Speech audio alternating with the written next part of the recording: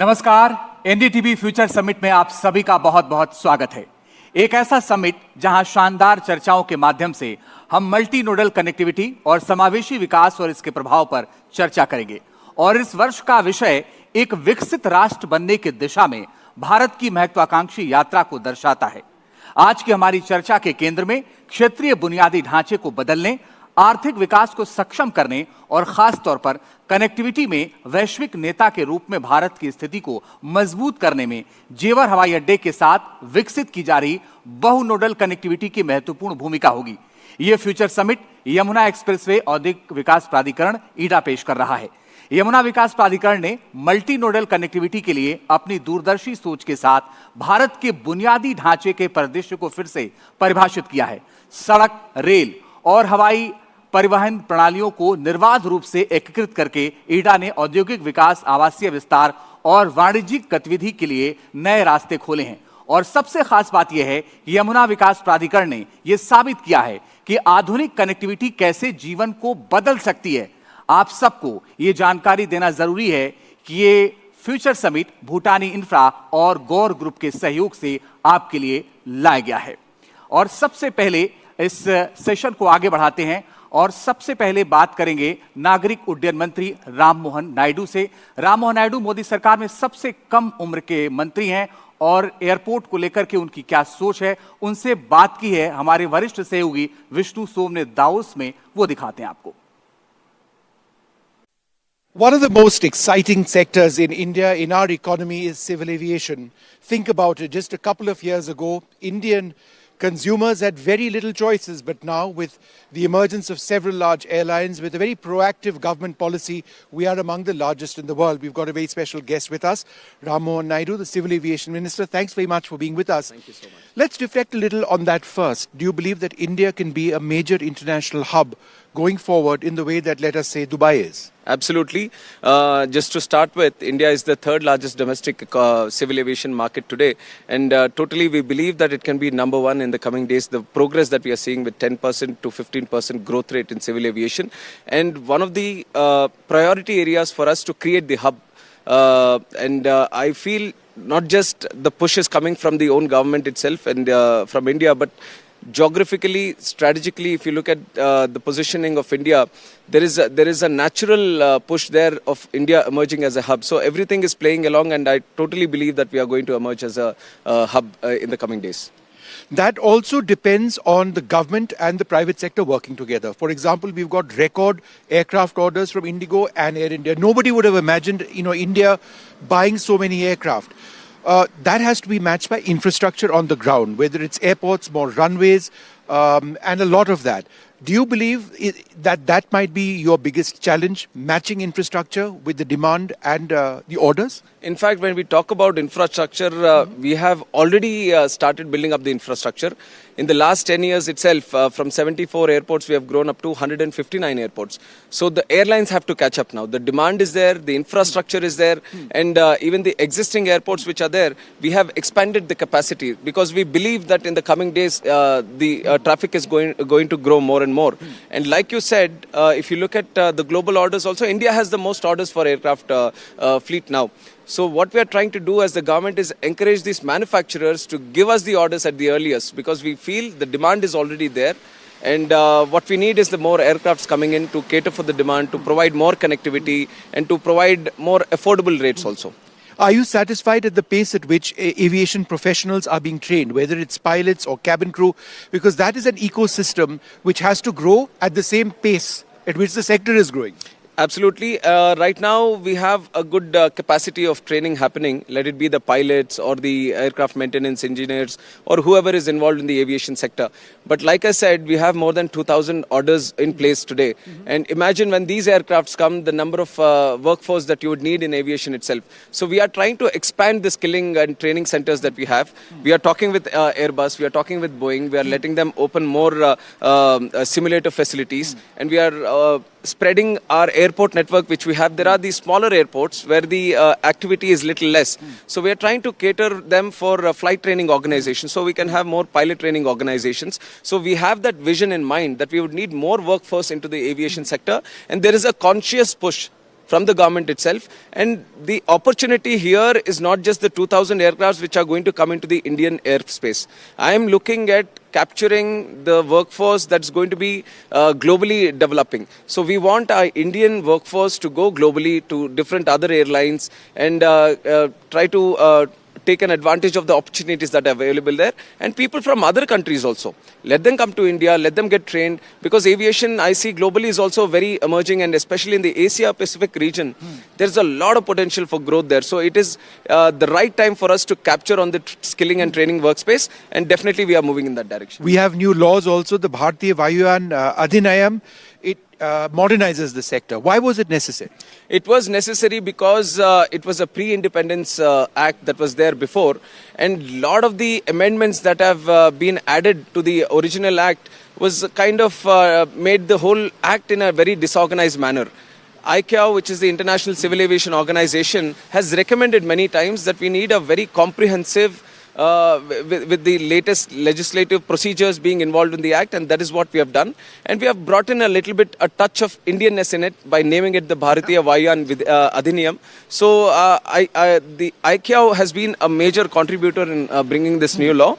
And one important aspect that we have brought in this new law is that we are trying to recognize India as a state of design and maintenance and manufacture. This was not there earlier. Let's talk about MROs, because you're mentioning that. How is that critical? It's not just about flying the planes, it's also about maintaining them. How can this be an industrial hub for airlines across the region? I know this MRO business, the maintenance, it has been hiding under the carpet for a long time. Yes. And whenever we talk about civil aviation, it is the planes and the travel, the airports, which get a lot of limelight. But what we are missing out is a great opportunity on having the MRO sector, which is a revenue generating sector, which is going to earn us a lot of money and also give us a lot of jobs. So the government, especially in the last 10 years, has put a lot of focus in growing the MRO business. In fact, if I can give you a number, we are only able to do 20% of the whole MRO business that a plane goes through. So imagine the kind of capacity we have, the potential we have to grow forward.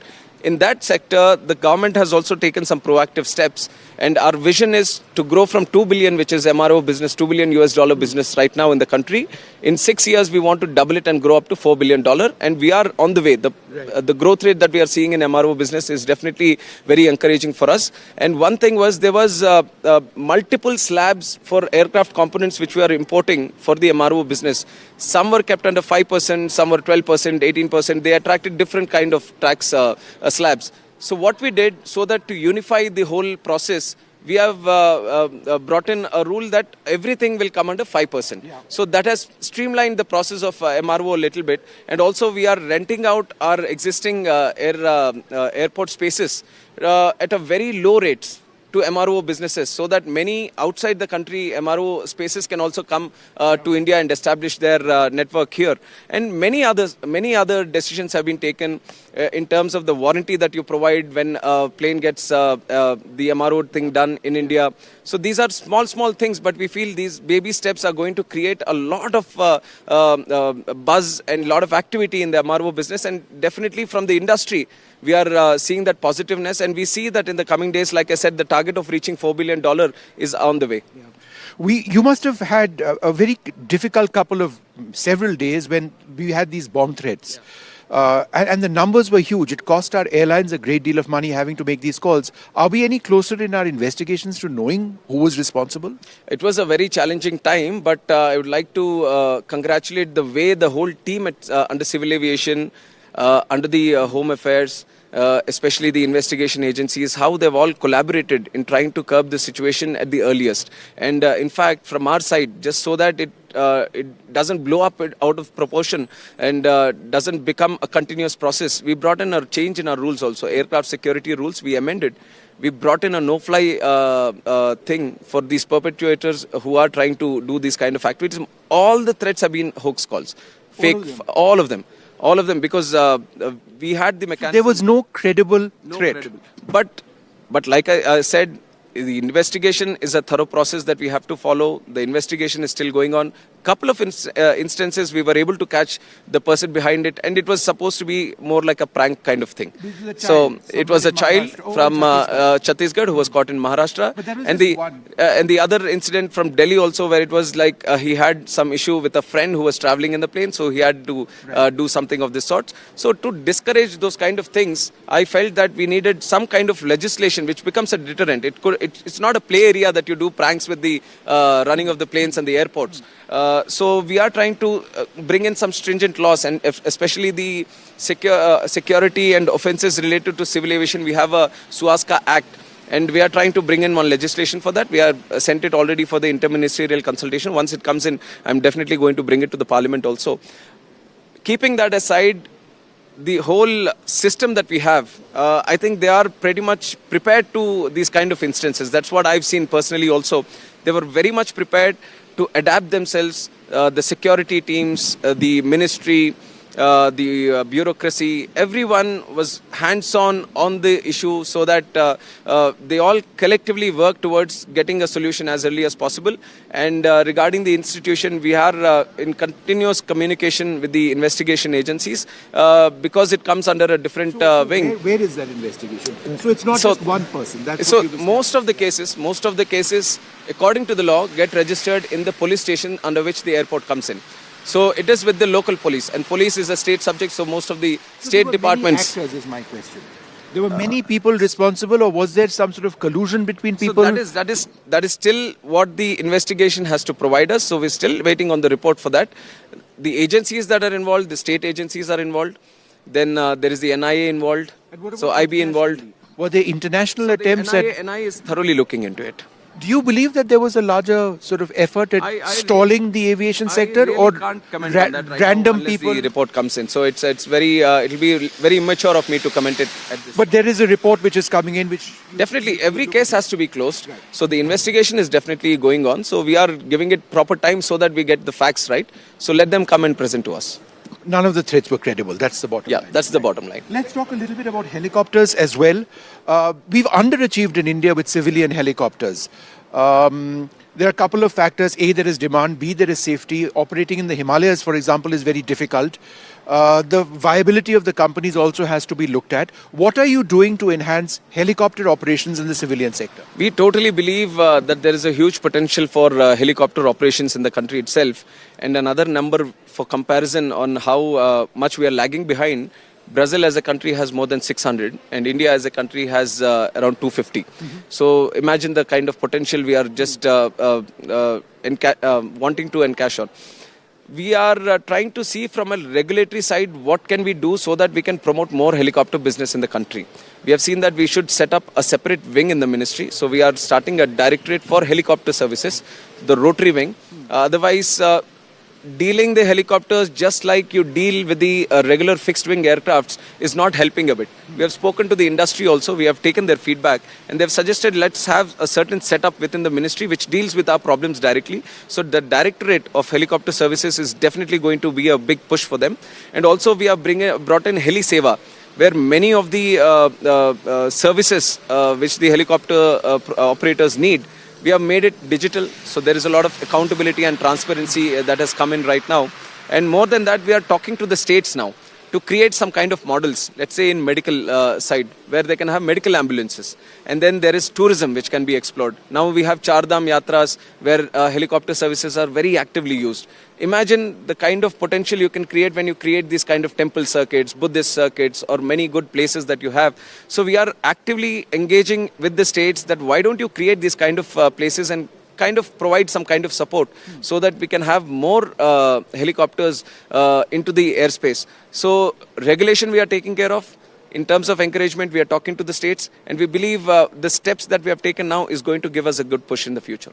Are you satisfied with the steps or the rules which exist to ensure that unruly passengers are effectively dealt with? Airlines face all sorts of problems, different circumstances, and there is a certain way in which people should respect, crews on board, aircraft, fellow passengers. That often gets violated. Do you believe that this needs to be more strictly implemented, the laws?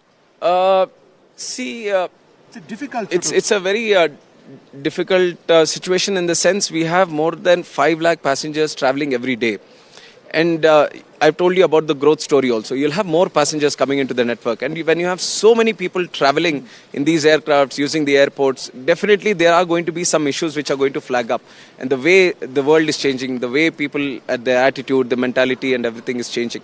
So definitely we are going to keep our ears and eyes open. We are going to observe what kind of situations are coming our way. Definitely the law that we have right now, we feel it is good enough for the incidents that are happening today. But if anything crosses the line of the law, and if there is a pressure, there is a need that arises, then definitely we proactively will move in that direction. We care for the safety of the passengers. We care for the convenience of the passengers. And especially when I took charge as the minister, I've mentioned these words that I want our people to have convenient, comfortable and affordable travel.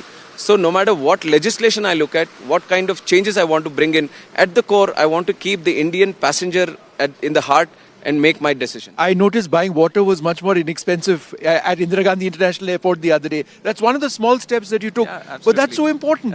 A bottle of water I picked up for 10 rupees. It was much more a few months back. Yeah, so it is an inspiration taken from our Prime Minister's notebook. And he famously says that Hawai Chappal se Hawai Jahaj ka safar. And we have kind of moved in that direction. We have brought in the Udan scheme, which has democratized the air travel. We have brought in more routes into play. We have connected the tier 2 and tier 3 cities, which was not viable for the aircraft operators. But we have brought in some kind of scheme so that we can connect these routes. But one interesting gap that I observed was people were still a little bit irky about the prices at the airport. Then I said, when we are trying to have these lower income groups come into the air travel network, then you should be making them the services also a little bit more comfortable for them. That's how the Udan Yatri Cafe is what we are calling it. So this came into play. We have launched it recently in Kolkata also. We have done it. Excellent response from the people and we are trying to scale it up now. Thank you, Minister, very much for speaking to us. So his most expansive interview, I dare suggest, on civil aviation so far. Ram Mohan Naidu speaking about the potential of the Indian aviation industry, whether it is the creation of India or India becoming a hub, to helicopter operations, to flight safety, to recent threats which have taken place, to ultimately passenger safety and passenger convenience. तो राम मोहन नायडू के साथ बातचीत आप देख रहे थे और आम जनता से जुड़े सवाल हमारे सहयोगी विष्णु सोम ने किया। आने वाले वक्त में कैसे आम आदमी के लिए यात्रा सुखद हो, बेहतर हो और कम पैसे में हो, ये सारे सवाल उन्होंने किए। उन्होंने कहा कि प्रधानमंत्री का जो विजन है हवाई चप्पल से लेकर के हवाई जहाज तक, एक हवाई चप्पल पहनने वाला व्यक्ति भी कैसे हवाई जहाज से सफर कर सकता है, उसको आगे बढ़ाने पर वो काम कर रहे हैं। राम मोहन नायडू मोदी सरकार में सबसे कम उम्र के मंत्री हैं, 36 साल में कैबिनेट मंत्री बने, श्रीकाकुलम से सांसद हैं, तीसरी बार ये सांसद बने और सबसे कम उम्र के मंत्री हैं। और उनका विजन भी खासतौर पर नागरिक उड्डयन मंत्रालय को लेकर के शानदार है। जब विष्णु सोम से बातचीत कर रहे थे तो उन्होंने बहुत सारे विजन सबके सामने रखे और ये कहा कि आने वाले वक्त में हमारी ये कोशिश है कि हम कैसे लोगों को बेहतर सुविधा के साथ कम पैसे में बेहतर यात्रा करा पाएं। और ये आने वाले वक्त में उनका ये वादा था कि आने वाले वक्त में ये दिखेगा भी, इस पर सरकार काम भी कर रही है। खासतौर पर दिल्ली से ठीक सटे जब जेवर एयरपोर्ट बनकर तैयार हो जाएगा उस वक्त भी बहुत सारी चीजें आसान हो जाएंगी। उसकी वजह यह है कि कनेक्टिविटी बहुत तेजी के साथ जब बढ़ती है तो बहुत सारी चीजें आसान हो जाती हैं और यही विष्णु सोम से बातचीत के दौरान उन्होंने कही है। और उन्होंने सारे वो सवाल किए जो एक आम जनता से जुड़े हुए थे। लेकिन सबसे जो महत्वपूर्ण बात है वो ये है कि आने वाले वक्त में हेलीकॉप्टर सेवा की जरूरत महसूस हो रही है, उस पर भी उन्होंने सवाल किया। उन्होंने कहा कि भाई जरूरत तो है और आने वाले वक्त में हमें इस पर काम करना है, डिजिटली हम इस पर काम भी कर रहे हैं और एक टीम इस पर काम कर रही है। आने वाले वक्त में हम इसको और ज्यादा बेहतर करेंगे और बेहतर करने के साथ ही हम इसको और लोगों से कैसे जोड़ें, इस पर भी बात उन्होंने की। दावोस में ये बातचीत हुई पूरी अब से कुछ दिन पहले, जहां उन्होंने इस अपने पूरे विजन को रखा, अपनी पूरी बातचीत को रखा। एनडीटीवी से उन्होंने बातचीत की है। आइए फिलहाल आगे बढ़ते हैं, इस सेशन को आगे बढ़ाते हैं और अब मंच पर आमंत्रित करते हैं जाने माने अर्थशास्त्री, लेखक, आईएमएफ के पूर्व ईडी सुरजीत भल्ला जी को। सुरजीत जी आर्थिक सलाहकार परिषद के सदस्य रह चुके हैं। आर्थिक तौर पर कैसे देश को मजबूत किया जाए इसको लेकर भी बहुत काम किया है उन्होंने। साथ ही कई किताबें लिख चुके हैं, हजारों लेख उन्होंने लिखे हैं। बहुत बहुत स्वागत है सुरजीत भल्ला जी। और साथ ही मैं आमंत्रित कर रहा हूं मेरे सहयोगी गौरी को। Gauri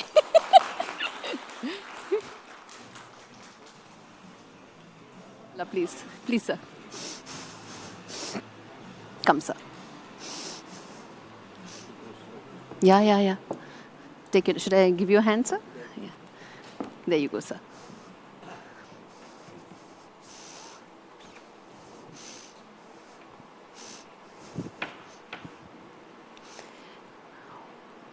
It's good to have Dr. Bhalla talk on infrastructure and the economy, but it's even better to talk to him 5 days before what is going to be the first full budget of Modi 3.0. There's lots to talk about, from what all can infrastructure do to really become a catalyst for the economy, to what all infrastructure options we have as a nation, given that we have competing concerns of growth, as well as, of course, taking care of several large sections of our society. But at the same time, expectations from what can really propel us to be in the top 3 that we are talking about. So I'll try and cover all of this, but let me start, sir, with the fact that last year, India became the 5th largest economy, beating the UK. And there are expectations this year we are going to beat Japan to become the 4th largest. We want to be the 3rd largest in the next 3 years by 2027. I want to ask you your top 2 or 3 policy, I wouldn't use the word recommendations because we are 5 days away from the budget, but your top 3 policy goals for us to really get there sooner than what some of these stated goals are. Thank you for having me. No, very good set of questions. Let me first start with, you said on infrastructure, one of the major determinants of growth, one of the major determinants of growth, worldwide and well known for the last 75 years, is infrastructure. And that is what this government has done quite forcefully over the last 5-7 years. Now, there's another very important determinant of growth, and that's technology, and that comes via investment and via foreign direct investment. On that, I'm afraid, we have failed and failed miserably. So I think there is a not a trade-off, but on the one hand, they've done the infrastructure, which is very good. On the other hand, they have ignored FDI, made it impossible for foreign investors to come into the country. I can give you some statistics. In the last 5 years, or let's say when 2014, when the government new government came into being, the FDI as a percent of GDP in India was something like 2.5%, which was one of the highest in the world. Today, or last year, it went down to 0.8%. 0.8. The last time India had such a low FDI to GDP ratio was in the mid-1990s. So I think the government should be doing, I hope they are doing, a rethink on its investment policy for foreign direct investment. I'm going to come to that. That's a very important part about how do we become attractive, especially at a time when there are global headwinds, but also tailwinds. There are also enough and more tailwinds that could really propel us to become attractive as a global destination. But before that, I want to come upon the big theme that we are talking about here, why there are so many people here in the audience who want to hear your views about how much of a catalyst is infrastructure spending for India in terms of our aspirations for becoming a developed economy by 2047, becoming the top 3 by 2030? And are we doing the right thing? I mean, India has really pushed the pedal, so to say, as far as infra funding is concerned. 1.1 lakh crore last year, expected to be higher this year as well. 10% year-on-year increase on that base is very significant. How do you see that for us in the last 5 years, the infra story, and what would you want for it to really continue going forward? I think the infra story, as you point out, has been hugely successful over the last 5 years.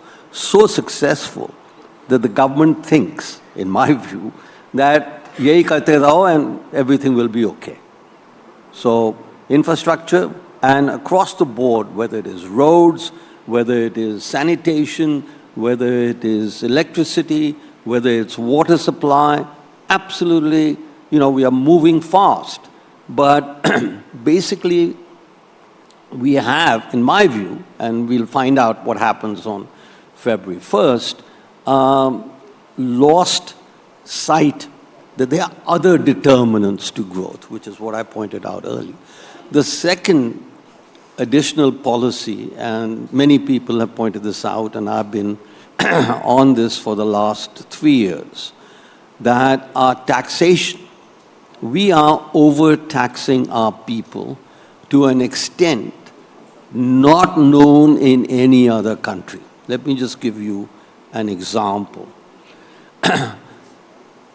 If you take the share of taxes to GDP, and we now have consistent worldwide data put out by the IMF in collaboration with OECD and the World Bank. And that data shows that our tax to GDP ratio today, or last year, was likely upwards of 19% of GDP. This is all taxes, state, local, center, municipal, GST, etc. Now, let's look at our major competitors. You know, you talk to anybody, and they always compare, if you're discussing growth rates, that China is way ahead of us, has been, though I think now we are growing faster than China. The other country that comes up is Vietnam and East Asia in general. And that is well recognized that East Asia has performed enormously well. So my question is, let's just look at what kind of taxation policies they follow and have followed, because we've got the data now. And the tax to GDP ratio in East Asia as a whole is around 14.5%. We are 19%. Okay? And why we are that high is something that I think the government needs to do. So I think that's the other area that I will focus on. Incidentally, which are the countries that are at 19% of GDP? Try Korea. Try the United States of America. They are about 10 times richer than us. And we know, as everybody knows, as your income goes up, your tax goes up as a share. Why are we at the level of India and of Korea and the US? I don't know. But that's a question we need to ask. I'm hopeful that some of that may be addressed by the finance minister. And trust me, when we speak about direct taxes, personal income taxes, the hall will be in complete agreement with what you say. So do I. But, there are compulsions. When you talk about public finance, there are compulsions because, the government and no other country, frankly, apart from India, actually faces the twin challenges that we face, because one is the scale at which everything has to be dealt with, and then there are competing concerns. This is very interesting statement of yours that, and I'd first written about this in 1984. India is unique. At that time, the discussion was on exports. And the article in Economic Times, I think you worked for them, in the Economic Times was 84, that you look out from the highest building in Hong Kong, and what you look at exports more to the world than all of India. 1984. Okay? We are unique. We face challenges. You think other countries don't face challenges? They face the same challenges that we do. So the whole point, and we face the same challenges from 1950 to 1991. And then in 1991, we decided to do something different. And that unleashed the growth process in India. After that, we haven't done anything different. And I'm hoping that on February 1st, we will begin to do something different. So we are not unique. Basically, my simple answer, everybody facing the same challenges, fiscal deficit challenge, inflation challenge, infrastructure challenge, growth challenge, everybody. This is a globalized world. Where's that instrument? And this instrument make sure that everybody knows at the same time. We can't be operating like we are in 1950. No, that's a fair point, that we are not unique, some of the challenges the world is facing. But let me then draw your attention to the fact that when we are talking about infrastructure spending, when we are talking about creating those large hubs to really drive our manufacturing aspirations. Yeah. You know, we want to be a beneficiary of a China +1 global tailwind, hopefully. Is big ticket infrastructure the way to go about it? And what would be your top 2 or 3, policy guidance for us to really get there faster, to really make the best use of the trend? Continue doing what you're doing in infrastructure, expanding. All these goals are laudatory, very positive. But as I said, I believe that precisely because this government, and actually it's very interesting, historically, the 2 governments in India that have stressed infrastructure the most have been BJP governments. Bajpayee was the one who started the Golden Quadrilateral and others, yes. And Modi. Yeah. So this has been a huge success story. But we can't keep resting on our laurels. Humne infrastructure kar diya, growth aa gayi hai. The point is, there are, one of the most famous laws in economics is diminishing returns. So we have to look at where. And the other point, I want to get back to what I said earlier.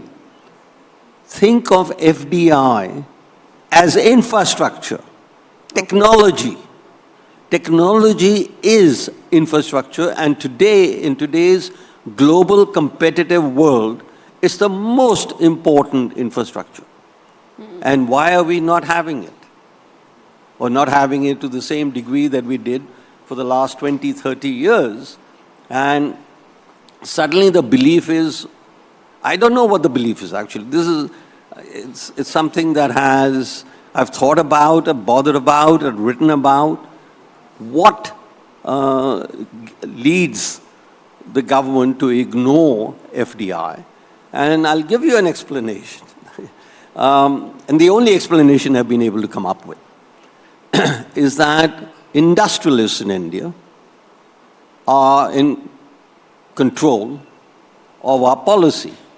And everywhere in the world, industrialists are in control. Okay, so that's not you've heard of the military industrial complex. So we have the Babu industrial complex. So I'm not saying that we are unique, but how much importance we give to industrialists in guiding our policy is where we are different. So you wanted to know where we are different? That's where we're different. And we've gone through phases. As I said, these issues were much discussed between 1950 and 1990. Then we had a breakthrough in 91. And then after that, we had somewhat of a breakthrough in Bajpayee's term. And then we had somewhat of a breakthrough to 2014 to 2019 in the Modi's first term. We had COVID, and I think the government was brilliant. Policies on infrastructure. This was COVID, how to handle it. Suddenly there's this big shock in the world. Absolutely brilliant. And the world has acknowledged that we did a superb job in handling the COVID fiasco, or whatever you want to call it. But after that, what? So let's go back to 22. After 22, what's the story? And I'm afraid I can't find, we are going in the negative direction after being in a positive direction. And again, this is, you will ask me, we have political compulsions, and I will say even dictatorships have political compulsions. So everybody's got the same thing. So now the question. You've made the point that we are not unique. Yeah. And but then if you were to suggest three areas where India needs to focus on to be able to get back to becoming attractive destination for FDI, what would those be? Because, you know, we have been for the longest a very attractive destination for global investments. Okay. What do you think will get us back there? What happened, as I said, we were investing, FDI was 2.5% of GDP, and now it's 0.8% of GDP. So, what happened? What happened was in 2015, the government decided to not have any more bilateral investment treaties. And this is actually a very interesting story, explanation, and I believe it is the correct explanation. I can't find anybody, and nobody else has been able. So we decided, presumably from pressure from industrialists, that look, we can't, in a bilateral investment treaty, there is a foreign investor and there is a domestic investor. Okay. And they get into a marriage, which is the joint production, joint investment, etc. And you know, some marriages end up in divorce. So around the world, bilateral investment treaties have been the basis on which a divorce resolution is done. Mm-hmm. And what is the basis? That first, the two people engaged in a divorce first take about 6 months or so to try and resolve their differences. If they don't resolve their differences, then there is an adjudicator, a judge, from a third country. So if it's India and England, you will go to a judge who's not from India, who's not from England, right? Makes a lot of sense and has worked brilliantly. But the new stipulation, starting in 2015, is at the end of the investment treaties, you will go to an Indian judge. Okay. Indians don't go to Indian judges, yeah. So dispute resolution is becoming a major thorny issue for global investors. It's the only issue. Okay. You invest in a country different than yours and whose legal system is not known to be the best in the world. Then, okay, we are talking about global investments. The one question that I think everybody would like to sort of get your perspective on, which is that how do you see the US-India business relationship given Donald Trump is now in power? He's known for striking deals. He has a very favorable view of India. Where do you see that going, and what kind of a transformation it could mean from an economic point of view for India? I think I have commented on this before, and I think it can only be good for India. Let me explain why Trump will be good for much of the reasons that you've said. Is that he's transactional. We are transactional. India is transactional. Every country is transactional. And this it's not that Trump has ideas to increase India's growth rate, to increase India's investment, to better India's infrastructure. Okay? He doesn't. But, you know, there's an old line, the fault, dear Brutus, is not in our stars, but in ourselves. And that's where, because of that pressure, we will be able to do the right thing. And the right thing is not unknown. It is, you've got to open up investment. Okay, so already, you must have seen in the news this morning, he put on a 25% tariff on Colombia. Yeah. And then reached a deal with them. So that no longer is going to be the case because they reached a deal on illegal immigrants. They illegal have to go, immigrants. yes. And we've already reached a deal with them on illegal immigrants. But I think the India issue will have to do a little bit more than agreeing on illegal immigrants. Remember that 2019, when Trump was there, our trade deals got distorted because, or didn't happen with the US, because of tariffs on Harley Davidson. We refused. कि भाई हम भी motorcycle बना सकते हैं. ठीक है भाई, बनाओ. So I think that's where. Do you think this time around a free trade agreement will be signed? I think, look, I hate to think, I can't, so that's why I'm very optimistic for what will happen on February 1st. That it will be a budget with a difference, not business as usual. And for much of the same reasons that we've been talking about. I mean, just like I cannot explain the FDI policy of India, I cannot explain them not seeing reality for what it is, and because we all agree with and are passionate about the things we've talked about India being the third largest, India being a much Viksit Bharat, 2047. I have written several articles saying it's very possible. I'm not in the camp that thinks, a developed country, however you define it, by 2047 is not possible. But it will need, so I presented this at a conference, etc. I said, but you need to do these 2 or 3 things, and then you'll get there. So I think Viksit Bharat is very compelling. I think the Prime Minister passionately believes in it. I passionately believe in it. And now we'll see if policies follow. I think, as I said, I'm hopeful, very hopeful. But it is because we have no other alternative. So just like in 1991, we had no other alternative, and we acted. And you look at the success. You are saying that we are at that cusp of being able to have that kind of a transformative decision making? Yes, absolutely. What would be your wish list for the budget this time? Because you feel it's really going to be a transformative one. First, change our FDI policy. I'm not giving it in any order, but since we just finished talking about that.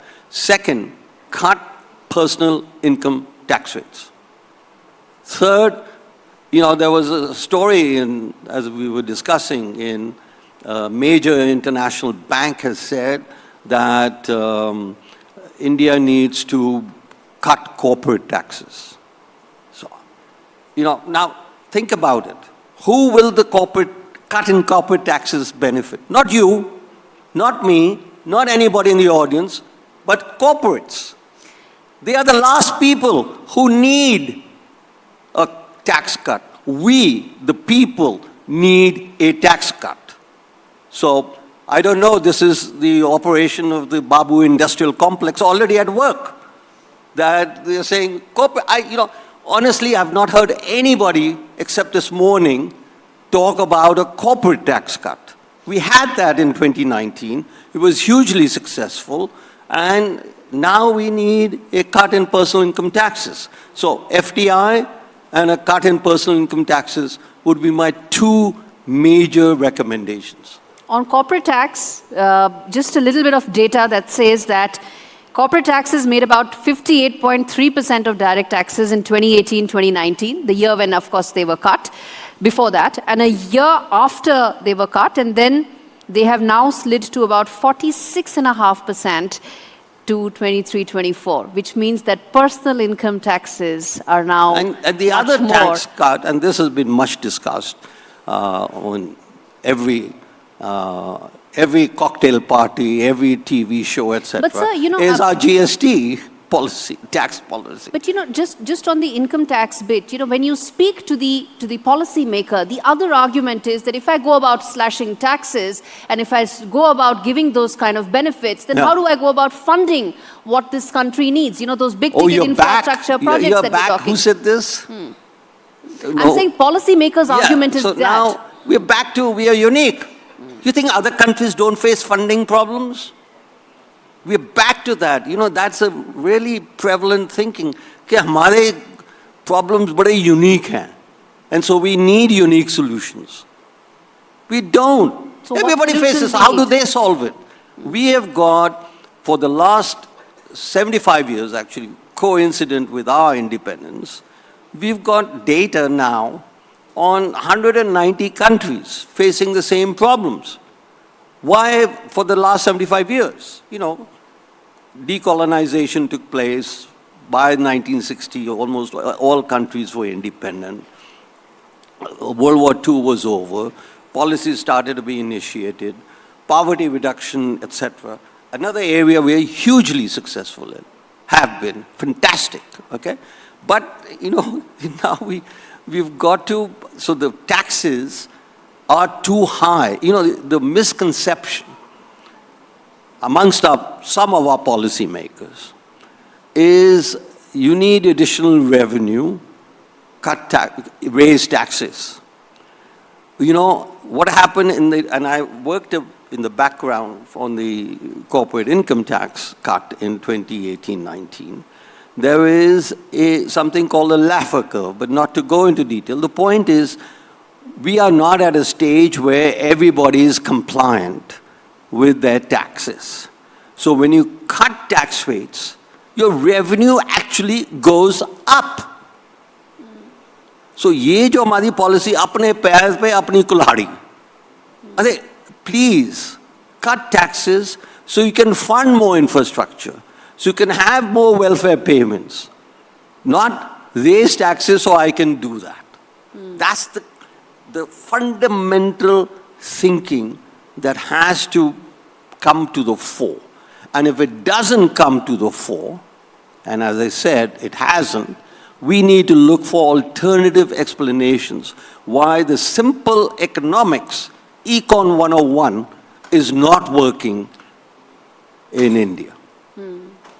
So, same compulsions, complete agreement with you, everything. So therefore, we want to increase taxes. We want to increase tax revenue. We want to increase infrastructure.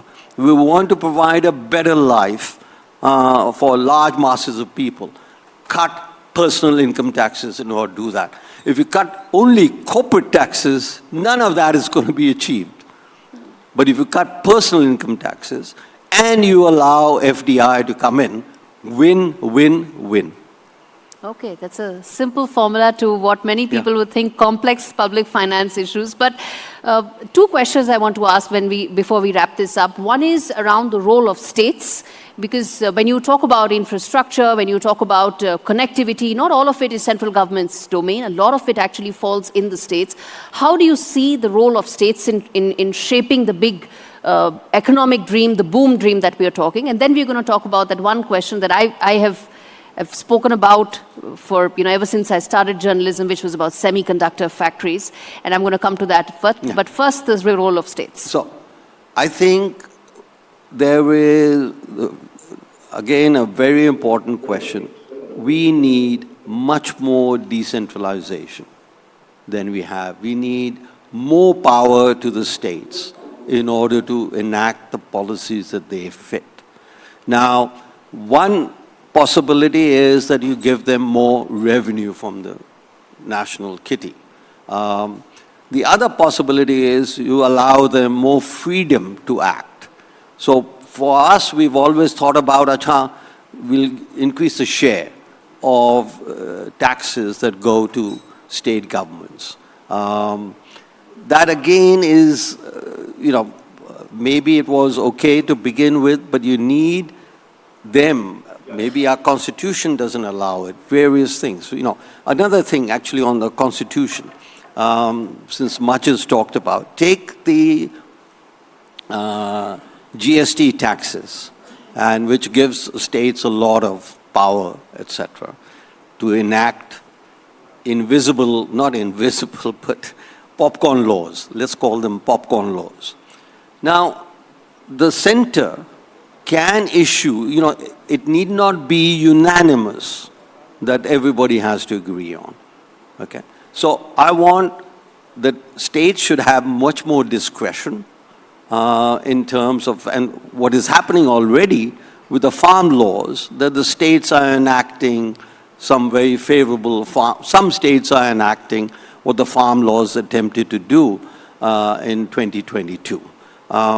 So I think, allow states much more freedom of action, Different states will proceed at different speeds, and so be it. But that is the first answer to that question.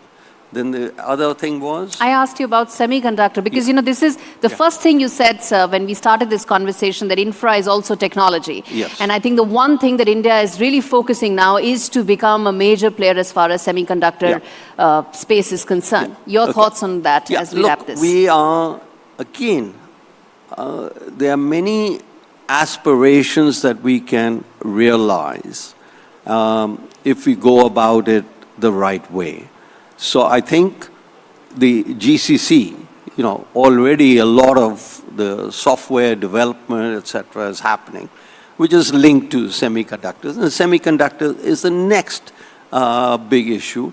I think there again, I don't know how we can do semiconductors without FDI. Has to be a major player in there. There's a lot of very good indigenous technology, but it's the collaboration. So, why are you ruling out collaboration? And that is why major objection. They will offer foreign investors, or not foreign investors, foreign firms have something to offer, especially in the area of technology, and we have. Now, the world is fast changing. And, take, for example, I don't know if you've seen the latest news on AI, that China has developed an AI product which is open source. So, it really, I guess, my plea on whatever the issue is, recognize dunya badal gayi hai. And the same rules do not apply. And this is the same for every country. So, we need to incorporate ourselves, especially with our Viksit Bharat dream, which is realizable, that we cannot do it with business as usual. We cannot. Impossible. Thank you so much, sir. And I think that's the perfect note to end this, which is that it cannot be business as usual if we really are looking to make transformative change. Thank you so much, Dr. Surjit Bhalla.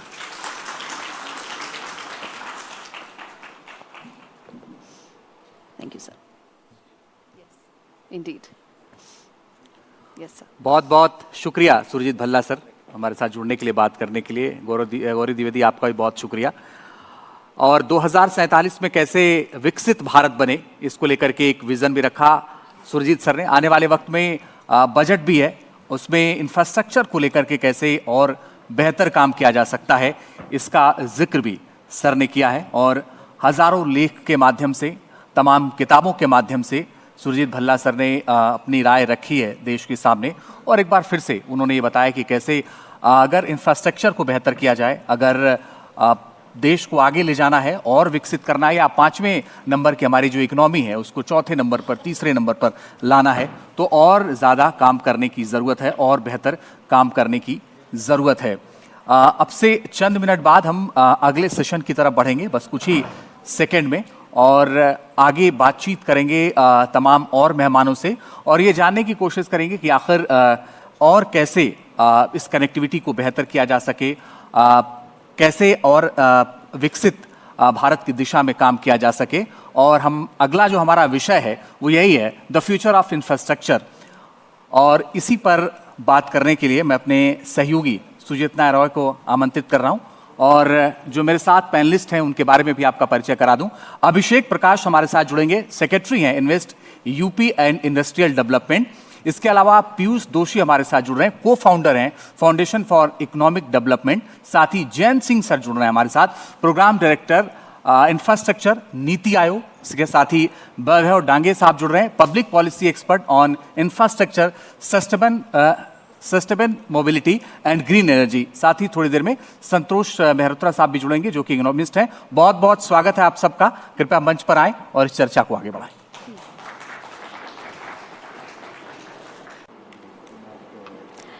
Thank you very much to all my esteemed panelists for taking the time out and joining me today. We're taking off on a conversation which is core to today's summit. We're talking about multimodal connectivity and the future of infrastructure, and all of this, how it all ties up to boost inclusive growth and India's ambitions of becoming a developed nation by 2047.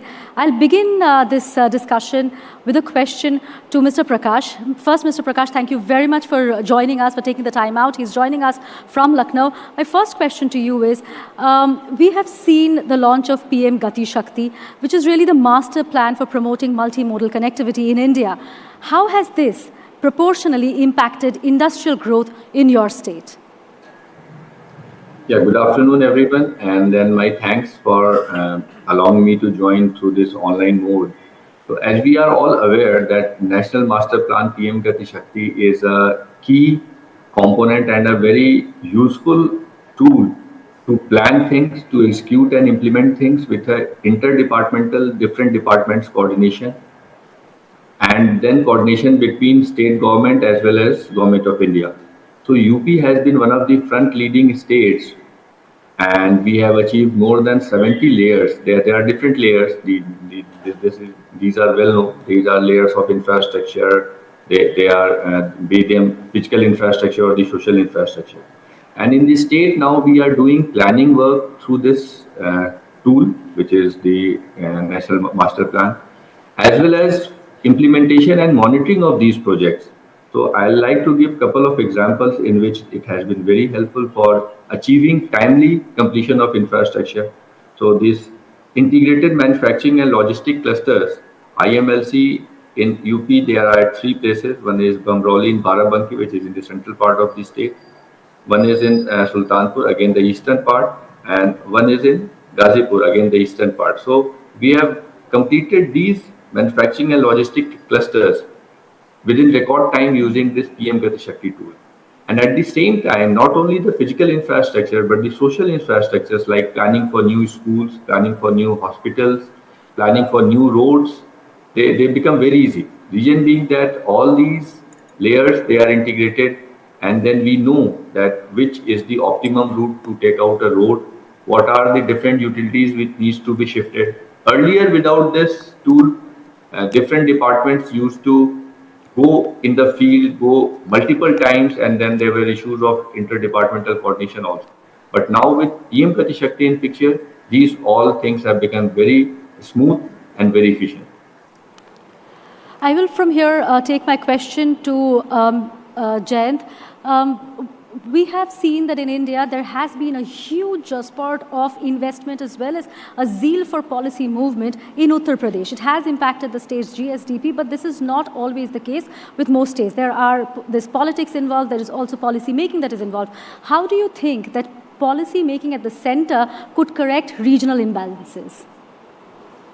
Thanks, and I'm glad you started with the states because be it infrastructure or any governance interventions, initiatives, especially more meaningful interventions would not really be possible unless we really have the onboarding of states big time. And talking about center government's intervention, whereby it can act as a more robust enabler for developments at the state. Of course, a lot of it, this has to do with the capex in the critical sectors, especially in projects which have long gestation. So starting with the roads, the intervention in roads, where we've had investments going up to almost 2,70,000 crores, and in railways, where every year, last 2 years, the capex has been in excess of 2.6 lakh crores. So the big ticket investments where interventions are required in terms of large capex, that is coming from the states. That is one. The second intervention, of course, that Abhishek has mentioned from a more grassroots perspective is that of Gati Shakti. Now today it sounds very intuitive that whatever interventions we make, in whatever mode, be it shipping, power utilities, or railways or roadways, there should be a planning, a complementarity to it all. But until we had this Gati Shakti platform and the requisite directives, we did not have that in place. So in that sense, states and the center has been an enabler as far as the policy is concerned, and the result is for all to see. Another way we can really, the central government can really impact is this, that the states have a very state-specific outlook, but there are a lot of these overlaps. For example, NCR, if you see, It overlaps Haryana, Delhi, Uttar Pradesh, right? Three states are. So there has to be a more cluster-based, a more zonal kind of planning, a mega plan, be it in logistics, be it in transport, be it in utility, or even industrial development. Right. So that coordination, the central government can be a big enabler. Absolutely. I'll take the same question to you, Mr. Doshi and Mr. Dange. Do you see that mega infrastructure projects, the likes that we are seeing in Uttar Pradesh, could they actually correct historical regional imbalances? Whoever wants to take it first. Yeah. If we think about development of any region, right, there are three main conditions which you need to meet. First one is that you need to have basic law and order. If law and order is not there, no matter what kind of infrastructure project you put in place, it won't help. But the second thing is having the connectivity, which is what we are today talking about. You know, this is what brings the products in and takes the product out. If you do not have connectivity, people don't want to come and stay there, and goods definitely cannot come at the low cost. The third part is the broader social infrastructure, including power and some of the other utilities, schools, hospitals, etc., right? So if I were to think of these three as the pillars, assuming that in underdeveloped parts of our country as well, we have now largely got law and order under control, I would say building this large-scale infrastructure, connecting these parts of the country to the rest of the country, to the ports, through large airports to the rest of the world, is actually the most important thing we can do to leapfrog in industrial development in these parts. Absolutely. Would you like to come in here? Absolutely. There is hardly any doubt that the, multi-model integrated planning, as Jayant said and other fellow panelists said, any integrated multi-model planning is always helpful. But as you see, for example, if you compare Gurgaon and Noida, the biggest takeaway Gurgaon always had was the proximity to the airport. Right. And the whole growth which we have seen in Gurgaon in last, say, probably 20-25 years has been phenomenal. But at the same time, Gurgaon, everybody who goes to Gurgaon, no matter whether he likes to go or prefers to go, he has to go. Everybody we talk about the challenges we face in transport, challenges we face in, reaching to Gurgaon, coming out of Gurgaon, and, all other kind of utilities and other infrastructure in Gurgaon. If you compare, for example, Greater Noida, Yamuna Development Authority, this region has been lagging in those kind of advantage. But with an integrated planning, which probably Jaywar has done, and followed by the expressway and, all kind of connectivity, as Piyush has been mentioning about. Conventionally, civilizations have always grown around connectivity. So connectivity is, of course, there is absolutely no challenge. That is the, no second thought that it's the driving force for any growth that ultimately will matter. But parallelly, we also need to look at connectivity in a holistic matter. Probably we are still doing the patchwork in our infrastructure. So wherever there are challenges, we will either expand our road, create a parallel road, or create a railway line. But for example, RRTS, which has been recently operational for the Delhi NCR, we are still catching up. We are still trying to, fill in the gaps. But probably Tier 2, Tier 3 cities, where the laying the infrastructure is comparatively easier, since the growth is about to happen there.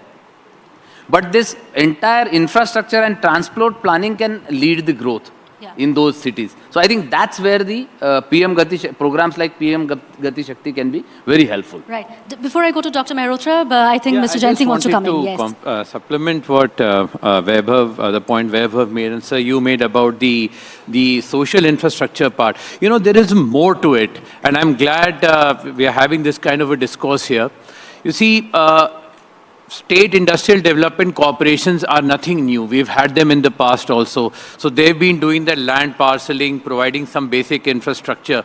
But over a period of time, for want of a better word, they became something like, rent-seeking institutions. Now, if you really want to leverage the manufacturing or whatever services sector and develop these kind of clusters, we have to look at the other dimensions of governance where states, and more than perhaps the state governments, the urban local bodies and the decentralized institutions have a vital role to play. Law and order, solid waste management, education, accommodation. And I'm glad when Abhishek mentioned that they're planning schools, they're planning residential accommodation, because this becomes a major driver. And what about intra-city mobility? This is something we have to think of. And unfortunately, hitherto, whenever we talk about intra-city mobility, we've been talking about mobility of personnel, of people. But what about delivery of goods? I mean, I live in Chanakyapuri, and even a small, the chota hathi, that's a small tempo traveler, half the time in the day it cannot enter that area. Now, if we have these kind of restrictions and we don't have the kind of requisite infrastructure in place, perhaps we are lagging somewhere. So, looking at these industrial zones or clusters more bottoms up than top down is very, very important. So democratic decentralization, especially in terms of financial decentralization, coupled with capacity building at the local level. Abhi kya ho raha hai ki you have officers of 4 or 5 years of seniority in the IAS, suddenly they find themselves as municipal commissioners. Now urban governance, urban management is far more complicated, complex, and requires a tremendous amount of managerial dexterity, administrative acumen, and some technical knowledge to manage. So these are the areas perhaps we need to work a little more, especially at the state level. Thank you. I will come back to you on the question of decentralization, but first I'll go to Dr. Mehrotra. The proof of the pie is in its eating. In a country like India, there are various macroeconomic numbers that we need to look at to understand whether actually this massive constant focus by the government on infrastructure is paying dividends or not. So you've written extensively about ruralization of the economy and job sector. Do you think that the constant focus that this government has on infrastructure and modern infrastructure will correct that in any way? It's one step in the process. It's needed. No one is denying that there is need for infrastructure. We are a very infrastructure short country. And UP, of all states of India which have very low levels of per capita income and very low levels of infrastructure, obviously needs more infrastructure. There's just no getting away from that. However, I think what has been emphasized, there's been some emphasis so far, but I think more needs to be said a little bit. One, on governance. The term used was law and order. I think the term law and order is too much of a euphemism. We have to understand that UP has very specific kinds of problems, and which is what has prevented industry from investing. Foreign investment has not entered. There is massive outflow of domestic capital. By domestic, I mean UP capital. The credit deposit ratio is very, very negative. All the deposit that come into UP or Bihar, the money goes out. It goes to Tamil Nadu, Gujarat, Maharashtra. Right. So you want the opposite. That's point one. Point two, I think, is I'm glad you mentioned the fact that there's been massive ruralization. By massive ruralization in the last 4 years, what I've written about is the following. That because non-farm jobs have not been growing in urban areas, therefore millions have gone back to agriculture. This is particularly true in Bihar, UP, Rajasthan, the Hindi heartland. So how are we going to pull workers out? Now, very importantly, it was mentioned cluster development. So how are we going to do this cluster development? Please try and understand, in UP, there are about 300 clusters.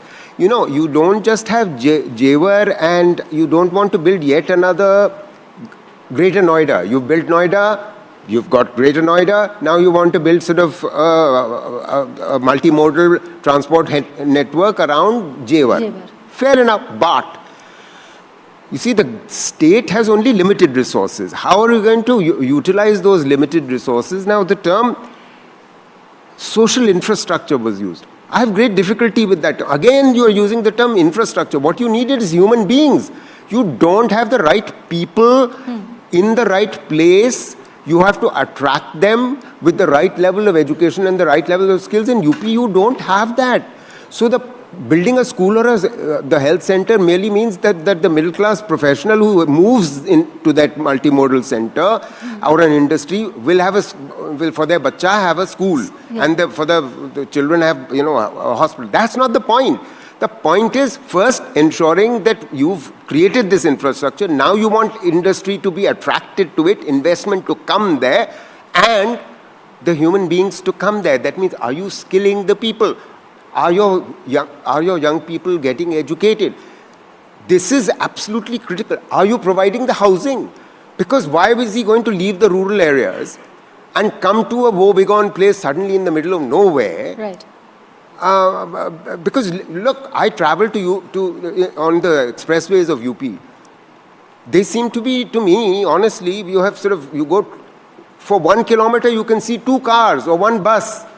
I mean, these are expressways to nowhere. So what I'm saying is that you have to focus on the very clusters that he was talking about. Right. What clusters? Moradabad mein hai, Khurja mein hai, Aligarh mein hai. Aap samajh rahe hain? Absolutely. Yeah. Before I come to you, Jayant, I'll take a question to Mr. Prakash. We heard Mr. Surjit Bhalla speak about it. We are hearing Dr. Mehrotra also. What has been the impact of infrastructure projects like Jewar Airport or the Yamuna Expressway in attracting foreign investment? Okay.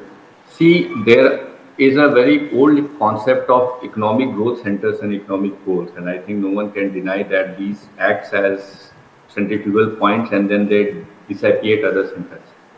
A major point relating to the state of UP is that UP is also the largest agrarian state in the country.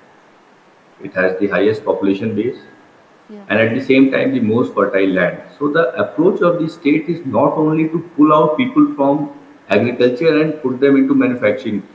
Our approach is to take all these sectors together to make agriculture more productive and at the same time increase the income of the farmers, to add values to their product, and at the same time to promote manufacturing, service sector, all these traditional sectors as we call it in the economy.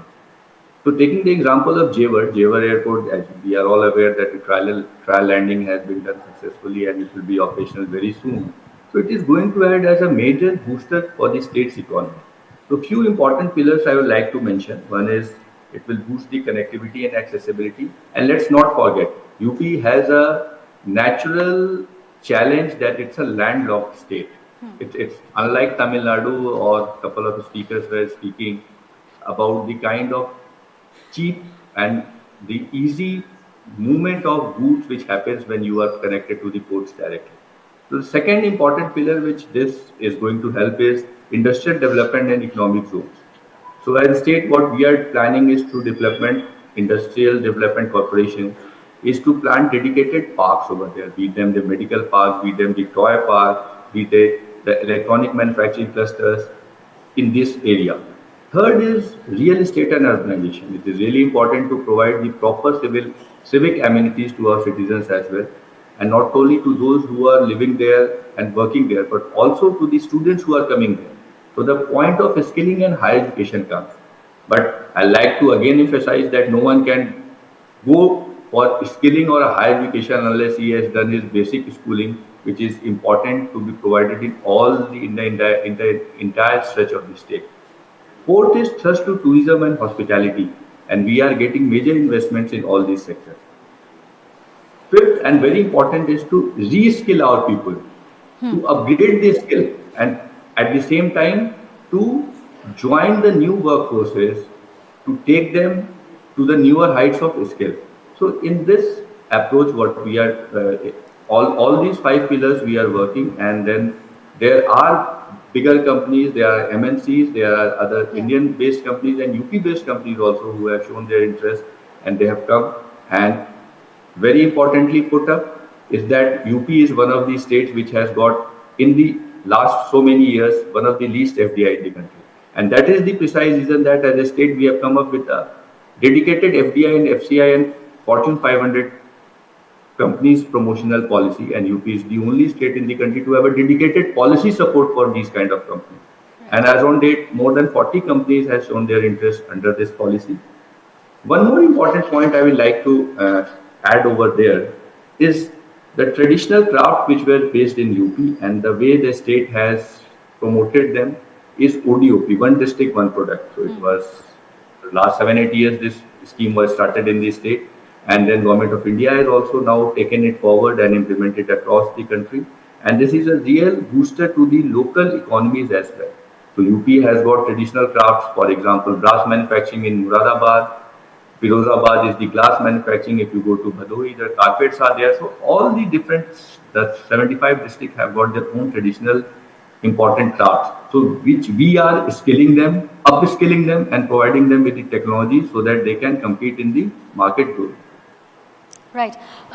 Thank you for that, Mr. Prakash. I'll come to you, Jayant. We were talking about the massive public spending, which we know has to be complemented with private investment, especially if the social infrastructure has also to be built. What has been your experience? What are you seeing on the ground? Okay, first of all, I think I quite agree with Dr. Santosh Mehrotra. We need to perhaps rephrase the term social infrastructure with human capital development or human resource development, because the softer side is critical. You, as Abhishek also pointed out, the fifth, perhaps the fundamental pillar for attracting FDIs or investment has to be the availability of human capital. Law and order, of course, the other dimensions of governance, be it law and order or provision of utilities, even connectivity, where housing would be absolutely inconsequential, will be of no consequence if you don't have the requisite human capital. And to that extent, I think, and this is unfortunately, this thing takes time. Honestly, if you're training a set of people to do something mechanically may take a few years, but training a set of people to actually think and then create and add value intellectually requires a generational shift. So for that, I think a lot of investments and thought has to go into education and health, which are the two perhaps most fundamental, building blocks of a society and of a strong nation. So I think I'm glad. I just hope Abhishek takes this with as much of seriousness as Dr. Mehrotra has been talking about. And therefore, coming to your question, I mean, whether need for private capital. Now, I just want to flip this argument and say, okay, if I am an investor, what is it that I'm looking for? Be it a domestic private investor or an FDI or foreign capital, what is it that I'm looking for? First and foremost is certainty. Nobody likes any, uncertainties. As it is, we are living in, for want of what we call the VUCA world. Volatile, uncertain, yes, complex, ambiguous. And here if we don't have certainty of sorts, it creates problems. So certainty is number one requirement. And then second, you need to have policies. Now, designing, I mean, see, as a public policy professional, I'm speaking here, it's not only that there has to be, the policy loop has to be completed. It has to be designed with due consideration, understanding what is going to be its impact, what are going to be the intended, unintended consequences. It has to be an iterative process. It has to be spelled out and articulated very beautifully so that the people at the lowest rung of implementation, they understand the spirit and they know that they are adequately empowered to implement it. And then you have to have constant feedback loop, etc. So the entire cycle has to go in. Just by propounding something and having these, you invest yahan ka summit, invest wahan ka summit, and signing MOUs won't actually, rightly so, it's not translating into anything tangible, anything concrete. You show me the agreement signed, don't show me the MOUs. Right. So this is where perhaps when you getting good policy design with proper execution schedule, timeline, monitoring, evaluation, everything has to go hand in hand. And for all that, the biggest requirement is state capacity. Your people, your institutions that are there who are entrusted with this responsibility, they have to be capable. They should be able to understand the sector. They should be able to understand what the investors want, whether those needs would be fulfilled, whether we have the right kind of policies in place, and very, very importantly, all the policies, all the programs, all the schemes that are undergoing right now, please do not reinvent the wheel. let's take them to their conclusion with iterations. No need to start everything anew. We're completely running out of time, but I'll take off from what you were saying, Jayant, and I'll take it to all the remaining three panelists here, as well as to Mr. Prakash if he wants to come in. That is, whatever Jayant has been saying requires massive political will. India historically has had problems with implementation. Have policies not been in place? Yes, they've had different names in different regimes, but we've had policies. Do you think that problem correcting itself as India hurtles towards the deadlines that they've set for 2047? No, absolutely. I think the biggest takeaway in last few years in the infrastructure sector has been the pace of implementation.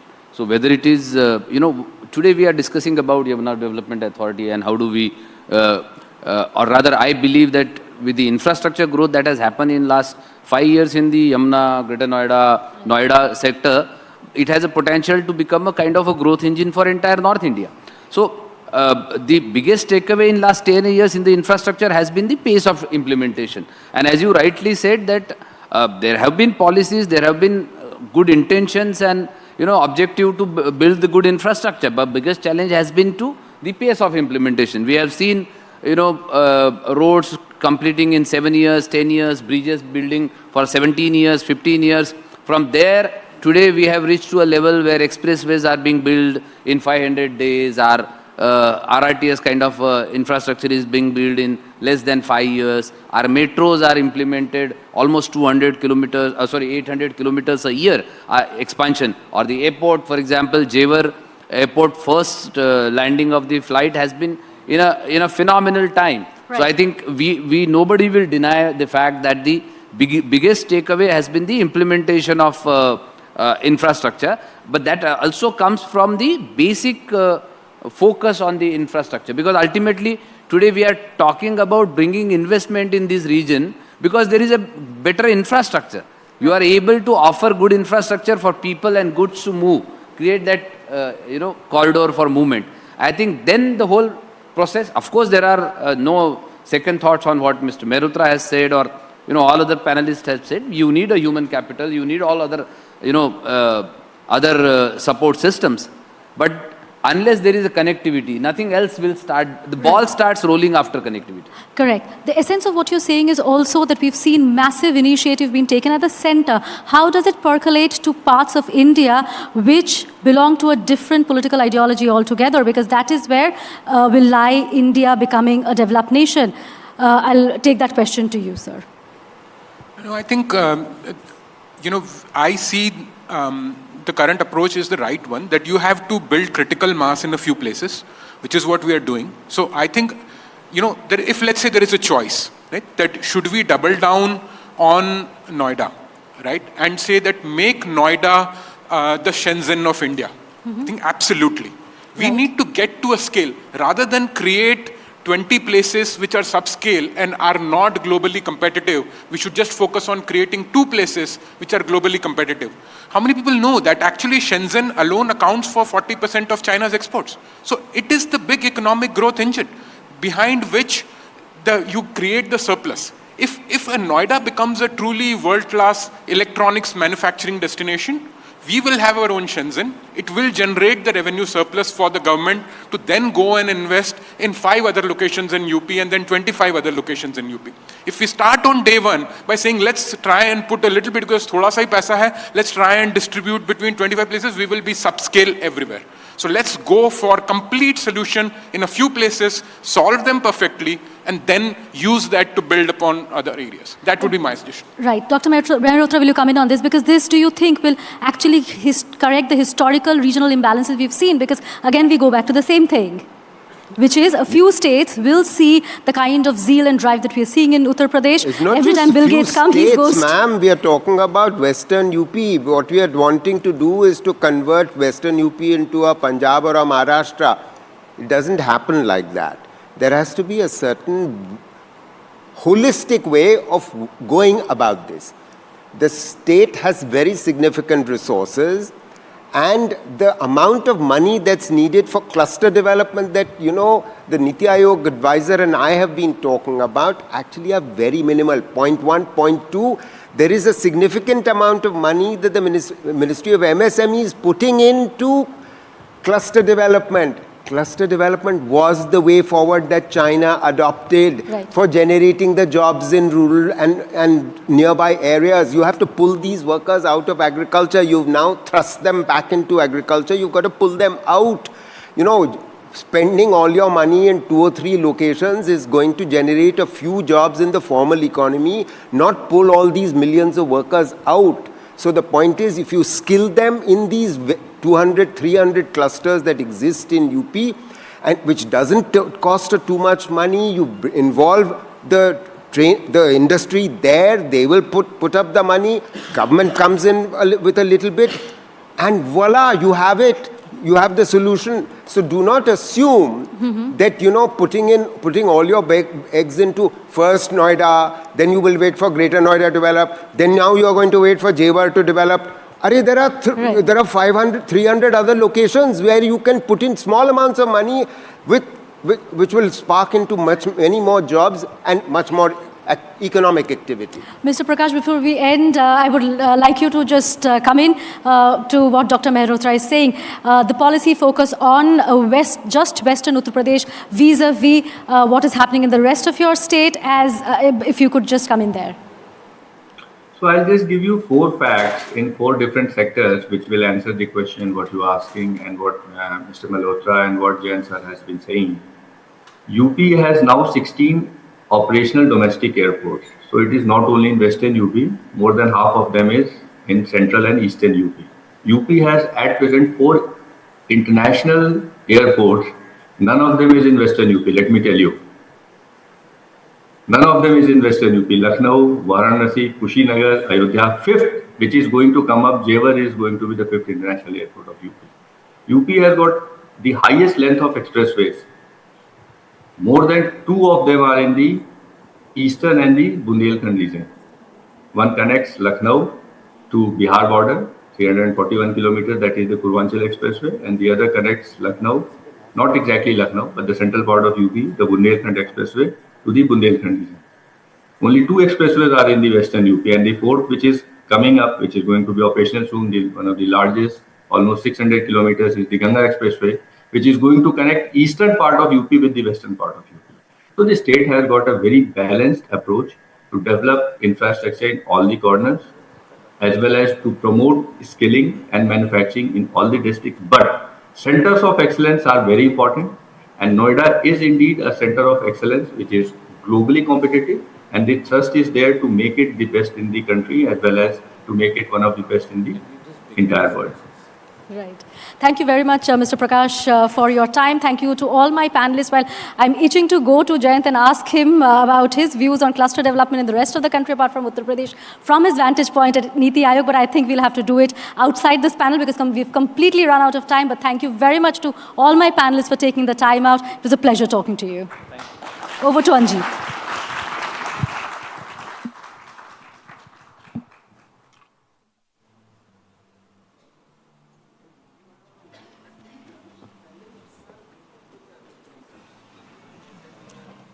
बहुत बहुत शुक्रिया अभिषेक प्रकाश जी, वैभव डांगे जी, जयंत सिंह जी, संतोष मेहरोत्रा जी और पीयूष दोषी जी हमारे साथ बातचीत करने के लिए। तो शानदार बातचीत में आगे का विज़न कैसे तय हो, इस पर एक शानदार चर्चा भी हुई और इस सेशन को आगे की तरफ बढ़ाते हैं। और अगला जो सेशन है हमारा, अब मैं मंच पर आमंत्रित कर रहा हूँ सोनल मिश्रा जी को, जो हमारे बीच में है। और Sonal Mishra ji white paper presentation के लिए मैं उन्हें मंच पर आमंत्रित कर रहा हूं। बहुत बहुत स्वागत है सोनल मिश्रा जी, कृपया मंच पर आएं और white paper presentation.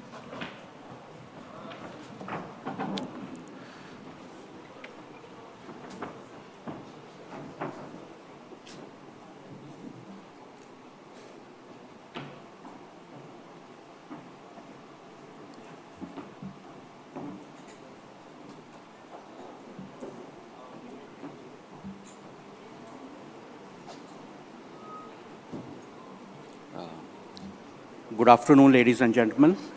Thank you for having me present some of the views on taking off of Noida International Airport and making it as a future transit and integrated multimodal hub. So the way I have structured structured this small presentation is to first discuss about what is the need for the second airport in the Delhi NCR region. What are the reasons behind it? What are the rich hinterland and the industrial development that is happening in this region? What are the multimodal connectivity plans and how integrating the industrial development along with the airport and the transport hub creates a full package for an integrated transit hub at the airport?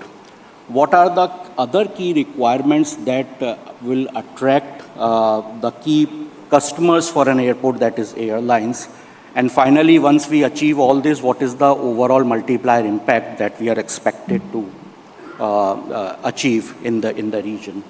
So to start with, as we know, the traffic at IGI airport at Delhi is increasing at 7%.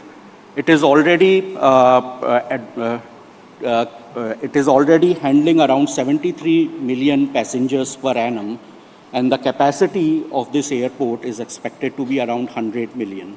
So therefore, from a prudent planning perspective, it is important to think about the next airport because there is a capacity constraint at the existing airport. Hence, therefore, the planning for the next airport came up.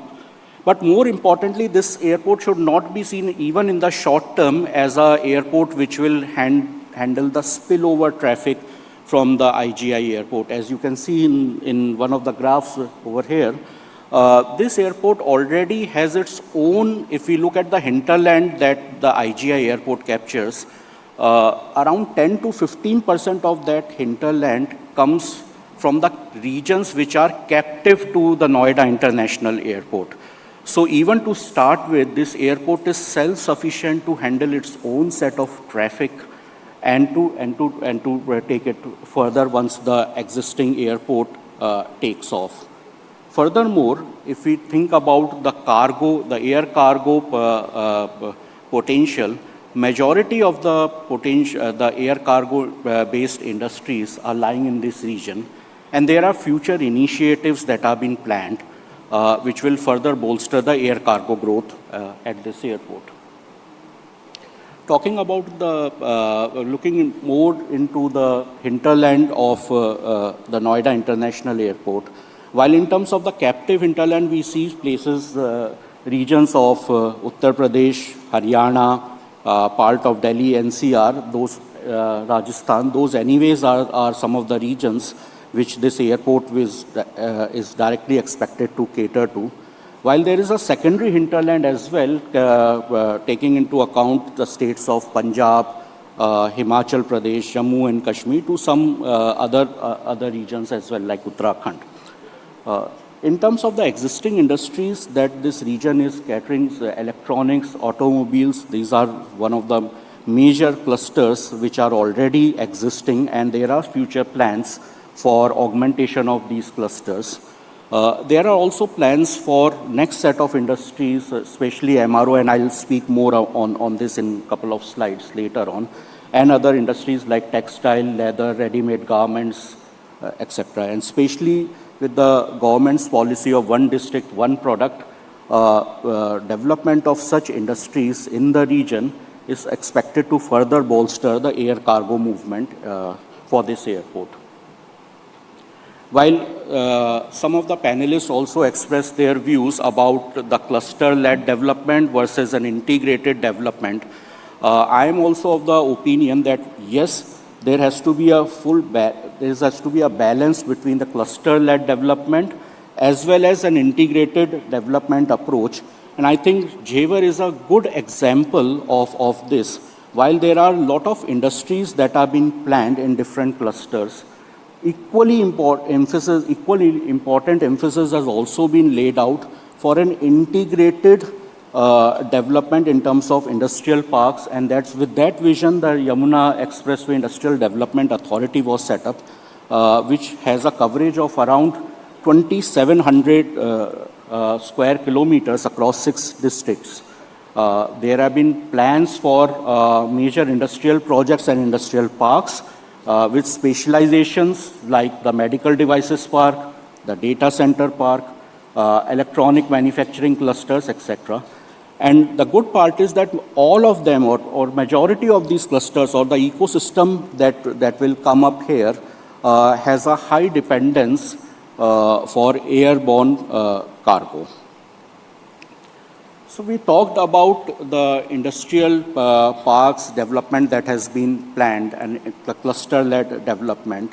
All of these are further facilitated by an integrated multimodal logistics hub. So now much has been talked about the importance of multimodal connectivity with a lot of emphasis on connecting the regions. Why it is more important is, at least from the industrial development perspective, is that a multimodal connectivity not only creates the linkages in terms of the industrial value chain, because of course everything cannot come at a region in one go. It will take time, but till that time it is the multimodal connectivity which leads or helps to connect the backward and the forward linkages of an industrial value chain. And not only the industrial value chain, the transportation value chain, the backward and the forward linkage for that is also being supported by such type of connections. So there are already some of the existing projects which we all know about, like Yamuna Expressway, Eastern and Western Peripheral Expressway, etc. There are other projects which are in the various stages of planning or implementation or development, including the airport, the Noida airport connectivity to the Delhi-Mumbai Expressway, Haryana orbital rail corridor, the DFC connectivity to the Noida International Airport, Faridabad, Greater Noida connection, and moreover the RRTS road, Ghaziabad, Jewar RRTS corridor, to name few of them. So as I said initially before I started the presentation, for an airport, the most important customers for an airport are the airlines. So while we are talking about the basic ingredients in terms of the passenger potential, in terms of the industrial growth, in terms of the multimodal connectivity which will allow the cargo movement to happen at the airport, but most importantly it is the airlines. If the airlines are not there at the airport, none of this makes sense. So therefore we have to think, when we are talking about attractiveness of an airport, we need to think from the customer's perspective. So while, yes, till now what I talked about was the basic ingredients for those customers, there are further more considerations for airlines. Fuel cost, one of the most important cost element, which covers around 35 to 50% of the overall operating cost, depending upon case to case. The presence of a competitive fuel cost becomes very important. And in that case, especially by the VAT reduction on ATF being reduced to only 1% as compared to 25% at the competing airport by UP government, that's the first right step in this direction. The second is about the sustainability. So there is something called as a CORSIA regulations, carbon offsetting reduction scheme for international aviation. So the CORSIA regulations have two stages. First was in 2023, I think, and the next is 2027. So there are countries which adopted the CORSIA regulations wherein the air transport and the airlines have to mandatorily make the sustainable aviation fuel as part of the ATF that they are procuring. In India, the CORSIA regulations will come in 2027. So once these regulations are there, and India is signatory to the CORSIA regulations, once these regulations will come in India, the requirement for sustainable aviation fuel will shoot up. Hence, the airport, especially greenfield airports such as Noida International Airports, there the planning has to be focused on, along with the fuel farms, how a complete sustainable aviation fuel package can be provided, and can we make Jewar Airport as a SAF hub for the airlines. Coming on to the MRO part, So when when we talk about transit hub, let me take a step back. Till now, if we see the complete geography, between the major transit routes is from east to west. India is almost at the center of this transit route. But still, in spite of being so very much geographically located at an advantageous position, India has never been able to achieve a hub status. If we see about Singapore or Dubai, which are the major hubs, or if we talk about the Western Hemisphere, we see Belgium or we see Amsterdam or Heathrow as major hub between the Europe traffic or the Middle East traffic, Europe traffic, and the US-based traffic. The main reason for establishment of hubs is that it is the captive airlines which creates hubs. So till now, we didn't had a captive airlines. So now with the augmentation of Air India, along with Indigo also coming up as one of the major players, airline players on a global stage, the situation is changing. And hence, in order to attract airlines to make this airport as their main hub, it has to be a larger infrastructure, especially focusing on the MRO, and there are other aspects as well, which I'll cover later on, which will be very important. And of course, we talked about the passenger movement and the importance of the multimodal connectivity. So therefore, certain proactive measures would be very important if the Noida International Airport has to become a transit hub or the major hub for India. Definitely in terms of certain incentives that the airport, which obviously would be in discussions with some of the airlines like dedicated stands, gates, other commercial incentives, etc. Airlines MRO, as I already spoke about, or other airline staff training academies. These are some of the basic ingredients that will attract airlines to make Jewar Airport as its transit hub. Furthermore, it will also be important to also look about the customers, which are passengers like you and me. So ease of movement and ease of transit at an airport, not only for the airlines, but for customers like you and me, would be very important. And of course, sustainability, because the CORSIA regulations and creation of a sustainable aviation fuel hub will really drive the business. Once we achieve all this, why there is a focus for airports or major infrastructure or transport hubs? One of the most important reasons for that is that such major infrastructure projects have a very large multiplier impact. What it means is that, for example, if we talk about the employment multiplier, so if there is, and these are some of the statistics that are available in public domain. So if we talk about aviation in India, what it has been witnessed is that every single person which is directly employed by an airport creates another 18 supporting jobs in the larger ecosystem. So there is a 18x employment multiplier.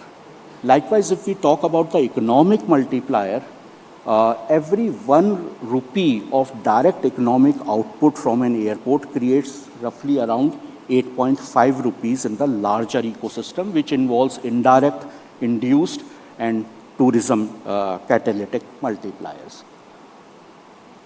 I'll not talk about each and every number when we talk about applying the same multiplier impact in the perspective of Jewar Airport, but just the larger number, the cumulative economic output in the next 5 to 10 years is expected to be around $10 billion, with the employment potential, overall employment potential of around 1.4 million, which will not only be created within the airport, but also in the airport adjacencies like ground handling, fuel farm, airlines academies, And then there will be induced employments like the industries that will come in, those industries will be dependent on that airport. And furthermore, when you create the overall infrastructure, transport and a trade infrastructure, it also results in the tourism catalytic, which is the largest one. And that's where those numbers comes in. So I'll thank you for your time, for patiently listening to me. Thank you very much.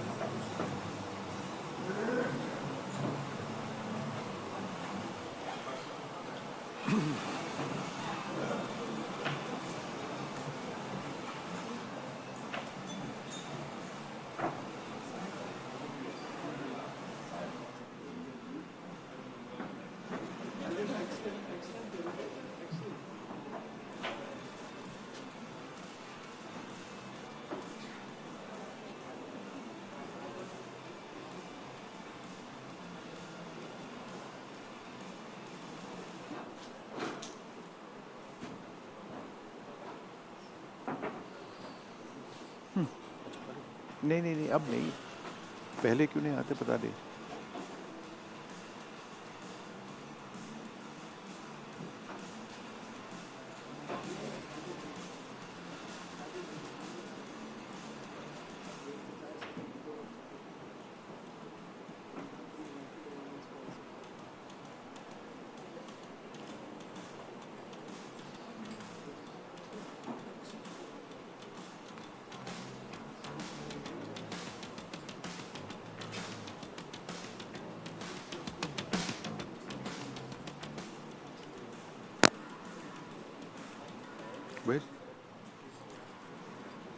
तो Sonal Mishra sir एक बार फिर से आपको मंच पर आमंत्रित कर रहा हूं। सोनल मिश्रा सर एक बार फिर से आप मंच पर आइए, पार्टनर पीडब्ल्यूसी और एनडीटीवी से विष्णु सोम जी। Come.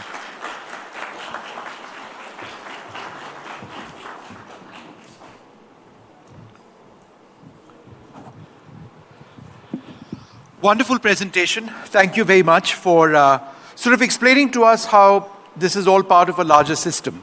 When we talk about nodes, when we talk about hubs, it is all-encompassing. But just a couple of basic questions going into your presentation for a larger audience.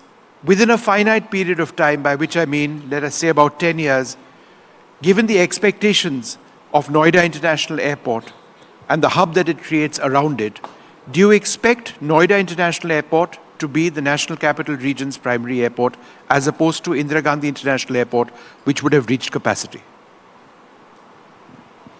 See, what I do feel is... Just put the mic closer to your face. Yeah. Is it better? Yeah, thank you. See, what I do feel is that Noida Airport, it's the overall planning of this airport that has been done.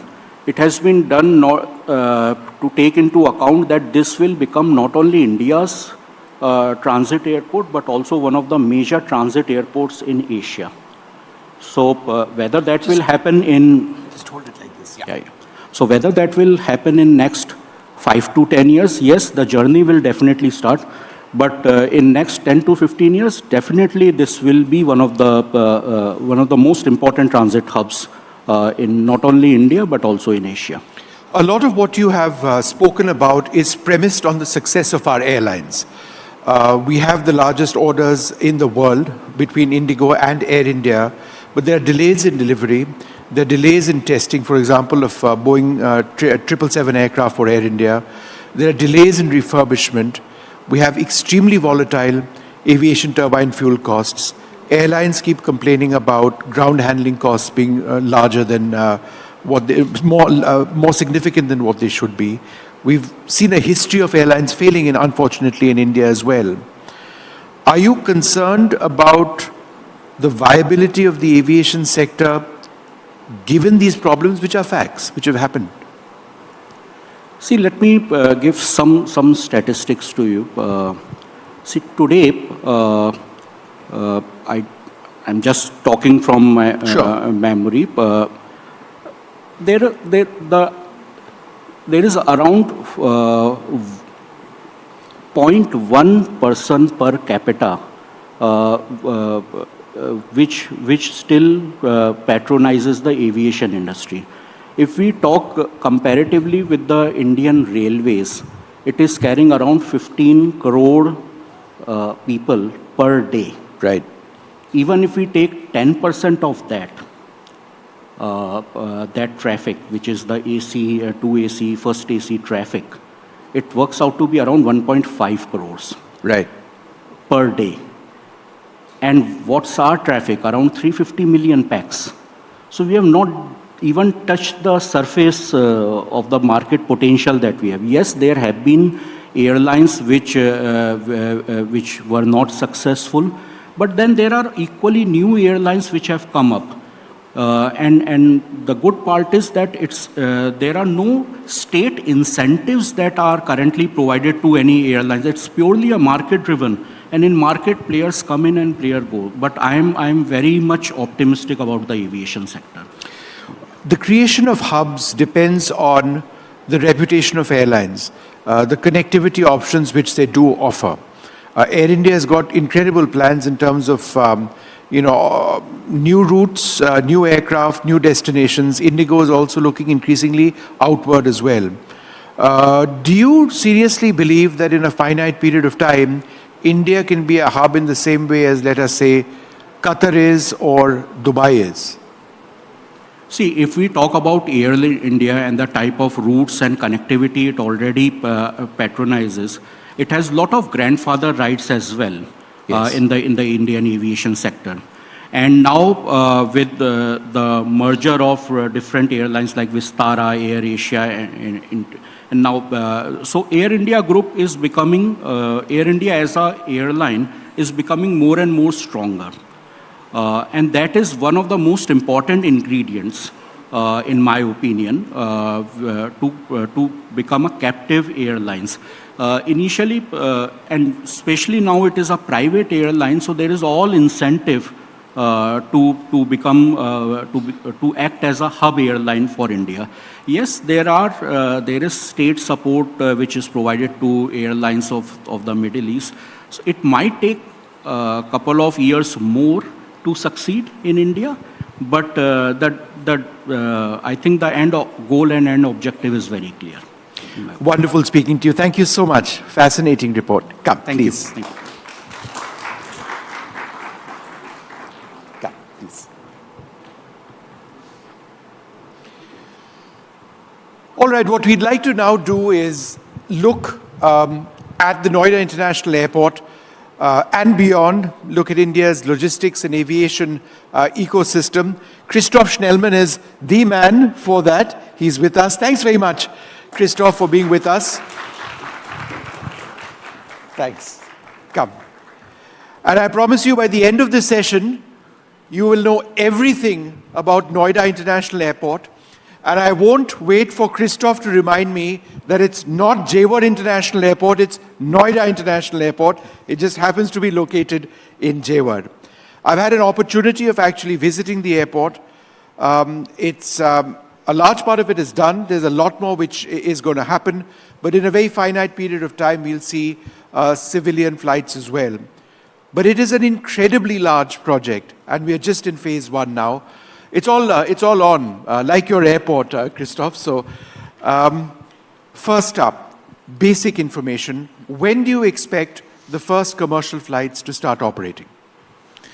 Very good afternoon, Vishnu. Thank you for having me. Thank you to NDTV and the Yamuna Expressway Authority for the invitation today. And thank you, Sono, for the very comprehensive and concise introduction to the airport. I'm almost unsure what I can possibly add. Oh, no, you'll add a lot more, rest assured. I've heard about the airport already.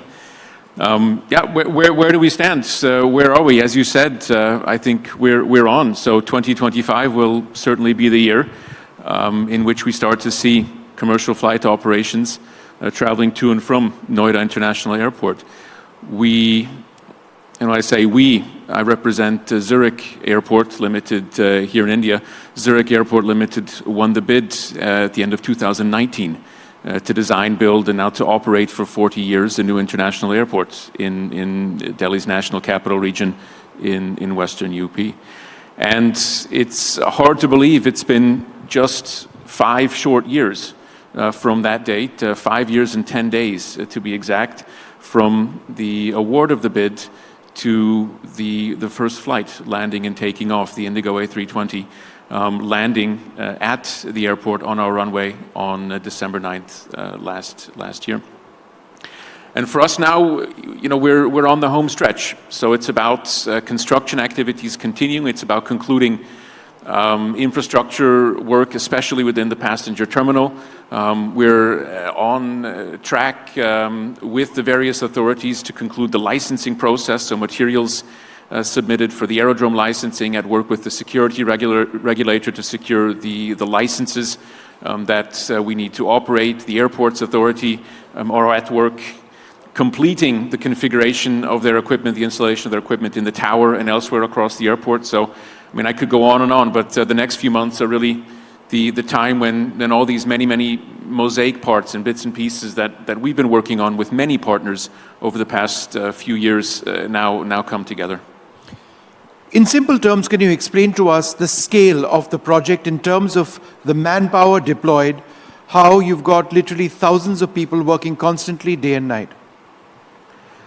It's an incredibly, I think, impressive project in terms of scale, and I think we try to do justice to the potential that we're convinced the airport will bring to the region, and we've heard many of the eminent panelists earlier today speak on this.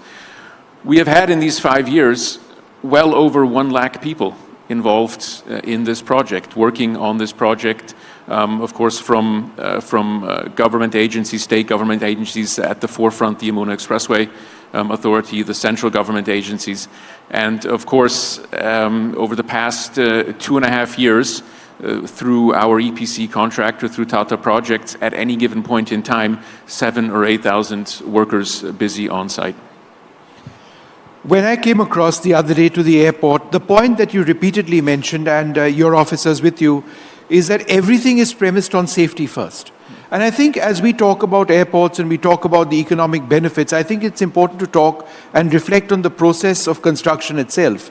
Safety and the culture of safety in a project which is as important as this is absolutely critical. I couldn't have said it better, and thank you. Thank you for raising that point. Safety is absolutely fundamental to aviation, and in anything we do, we don't want to compromise on safety. And I'm very pleased that in Tata Projects we found a partner, an EPC contractor that shares these values, and working together over the past 2.5, 3 years, we've been able to deliver this project and deliver the infrastructure with today over 54 million safe man hours at site, and that's I'm very pleased that we were able to set this culture and set this tone early on in the airport, and that's something that we're committed to carrying forward through the operational phase. So you're starting with one terminal, right, Christoph? And then you're ultimately, assuming the project grows in the way that we've outlined, how many terminals could we potentially have, let us say, a decade down? And how many runways? I think one of the things that is truly unique about this project, and here credit goes to the Yamuna Expressway Authority and to the state of UP, in the way that the Noida Airport has been planned as an integral node in a much larger transportation network, and as a key element in the urban development of this part of the national capital region. And we saw a slide earlier that showed just what the ambitions are and how much land has been allotted to the long-term development of the airport in the decades ahead. We've received 1,300 hectares of land back in 2021 that we're at work now developing. The state is in the process of acquiring a further 1,300 to the north and is planning to acquire even more land to the south. And with that, over, not today or tomorrow, not in the next 5 or 10 years, but in the decades ahead, there's a plan in place, and there's the opportunity here to really develop Noida International Airport into one of the largest airports in the world. We are, and coming back to your original question, absolutely. Rome wasn't built today. It wasn't built in a day, and our airport, equally of this scale, will not be built in one day. We've built a single runway, a 4,000-meter runway. We're at work on one passenger terminal, and of course all the ancillary facilities that require. When we open later this year, we'll have a capacity for at least 12 million passengers. One runway now, obviously both ends, but ultimately could we see this airport have up to 4 runways? I'm talking about assuming it achieves its potential. So in our master plan, in the 1,300 hectares that we have, we've provided for 2 parallel runways with a degree of separation that allows for independent flight operations. Yes, the land that for the long-term development has been allotted will certainly allow for more, but equally important as the runway are the remaining facilities or the transportation facilities, is the road network, is the rail network that will allow passengers to commute to and from the airport, the terminal infrastructure and other facilities. So without a doubt, one of the largest airports in the world, potentially even the largest depending on the number of people who end up going, right? In the future, that's the potential we're looking at. No, I think you're being cautious. What I can commit to is that I think, as I said earlier, one of the really unique things about this airport and distinguishing features is that we have the possibility, and the state has committed to making the land available to develop the airport to a scope and to a size that you just outlined. Absolutely. What would the airport look like? The first terminal that's coming up. The airport will look like, the airport has been designed to offer what we hope will be a superior passenger experience. And the design that we've adopted and the architecture that we've adopted, I'm sure will create a very warm and welcoming experience for our passengers. We've been very deliberate in trying to adopt some of this rich architectural heritage that we see in North India, in Western Uttar Pradesh in particular. We've seen that in the use of materials that we've selected. We've seen that in some of the architectural elements. Maybe two examples I can call out is the large forecourt that we've planned directly in front of the passenger terminal.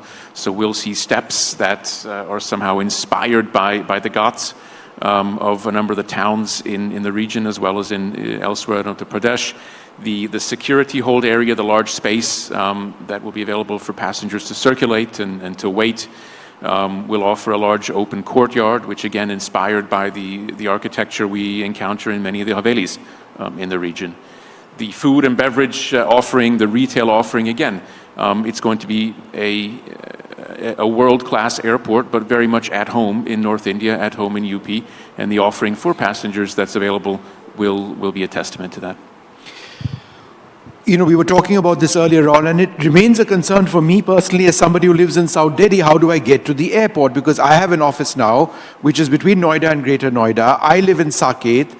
It takes me 1 hour plus, just about 1 hour, a little bit more than that, to get to office. And at about 1 p.m. in the afternoon or 2 p.m. in the afternoon, it's about 1 hour away from where my office is, which is between Noida and Greater Noida. So I guess a lot of people who live in South Delhi would be saying, good heavens, it's so far away, how am I going to manage? What's your answer to that? My answer to that is some of the information that we saw earlier and some of the information that was displayed on the screen. And to the credit of the Yamuna Authority, to the credit of the state, I think the overall traffic planning and connectivity planning for the airport has been has been impeccable. The airport is located just 600 meters from the Yamuna Expressway, so that will be, of course, for many passengers, or for all passengers on day one, will be the main conduit to the airport.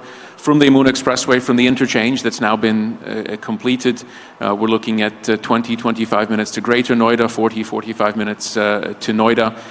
We've seen earlier the large catchment, the large parts of the National Capital Region that will be served by the airport. We've seen also the many additional connectivity plans that are in place, the RRTS rail connectivity, the high-speed rail connectivity that will, as the airport develops and as this traffic network develops, will serve the passengers of the region. When would that come up? For example, a direct link I noticed to Gurgaon, which is on a different axis. A potential fast train service to Sarai Kale Khan, so that, I mean, ideally a passenger like me, potential passenger, would like to drive just up till there, check in over there, get onto the train, and get to your airport. How soon before this? Because it involves land acquisition as well. It's so these connectivity projects in these developments. These are much more than just ideas or thoughts or dotted lines on a piece of paper. So the main interchange from the Yamuna Expressway to the airport that will connect then the expressway 600 meters to the airport boundary, that is part of a much larger 33 kilometer expressway project that will connect the Noida airport with the Delhi-Mumbai Expressway, and will bring southern Gurgaon as well to within about an hour's drive of Noida airport. The plans for the RRTS, which will connect the airport with Ghaziabad, with Delhi. Again, these are much more than ideas, but there's a lot of planning work going on. There's funding that's been committed, and the next few years we'll see the start as well as the conclusion of these projects. What is the potential of the region, Western Uttar Pradesh itself? We've spoken about the NCR, but I suspect that there is a large captive group available, potential passengers in places like Meerut, in places like Mathura, who have been underserved typically. Do you believe that they would be substantive in terms of numbers of passengers adding to your airport? I think some of the eminent speakers and panelists who were up on stage before me today are probably much better qualified and spoke much more eloquently about the potential for the region. But we certainly are convinced that potential is there, both in the NCR catchment as well as some of the towns further south that you've mentioned. Just to call out a few points, which is maybe first of all the touristic potential of the region. The Noida airport will be the largest major airport close to towns such as Mathura. It'll be from the airports, the Taj Mahal is a 2-hour drive. So with Noida airports operationally, the Taj Mahal becomes potentially a day trip from anywhere within India. So the airport will certainly help trigger and stimulate the touristic potential further of a region that's already very rich in potential and touristic resources. Then we've seen and heard earlier today about the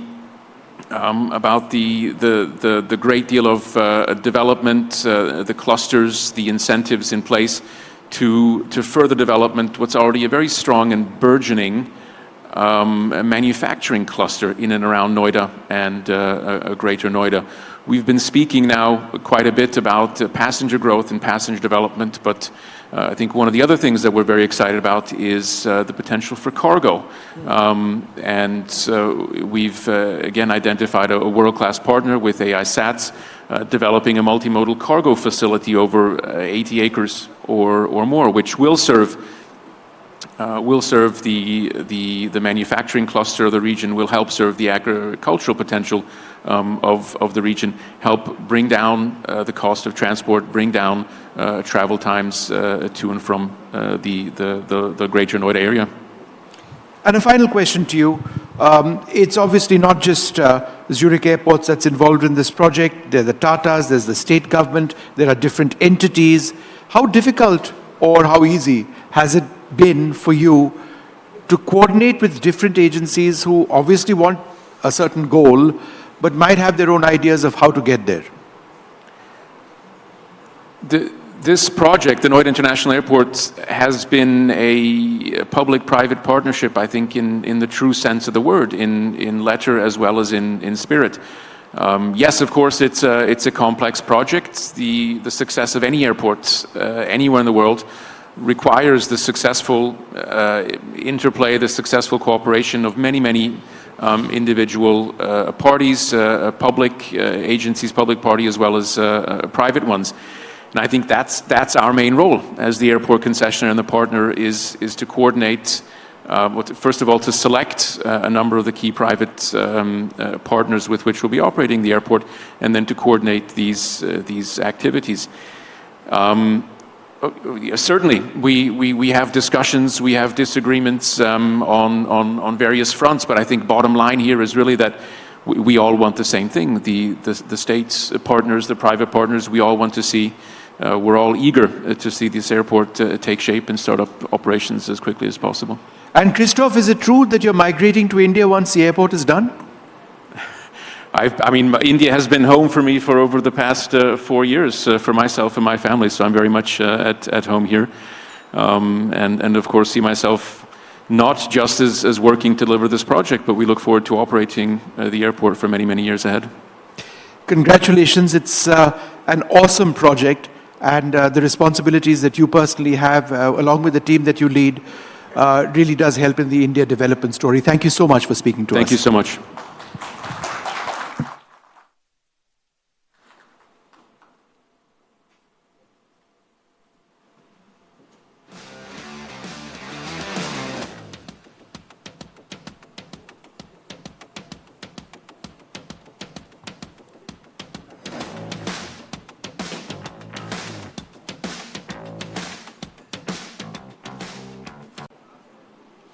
अब आइए इस session को आगे बढ़ाते हैं और सबसे पहले मैं मंच पर बुला रहा हूं अपनी सहयोगी गौरी द्विवेदी को मंच पर आइए, और साथ ही जो हमारे आज के खास मेहमान हैं उनको भी बुलाते हैं। हमारे मेहमान हैं मनोज गौर जी, गौरसन से बहुत बहुत स्वागत है सर, कृपया मंच पर आइए। शैलेंद्र सिंह जी हैं, ओएसडी हैं यमुना विकास प्राधिकरण के, आप भी सर मंच पर आइए। दीक्षु कुकरेजा जी हैं, urban planner and managing principal. CP Kukreja ji architect हैं, आप भी सर मंच पर आइए। साथ ही Anshuman Magazine chairman and CEO CBRE India and CEA, आप सभी का बहुत बहुत स्वागत है।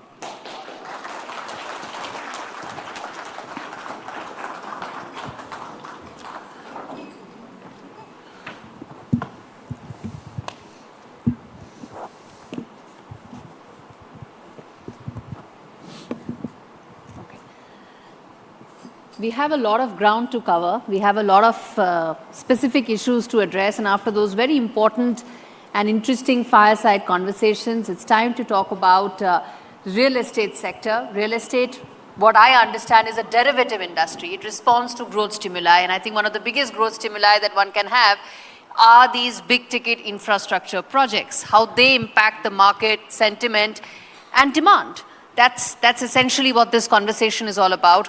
Given the paucity of time, I request all of you to try and keep your answers a little short so that we try and cover as much ground as possible. But let me start by let me first get in Mr. Bansal as well. Yeah.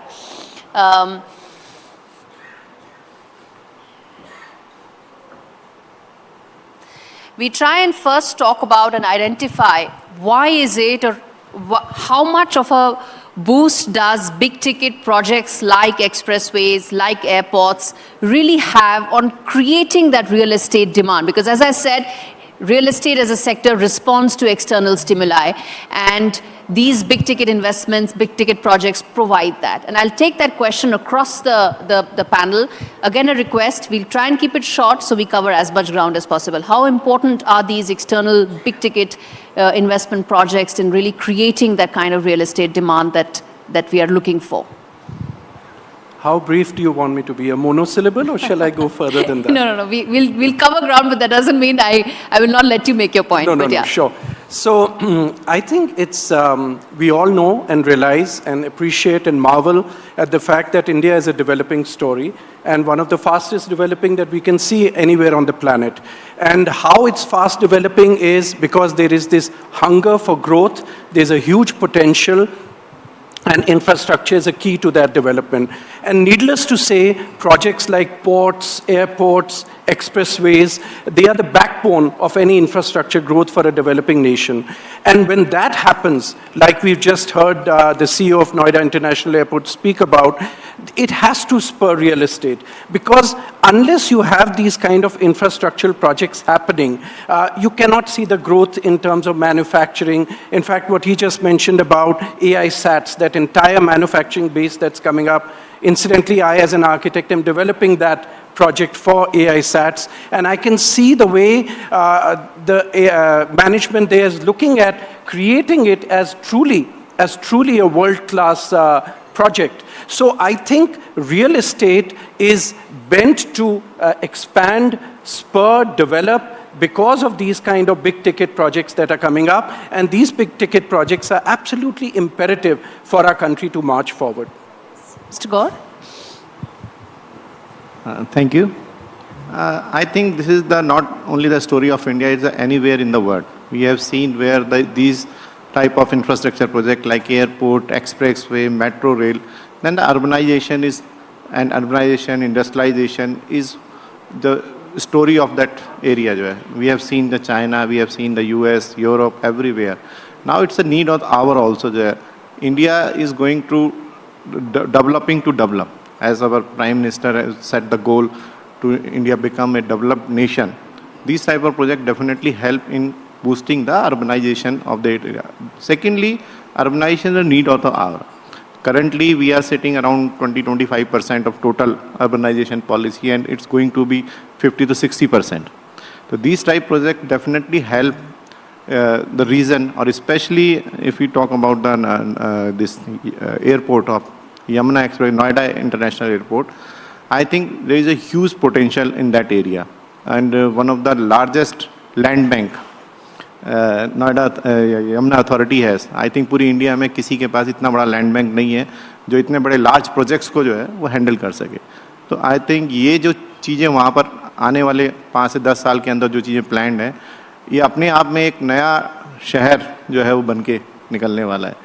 Great potential, and thanks to the Yamuna Development Authority and the UP government to bring such large and high-tech projects and development in that area. And real estate is definitely जो है co-binding with this. जी, शैलेंद्र जी. हाँ, नमस्ते ma'am. मैं थोड़ा 4-5 पॉइंटों में अपनी बात को कंक्लूड करूँगा. जी. बेसिकली यमुना एक्सप्रेसवे की बात करने का सेंस पूरा नोएडा को कवर करते हुए है, और 76 में नोएडा, 91 में ग्रेटर नोएडा, और 24 अप्रैल 2001 में यमुना एक्सप्रेसवे अथॉरिटी इस्टेब्लिश हुई.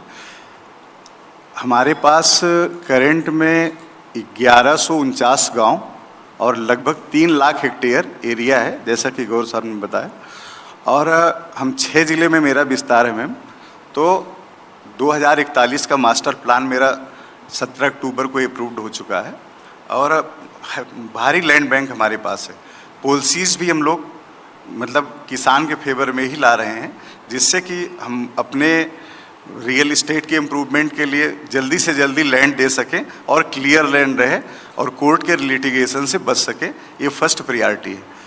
जहाँ तक सेकेंड नंबर पे है कनेक्टिविटी को लेके, तो हमारा केवल यमुना एक्सप्रेस ही 5 बड़े एक्सप्रेसवे से किसी न किसी रूप में इंक्लूड है, और अभी हम नेशनल हाईवे ने काम करना शुरू कर दिया है. यमुना एक्सप्रेसवे को हम लोग ईस्टर्न पेरिफेरल से मुश्किल से 10 महीने के अंदर जोड़ लेंगे. करंट में काम चल रहा है.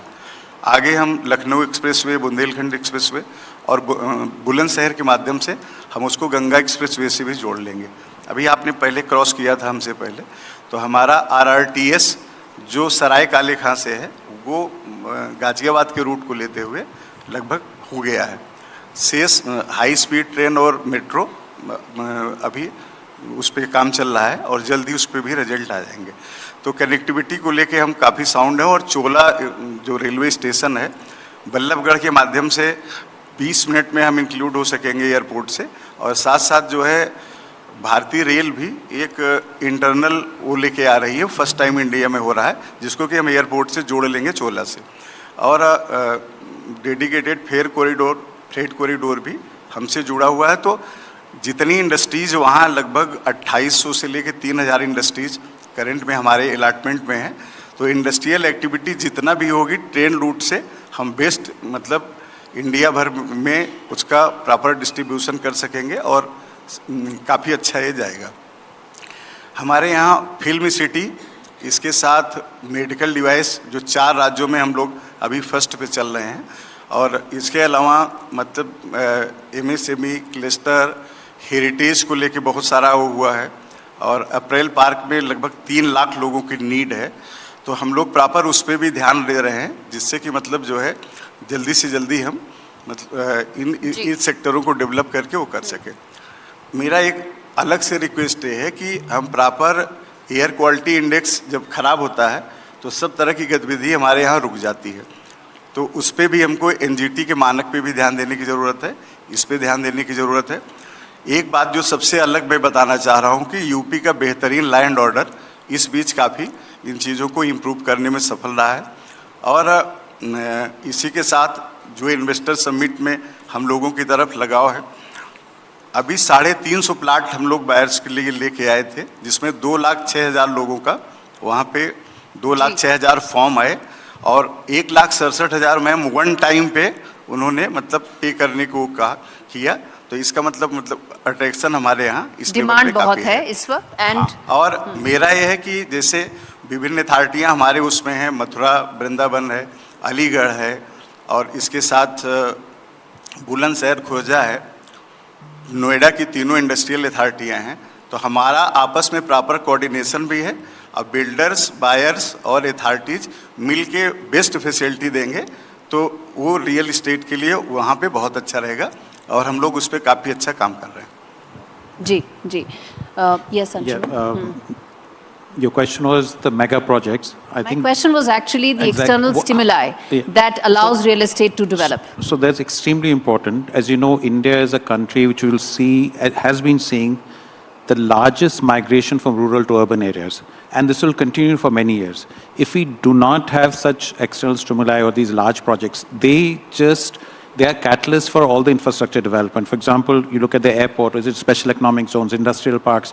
The moment they come in, there's a metro, your transportation improves, water, electricity, sewage, everything comes up. We have to build, in fact, if you look at China and us, one of the biggest disadvantage India has, that we have only few cities which are large. In China, and that's the closest comparison, the number of cities they have, which have population of 5 million plus, are maybe several times more than India. So we have to do this. We are still far behind. And like I mentioned, they are anchors for all the development, for our population to be accommodated. Otherwise, can you imagine if we didn't have, if you look at NCR, if we didn't, or even if you look at Bangalore, Mumbai, all the other small towns and cities which have come up has been able to accommodate the population and the migration from rural to urban areas. And can you imagine if that was not the case, what would happen to our cities? Our cities are already choked. So I hope we can accelerate all these mega projects so that we can accommodate, we can really have cities which are modern, have ease of living, and can accommodate the huge millions of people which are continuously migrating from rural to major cities, but hopefully now they'll be migrating from rural to even the tier 2, tier 3 towns. Yes, Pansaji. Real estate of course infrastructure का इस पर बहुत बड़ा प्रभाव पड़ता है। अगर आप देखें, पहले हमारे कंट्री में प्रोजेक्ट्स आते थे, बाद में इंफ्रास्ट्रक्चर आता था, and this is the best way कि अब इंफ्रास्ट्रक्चर प्रोजेक्ट्स पहले आएंगे, उसके बाद रियल एस्टेट प्रोजेक्ट्स आएंगे। आप इसको दिल्ली के एग्जांपल से देखें तो दिल्ली में 3 एरियाज ऐसे थे जो DDA ने पहले डेवलप किए, लाइक नरेला, रोहिणी एंड द्वारका। तीनों ऑलमोस्ट सिमिलर टाइप में लॉन्च किए गए, बट क्योंकि द्वारका के साथ एयरपोर्ट है, द्वारका के साथ मेट्रो कनेक्टिविटी थी, तो नरेला और रोहिणी और द्वारका की डेवलपमेंट में काफ़ी फ़र्क आया। Not only the development but also the profile of the customer. If you see the customer of resident of Narela and Rohini, Dwarka is much better. So infrastructure plays a big role, and ये अच्छा है कि infrastructure पहले आए. I will say infrastructure is a soul, projects are body. अगर आपने projects बना दिए, soul नहीं है, तो there is no logic. तो यमुना एक्सप्रेसवे में एयरपोर्ट आ रहा है, और इंफ्रास्ट्रक्चर आ रहा है, ये सर्टेनली बूस्ट करेगा। और इसमें कोई नो ब्रेनर है ये कि अगर आप कोई भी प्रोजेक्ट फ्यूचर में लाएंगे तो जहाँ पर इंफ्रास्ट्रक्चर होगा वहीं डेवलपमेंट बेटर होगी, प्रोफाइल बेटर होगी और आपका एक डिफरेंट टाइप का से प्रोजेक्ट्स लगेंगे। Whether you take the Jewar airport or that entire area, or you take the Delhi-Bombay, Delhi-Mumbai industrial corridors, these are becoming enclaves or clusters for a lot of industrial development and growth, or some would say growth engines for the economy. Is that the future of commercial real estate or industrial real estate? Or, you know, is that the future for India as well? So, like we've been discussing, you know, these kind of large infrastructure projects become the spur of development. So it's obvious that, you know, whether it's the Jewar Airport or Delhi-Mumbai corridor or many such projects where real estate is bound to follow, because once you've created will they become the focus areas, whether for industry or for real estate or for even people looking to migrate for better opportunities? Sure. They are bound to become the focus areas. But one word of caution which I would say here is that what we are describing as industrial real estate or commercial real estate, I think we have to get out of that notion, because that's a very 20th century westernized model of development, the results of which we are seeing today, leading to what we talk about climate change all the time. So I think it's very important for India, when we develop this kind of infrastructure, that the accompanying real estate models that come with it have to look at newer models of development. By that, I mean whether we are looking at transit-oriented development model, we are looking at mixed-use development, we are looking at walk-to-work concepts. These are the concepts which we need to today adopt in 21st century. Because look at places like Los Angeles and all today. What are they showing as, you know, examples of development? That was a century ago. And we've understood, or we should at least understand, take the lessons learned from where they have erred, where they have made their mistakes. So therefore, yes, what you are saying is absolutely right. These are going to become the spurs of real estate development. But my caution here would be that the model of the kind of real estate development that comes, the master plans that we develop for these areas must be through lessons that we learn, and we should be ready to embrace the newer models of development today. Okay. Yes, Mr. Kaur?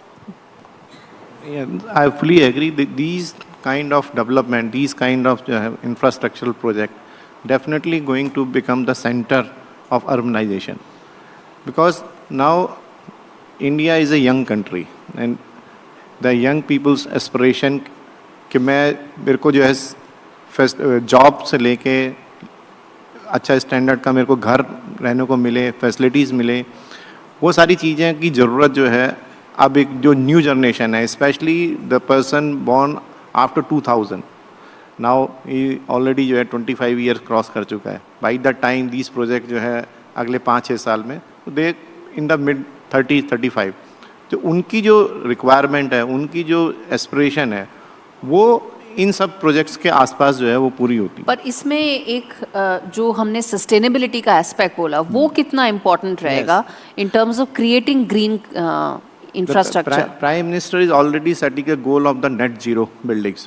We as a CREDAI also take the oath by 2040, all buildings should be net zero. Already, especially I'm talking about my group, all the commercial buildings are supported by the solar plant. We have putting a 15 megawatt solar plant in Jhansi already working. तो इस तरह के development alternate जितना भी हम energy consume करें उतनी energy को हम जो है तो डेवलपमेंट एंड सस्टेनेबिलिटी साथ साथ हो सकती हैं. पूरे वर्ल्ड में बहुत सारे एग्जांपल है और इंडिया में भी हो सकता है. जिस तरह से रिन्यूएबल एनर्जी का आप देख रहे हैं ग्रोथ जो हो रही है, तो net zero net discharge already water management almost सभी जगह अभी it is also compulsory. Also आप देखेंगे STP से जो है वाटर मैनेजमेंट होने लगा है. गार्बेज जो है ज़्यादातर जितने भी बड़े प्रोजेक्ट्स हैं वो ज़ीरो गार्बेज की तरफ आ रहे हैं. Zero water discharge, zero garbage and energy के लिए ज़ीरो नेट एनर्जी. तो इस तरह के डेवलपमेंट भी आज जितने भी अच्छे डेवलपमेंट हो रहे हैं वो इसको टेक केयर कर रहे हैं. और आने वाले में टाइम में डेवलपमेंट एंड एनवायरनमेंट ये दोनों साथ साथ चल सकते हैं. इसके लिए खाली एनवायरनमेंट को ही प्रोटेक्ट करेंगे और डेवलपमेंट को रोक देंगे, वो भी पॉसिबल नहीं है। और डेवलपमेंट होता रहे और एनवायरनमेंट को जो है हम बिल्कुल इग्नोर कर दें, तो आई थिंक दोनों चीज़ें साथ साथ जो है चल सकती हैं, और बहुत सारे नेशंस में आप इसको देखेंगे चल रही है। जी शैलेंद्र जी। मैम, मैंने शुरू में ही बताया था कि जैसे ही नोएडा के एयर क्वालिटी इंडेक्स खराब होता है, वैसे ही हम हर तरह की एक्टिविटी पे रोक लगा देते हैं। तो सस्टेनेबल डेवलपमेंट तो मेरा फर्स्ट वो है कि हम सबसे पहले मतलब उसकी तरफ ज़रूर ध्यान दें, क्योंकि हम लोग एयर जयपुर जिलाधिकारी एनजीटी कोर्ट में बहुत बार खड़े होते थे, तो उसका भी अपना एक एक्सपीरियंस है। दूसरा ये है कि हमने ज़्यादातर जो सेचुरेट एरिया है उससे अभी हमारे पास ओपन एरिया बहुत है, तो हम लोग ग्रीन बेल्ट के रूप में उसमें प्रॉपर ध्यान दे रहे हैं। और 60 मीटर का ग्रीन बेल्ट हमारा ऑलरेडी पूरा यमुना एक्सप्रेस वे पे ही है, और हम उस पर लगातार हम लोग काम कर रहे हैं कि जिससे कि मतलब ये चीज़ें दोबारा ना आने पावे। और चूँकि हमारे यहाँ फिनटेक सिटी और कोरियन सिटी, जापान सिटी और यूएस सिटी, पिछली बार अरुण वीर सर बोल के भी गए थे, बता के भी गए थे कि पूरा प्रोसेस उनका क्या है, कैसे हम उनका अलॉटमेंट दे रहे हैं। तो जब हम इतनी हाईटेक सिटी लेके आ रहे हैं, इवन 2036 के ओलंपिक के लिए भी हम लोग ओलंपिक विलेज की तरफ, अरुण वीर सर जो मेरे सीईओ सर हैं, उनका ये मेन प्रोजेक्ट उसमें शामिल है, तो हम लोग उस टाइप से आ रहे हैं। दूसरा ये है कि मेन पर्पज है कि जो मेरे यहाँ आ रहे हैं उनको एक तो विदाउट किसी कोर्ट लिटिगेशन के उनको हम लैंड उपलब्ध करा सके और प्रॉपर उनको फंक्शनल करा सके। तो ज़्यादातर इस बीच हम लोग ध्यान फंक्शनल पे दे रहे हैं। लगभग 100 से ऊपर इंडस्ट्रियाँ जल्द से जल्द हमारे यहाँ फंक्शनल हो जाएंगी, और उससे जैसे ही एक्टिविटी बढ़ेगी उधर फुटफॉल भी बढ़ेगा, और मतलब वो रियल इस्टेट के लिए अच्छा रहेगा। जितने लोग आएंगे फिर उनको हाउसिंग की ज़रूरत पड़ेगी, रहने की ज़रूरत पड़ेगी, तो उन बढ़ेगा। अगले 10 साल में जो फ्यूचर इज हियर मेरा मेन वो है मोटो, उस पे हम लोग काफ़ी अच्छे बढ़ेंगे। जी मैम। जी, yes, Anshuman. You mentioned Delhi-Mumbai corridor. The fact is this corridor goes through 7 states. And because of the highway connectivity, train connectivity, each state will have special economic zones, industrial parks, manufacturing areas, residential, commercial, everything. Now imagine if this project had not come in, the impact, we couldn't have done all of this. India as a country has done really well in services exports. We are one of the largest services exporters in the world. But as a country of 1.5 billion people, we cannot we can't lift people from poverty, we can't create employment if we don't also expand in manufacturing. So one of the good things is that is slowly happening. And as you know, Government of India has got a big plan of encouraging more manufacturing to happen in India, and that cannot happen if we don't have these mega projects, the infrastructure going on. So these, even Delhi-Mumbai infrastructure corridors, there are others in all West, South India, where these projects are coming, where it will encourage manufacturing, where the manufacturers can get land, because land is always a big issue. And then, of course, every state is trying to improve their policies, but policies alone won't help. You need land, easy access to land, with in right locations to do manufacturing. I was coming to just that, which is about issues that need to be addressed on a policy framework basis. Because right now we've spoken about the opportunities that lie ahead. What about challenges? Land being one of the biggest one. You know, governments have tried to address it at their level, but it seems it's a political, social, many aspects to this decision, which is why it's not so easy. Mr. Bansal, let me start by asking you कि क्या वो पहली दूसरी ऐसी चुनौतियां हैं जिसको सरकार को एड्रेस करना है या करना चाहिए ताकि जो पोटेंशियल है रियल एस्टेट सेक्टर की वो और जल्दी और ज़्यादा फुलफिल हो सके?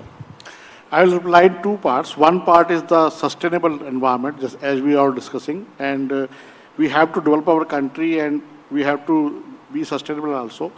I think this is a request to the authority that we should develop the forest also along with the developments. Not the garden, not the green area.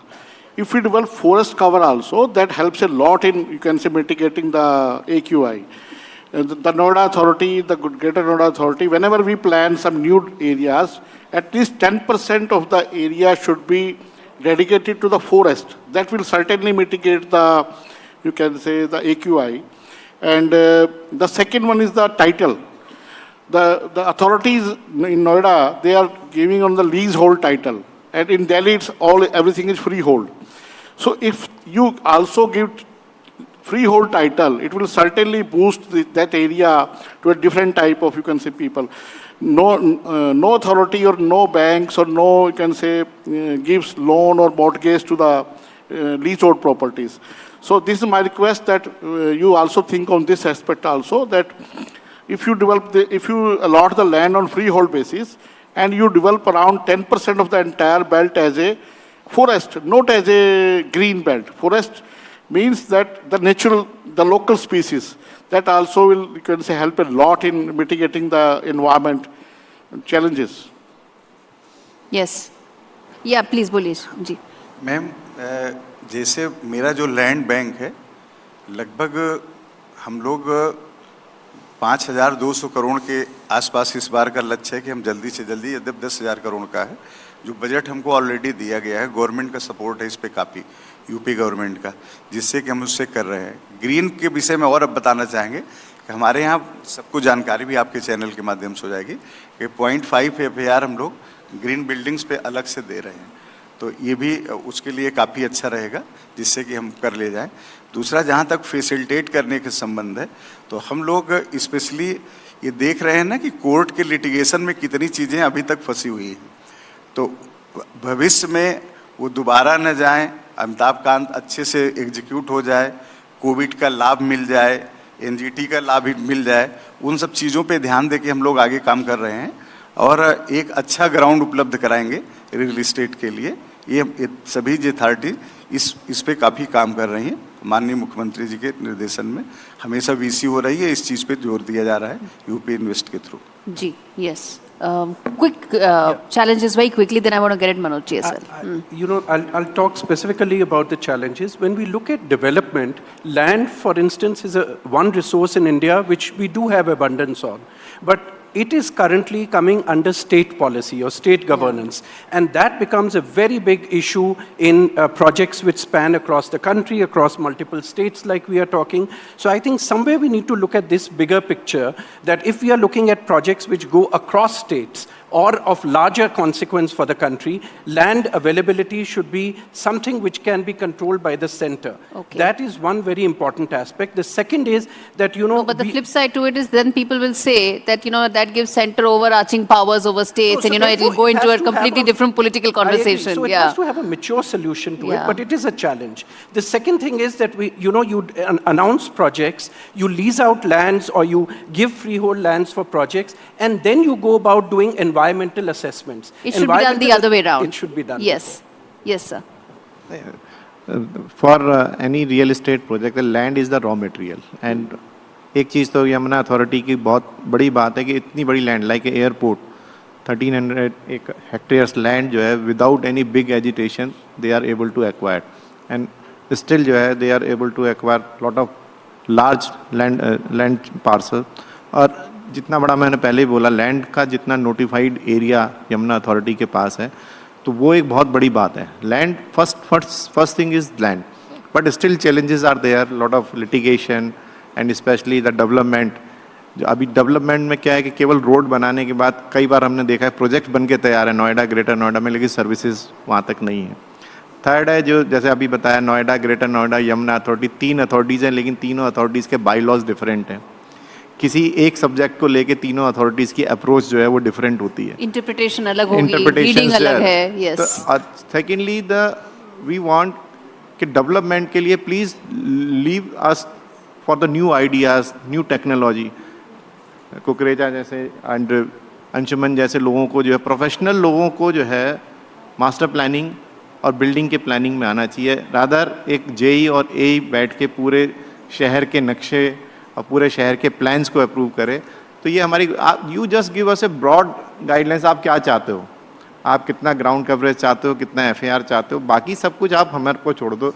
हम पे विश्वास करना आपको जो है गवर्नमेंट को infrastructure and buildings of tomorrow, trust जो है करना पड़ेगा, जिससे कि ज़्यादा ज़्यादा प्रोफेशनल लोग आएँ. और जो हम बाहर जाके देखते हैं जिस तरह की बिल्डिंग इनोवेटिव, वहाँ देख के हमें बहुत अच्छा लगता है, लेकिन जब यहाँ पे बाईलॉज की किताब खोलते हैं तो आप बाथरूम इससे बड़ा नहीं बना सकते, आप इसकी पार्किंग की हाइट इससे ऊपर नहीं. तो हमारा एज ए क्रेडाई ऑल्सो, और एक अच्छी बात है, government is ready to listen, ये बहुत बड़ी बात है.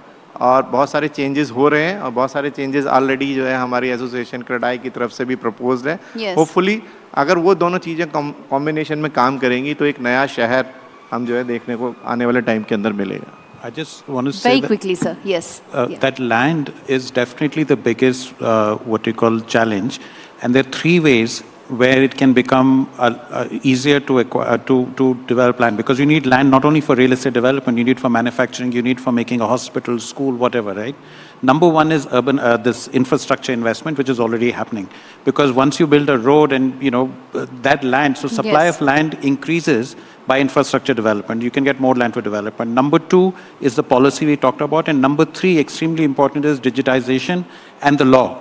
So if you can enforce, if you can get land with a clear title because it's all digitized, it'll reduce litigation. Now, when we say government knows all this, it's nothing new. I'm saying that it's not that they don't know this, but it has to be implemented, Implementation is where probably some of those challenges really lie. If you actually manage to get a land title without any ifs and buts, I think you've hit a gold mine anyway. So that, I think, just explains the challenges that lie ahead. But there's also, as this summit says, the future summit. I think the future belongs to these big ticket infrastructure where real estate will come around it and create those growth engines that we are all hoping for. Thank you so much, all of you, for joining me in this conversation. And thank you all, the audience, for being a patient listening.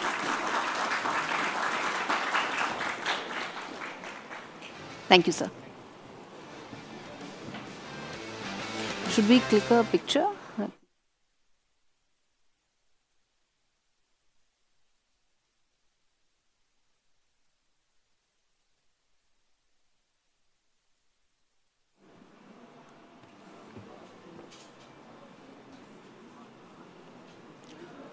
बहुत बहुत शुक्रिया हर्षवर्धन वंशल जी, मनोज गौर जी, शैलेंद्र सिंह जी, दीक्षु कुकरेजा जी, Anshuman magazine जी, आप सबका बहुत बहुत शुक्रिया अपने vision को रखने के लिए. हम लंच के बहुत करीब पहुंच गए, लंच टाइम के बहुत करीब पहुंच गए हैं, लेकिन उससे पहले एक सेशन और उसके बाद फिर हम लंच पर चलेंगे. और जो हमारा अगला सेशन है वो आर्थिक तौर पर आपके समझने के लिए बहुत ज़रूरी है, क्योंकि आने वाले वक्त में बजट भी है और इंफ्रास्ट्रक्चर के लिए भी बहुत महत्वपूर्ण है. तो वो आपके लिए जानना बहुत ज़रूरी है. और इसीलिए मैं एनडीटीवी से अपने सहयोगी सुचेतना रॉय को आमंत्रित कर रहा हूं मंच पर. साथ ही मैं सुभाष गर्ग सर को मंच पर आमंत्रित कर रहा हूं. पूर्व वित्त सचिव हैं और साथ ही 1983 बैच के आईएएस रहे हैं, विश्व बैंक में कार्यकारी निदेशक के रूप में काम किया है, कानून और वाणिज्य की पढ़ाई कर चुके हैं. इनका सफर एक शानदार प्रशासनिक अधिकारी के तौर पर रहा है. बहुत बहुत स्वागत है Subhash Garg sir.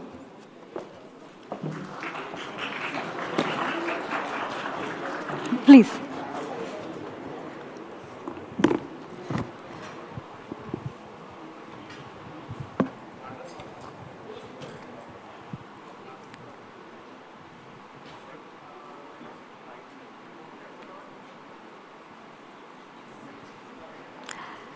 Hello, all of you. Once again, I have with me Mr. Subhash Garg, a multi-hyphenated career, as my colleague Anjeet just told all of you about.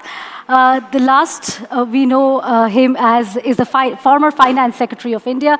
Mr. Garg, thank you very much for taking the time out. I'll begin. Thank you very much. I'll begin by asking you about your latest book. And I see that you're extremely critical of targets and timelines, but I have to ask you this question that, how critical are targets regarding infrastructure for India to reach its goal of becoming a developed nation by 2047? So thank you very much. I am not critical about the targets. Right. I am a little bit critical about the achievement of the targets. So that's very different. So this book you referred is actually an analysis of and the review and assessment of the economic reforms and the economic achievement during the 5 years of Modi 2.0. So Right. it is 2019 to 2024. It so happened that in certain respects, a lot of targets were achieved, but in many they were missed also. And that is what, there are reasons, there may be reasons for those missing also. The most important, let me cite for the benefit of our viewers here, and the listeners in the audience, the government had spoken about $10 trillion dream. Right. The government had also spoken about $5 trillion by 24-25. And 23-24 is very close to 24-25, only one year before.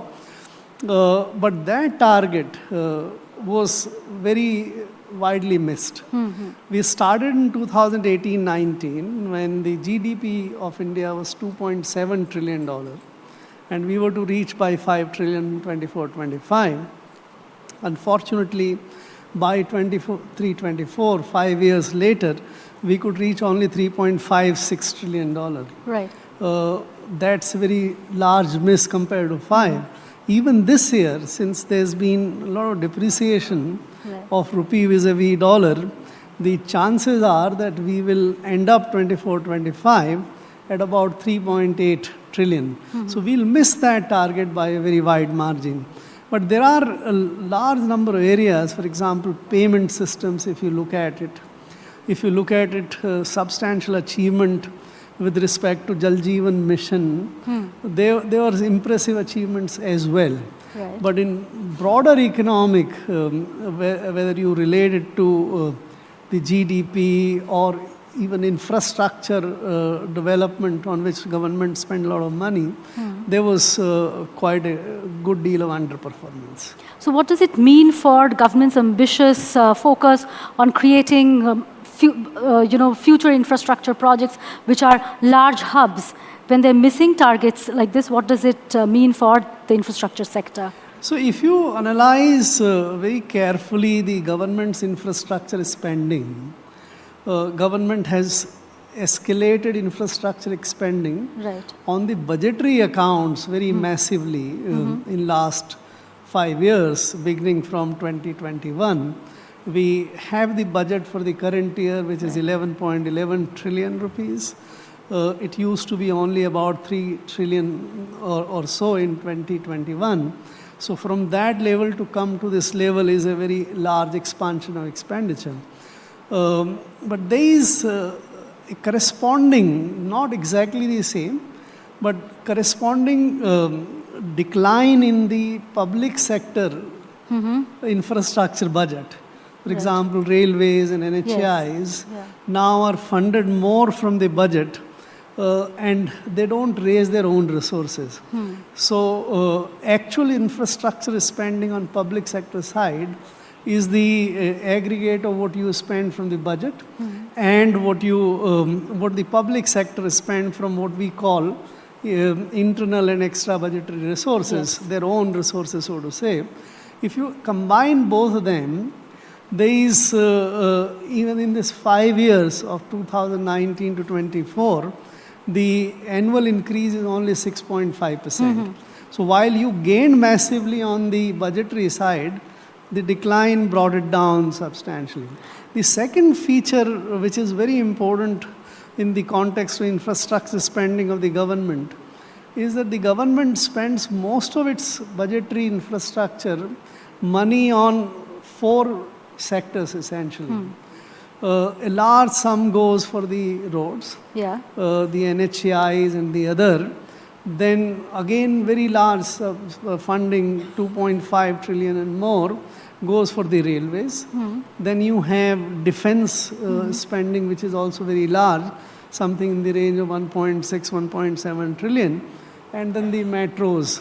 For last year, 23-24 and 24-25, the government has also allocated enormous amount of expenditure budget for the loss-making entity BSNL, which actually does not really. So if you look at this, the areas where the government spending is going, you would find that the contribution to the economic growth, except roads, roads contribute massively.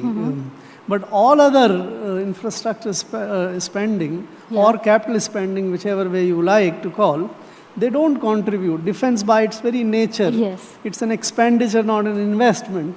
Railways have unfortunately not been able to contribute much. And the BSNL's type of investment in any case cannot bring much investment. So the quality of infrastructure spending and its economic returns have been a big cause of concern. Right.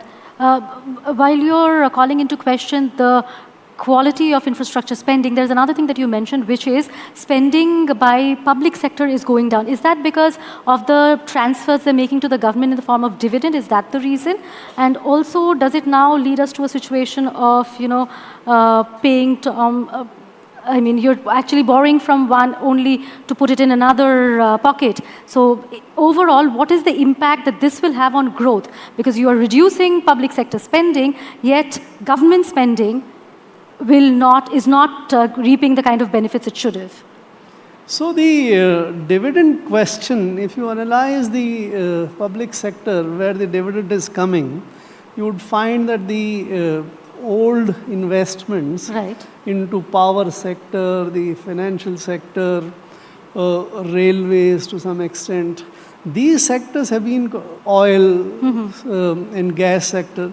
These investments, which were made many, many years ago, you don't make investment in those sectors now. They are contributing handsomely to the dividend side. But the infrastructure investment you make in the form of equity, whether in the departmental undertakings of railways or the commercial undertakings of like the dedicated freight corridor or the high-speed railway corporation, that investment is not yielding any return, economic return or the profitability, and consequently they don't contribute anything to the dividend pool. So dividend pool of government is actually getting increasingly restricted to the old kind of investments, and the new investment which is going is not actually contributing to the rise. So what you would see this year, something in the range of 75,000 crores or so of the dividends. Now this is where it has peaked. It will not go up. During the COVID time, there was for some years the dividend, especially from the financial undertakings like banks and the insurance companies, had fallen. That has come back. So it has resumed to the higher side, but then it's where it is peaked. Incidentally, if you look at the 2013-14 dividend, which the government had then received, this was also in the range of 65,000 crores. So then it went down, it's coming up, but it's not going to go up massively because of the new investment is not yielding. The other part of your question was about the borrowings, which, since we don't have revenue surplus in the country, the entire capital expenditure is in a way funded from the borrowings. And if you have a situation where the return from the financial return from the investment you make is far less than the cost of borrowing which you incur, then it puts a hole, increasing larger hole in the budget.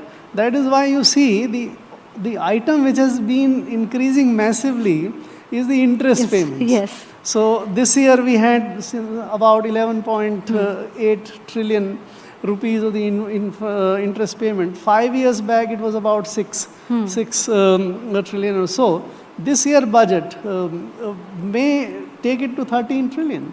So the interest payments are increasing, which are squeezing your other revenue expenditure as well on whatever you call social welfare or the public goods and all. And in government finds even in its own infrastructure and the capital spending also getting increasingly squeezed. I'll quickly draw your attention to the fact that we need a massive investment over the next few years of over $1.5 trillion to reach the targets that the government has kept for itself as far as infrastructure is concerned. Where do you think we'll be able to mobilize this kind of money? Because infrastructure spending has largely been a government spending. So I don't know where this number of $1.5 trillion government requires comes from. I think there is some study which has been done. Yes. Government itself doesn't, I think, has calculated. It's very difficult to calculate how much infrastructure spending you would need. But let us take one thing from this number is that the requirement of infrastructure spending is very large. For example, railways, where we spend about 2.6, 2.7 trillion rupees every year. Yeah. This is, if you look at the shelf of the railways project, of only the ongoing projects, the annual allocation still is not even 3 to 4% of what is required. So railways' own requirement is very massive. So I don't think it would be ever possible for the government to raise the kind of resources which are required. Yeah. I think it requires two kind of big changes. One, we should increasingly make infrastructure attractive for the private investment. Yeah. So that the private sector can make investment there. And there are large number of policy issues there, whether you look at power sector or even the road sector. Railways is completely in the public sector. There is no private investment coming there. So one is to reassess the policy framework for the infrastructure, make a lot of infrastructure investment or sectors go to the private sector and make attractive enough for them to make investment. That's one thing which is very much required. Second thing, I think, is for the government to choose to do a very serious, what we call zero-based budgeting kind of exercise, that look at each project of yours.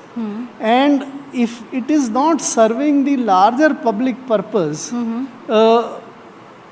it's better to sort of give those projects up to reduce your shelf of the project so that you, for example, let us take this PM Gram Sadak Yojana, which was started in 2003.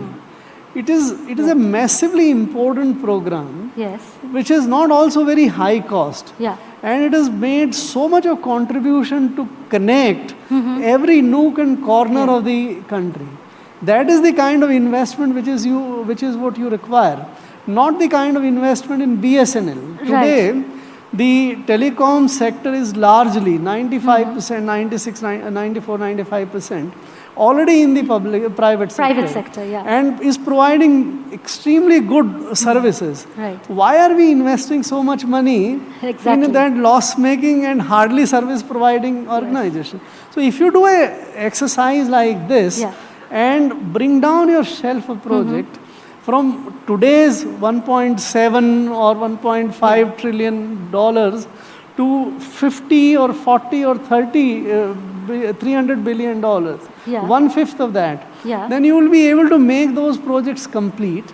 And those projects will come on the ground, and those will also be servicing the people's felt needs much more, rather than just dumping on more and more on something which doesn't really add value. Which you've always been speaking about, to set targets which are achievable and smaller targets. Correct. You know, Mr. Garg, we've completely run out of time, but it's always such a pleasure talking to you because every time we raise questions, you not only analyze the problem, but you're also giving us solutions to the problems that we have. Pleasure talking to you, and thank you for taking the time. Thank you very much. Thank you.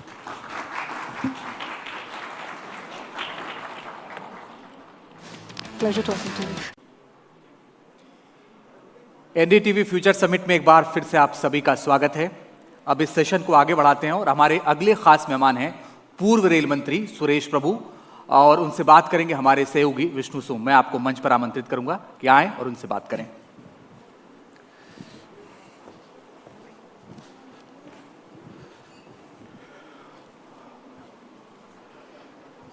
Good afternoon, everyone. Thank you very much. I trust you've had a wonderful lunch. Perhaps not too wonderful, so that you can stay focused and sharp for what is to come up. Suresh Prabhu is a rail inspiration, somebody who, as a former railways minister, has had a real idea, a vision of what the future of the railways are. And what we are looking with him at is connectivity and commerce, unlocking India's logistics potential. Thanks, Mr. Prabhu, very much for being with us. It's always super to speak with you. We know the potential, sir, if India is able to achieve, for example, what Japan has done in getting multimodal areas where there is genuine logistics potential. But in your mind, what are some of the key infrastructure hurdles which exist? If you talk about infrastructure, it's a very broad term. Whether it's roads, rail, aviation, the kind of ports we need, and all of that. Logistic, in a way, is like linking all that together. So nowadays, we always talk about multimodal transport. So therefore, all these key elements of infrastructure, when they link to one another, it provides a seamless transportation of goods, and that's what we call it as a logistics. We always had a problem with logistics as one of the hindrance to realize the true potential. The cost of logistics, the time it took in terms of handling cargo, was all the challenges. So I must thank the Honorable Prime Minister Narendra Modi ji, because he created a new department hub in the Ministry of Commerce and Industry when I was a minister in charge of that, to look at logistics. So what we did was very quickly we prepared the logistic, not just policy, because we said we already have a lot of time which has been lost, but the Government of India never had a nodal ministry to look at logistic per se. So we prepared not only just a policy but an action plan, which now is under implementation. So I think this was a major hurdle. What you asked me is a very pertinent point. People can turn around their cargo when it comes to, and there was a time when all the ports were owned by the government. There was a time when people used to take days just to get docking, and then to get discharge the cargo, take away. The people had to pay damages. The shipping lines were not interested to come to India for a simple reason: it takes so much of time. So some of the transshipment should happen in port like Colombo, and then cargo is to come here. So today, luckily, this is one of the major hurdle which is being addressed and hopefully removed soon. So logistic in itself is standalone important activity which can spur business, and those who are involved in logistic business can vouch for it. That logistic is one of the key element of creating new job opportunities. Yes. No, Mr. Prabhu, let me ask you this. Now, part of logistics development is road development and construction. I believe this government and Nitin Gadkari personally, the interest they've shown, the transformation of the highway network in the countries is fantastic. As rail minister, you would know better than anybody else that one of the primary routes we have is between Bombay and Mumbai. It's an overnight train. But in a short period of time, we'll be able to travel between Delhi and Mumbai in approximately 15 hours or so. So, when road connectivity is improved to this level, where it supplements train connectivity from a time standpoint, what is the potential of Delhi and Mumbai as an economic corridor? There's already Delhi Economic Industrial Corridor, which is already under implementation. Then there was already, we created new corridors for freight corridors. Because as you know today, on the same track, the goods train also go as well as passenger train travel. And when you say passenger trains, there are different kinds of products in passenger trains. There are some premium trains like Shatabdi, Rajdhani, now Vande Bharat, when we had initiated that time. All of that is one part. But all types of trains would travel on the same track. So this was a good project which we have started. I was reviewing it constantly when I was railway minister, was to quickly commission the freight corridor which has already happened. Yeah. So that will move up the goods train. And that will also help railways in multiple ways, because then we'll be able to attract more cargo into the railways which has been lost to road for a long period of time. Secondly, then the passenger trains will move faster, because they will not now be constrained by the fact that at the same track some goods train is running ahead of us. So this is something which will help. So this in itself will help. In addition to that, we already started working on semi-high-speed corridors, which are under implementation. In fact, there was one project which, when I was railway minister, had initiated. I had invited expression of interest from any company in the world which has a technology to commute or to actually use railway network at 400 kilometers plus. As you know, now the threshold of some of the Shinkansen train, the faster or TGVs in France, is something below 400.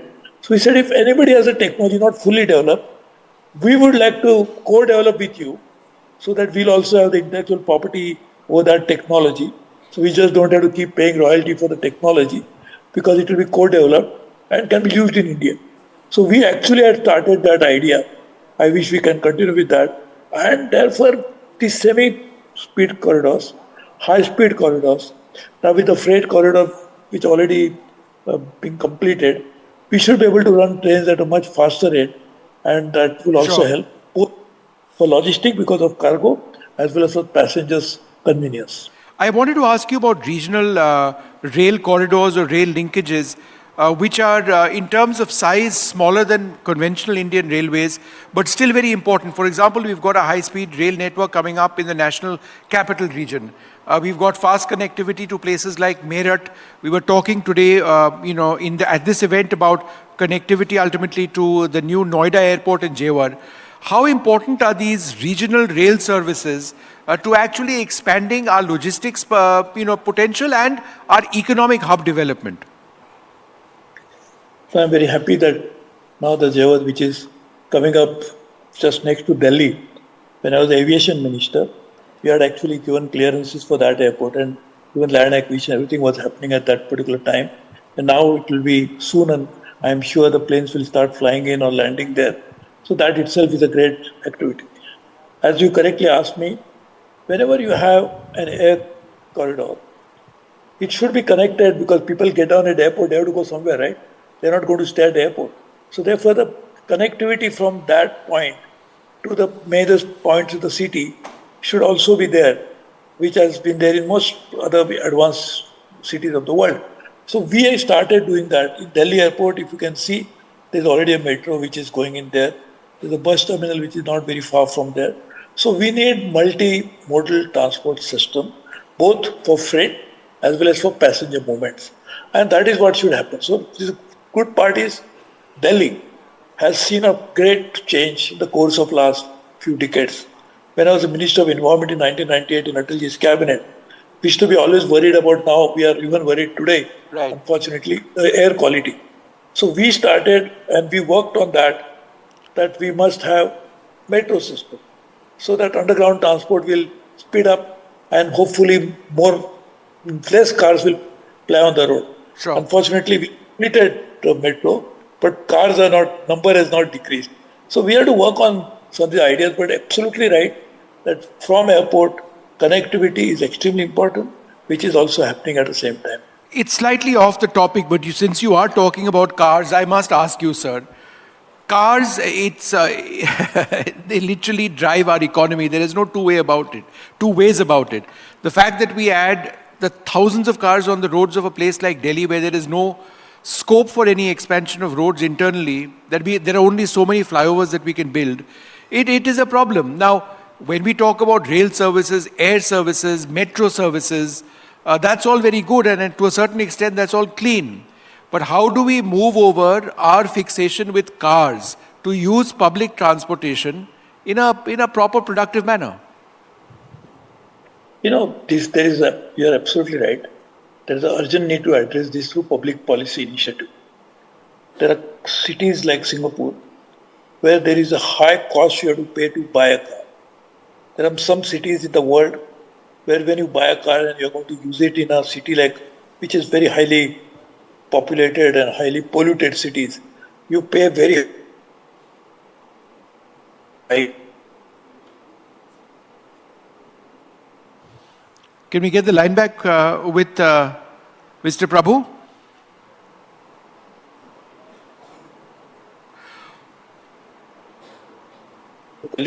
Who cannot even afford a two-wheeler. So it's not that every person is having 2 or 3 cars. Right. There are some people who have more than 3 cars. So these are very we have to discourage it. This is absolutely illogical, irresponsible, that city is choking and people are having more and more cars, bringing it on the road when there is an alternate public transport available. I know you have to make it more efficient, but now you can imagine from Delhi, major city, from Connaught Place, for example, and you can go to all around Delhi through metro. So in a situation like this, public.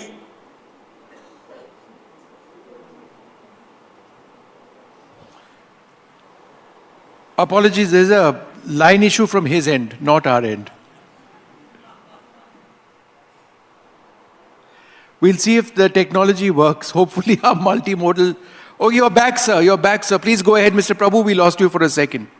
Go ahead, sir. Yeah. No, I was just saying that we really need to put in place a proper public policy, both sides. Demand side, that means more and more people will be discouraged from creating more and more demand for cars. From supply side, in terms that public transport should be made so affordable, so efficient, and should be cleaner. The other part of these cars is the fuel that goes into the car. Again, going back to the time when I was Minister of Environment in 1998, we had decided to put strict controls on this. How much sulfur content should go into diesel, making of diesel. So that is something at a refinery level.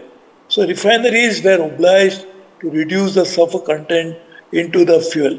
Now we have to go a long way, we have come a long way from there, but still we need to put in place the kind of fuel that can be used in a place like Delhi. No, but so Mr. Prabhu, my question is this.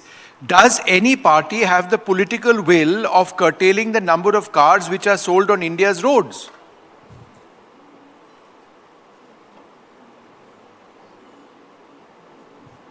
We'll try and see if we can reach out to him once again. Sir, go ahead, sorry, sir. I think the internet is not so good. So what I'm saying is, it is absolutely essential that not only we have to create a physical infrastructure, like which we are doing, but also create a public policy in place to ensure that we will be able to allow and also encourage people to move from one mode of transportation to other, to ensure that larger public good is served in terms of air quality, in terms of roads. So, as you correctly said, there's no room on the road. If more cars come in, which is the supply side issue, then automatically there will be a big problem, even if you have multiple flyovers. I think this is something which we have to seriously think about. We have to put in place proper policy regime into place. All right, Mr. Prabhu, wonderful speaking to you. We'll wrap it up. The internet is failing us today, but thank you so much for your ideas on the future of mobility and transportation and the creation of hubs as well. So a lot of interesting ideas over there, certainly linked to the potential of the Indian Railways in creating these hubs and a lot of the policies which Mr. Prabhu himself was a part of. Thank you all very much. We'll move on now to our next session.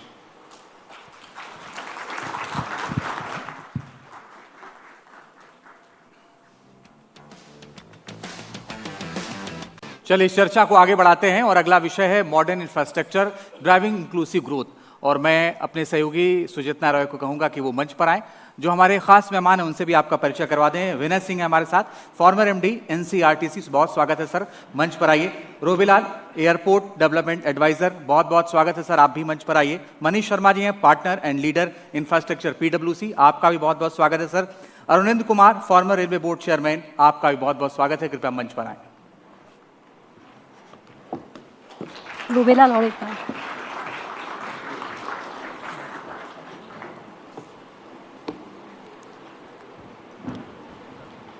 Yes. Panelists, please join me.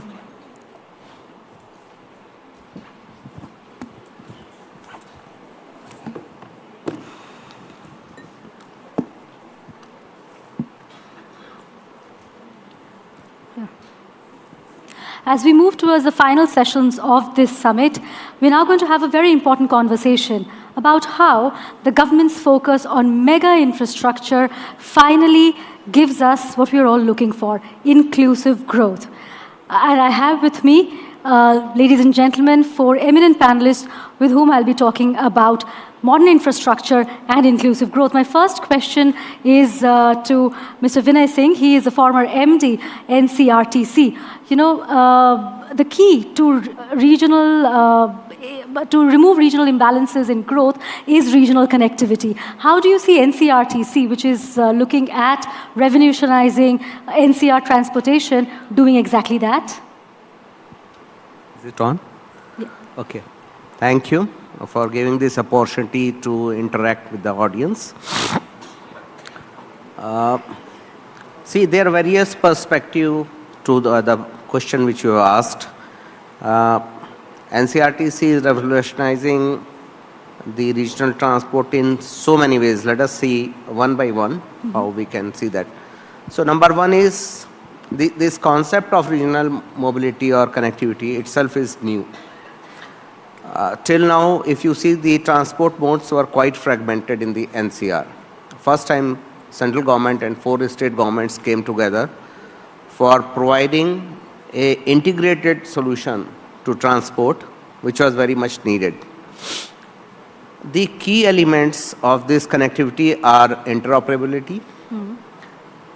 That means the 3 corridors which are part of the first phase of the project, these are interoperable. Right. So trains can move from one corridor to another. Passengers, they need not to change the trains at the terminal station. So practically there is no terminal station and there is a seamless movement.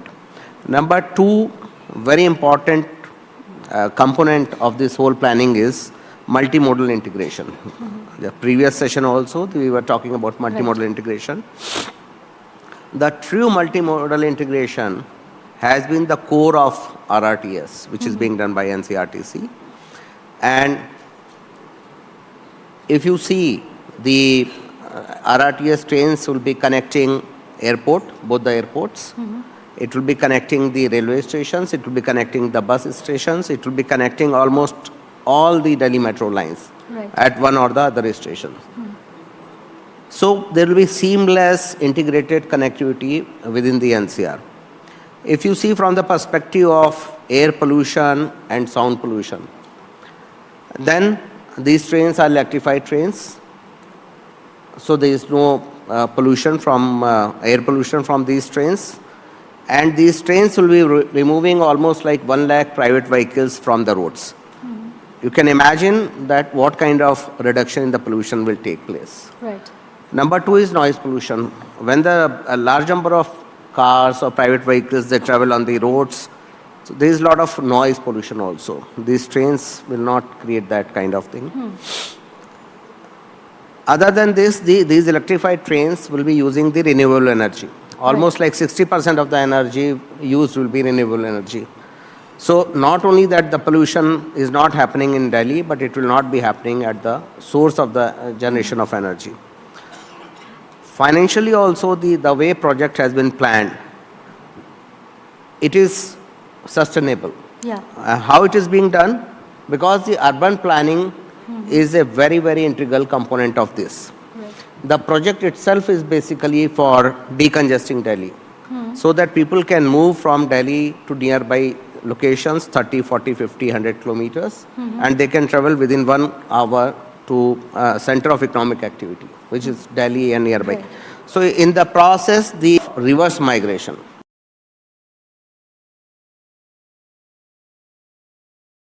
Right. Which is otherwise it was happening towards Delhi, everything was gravitating to Delhi, congesting Delhi. Now with this project, this is going to revolutionize the way people are living in Delhi and NCR. It is not only how they travel. Right. So the whole thing is going to change as it was planned 10, 15 years back. Yeah. Okay. Thank you. I'll come to Mr. Arunendra Kumar on this. You know, at the very core of railway system in any country has been to ensure seamless regional connectivity. But we were discussing the same issue with Mr. Subhash Garg a few sessions before. And budget after budget, we've seen how investment into mega railway projects, which we'd seen previously, dedicated freight corridor or even the rapid rail projects, they've been deprioritized as far as allocation of budget is concerned.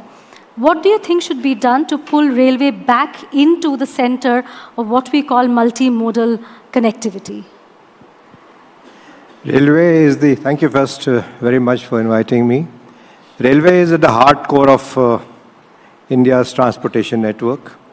And to promote, because of the Indian Railway Act, the state involvement, the RRTS concept has come up.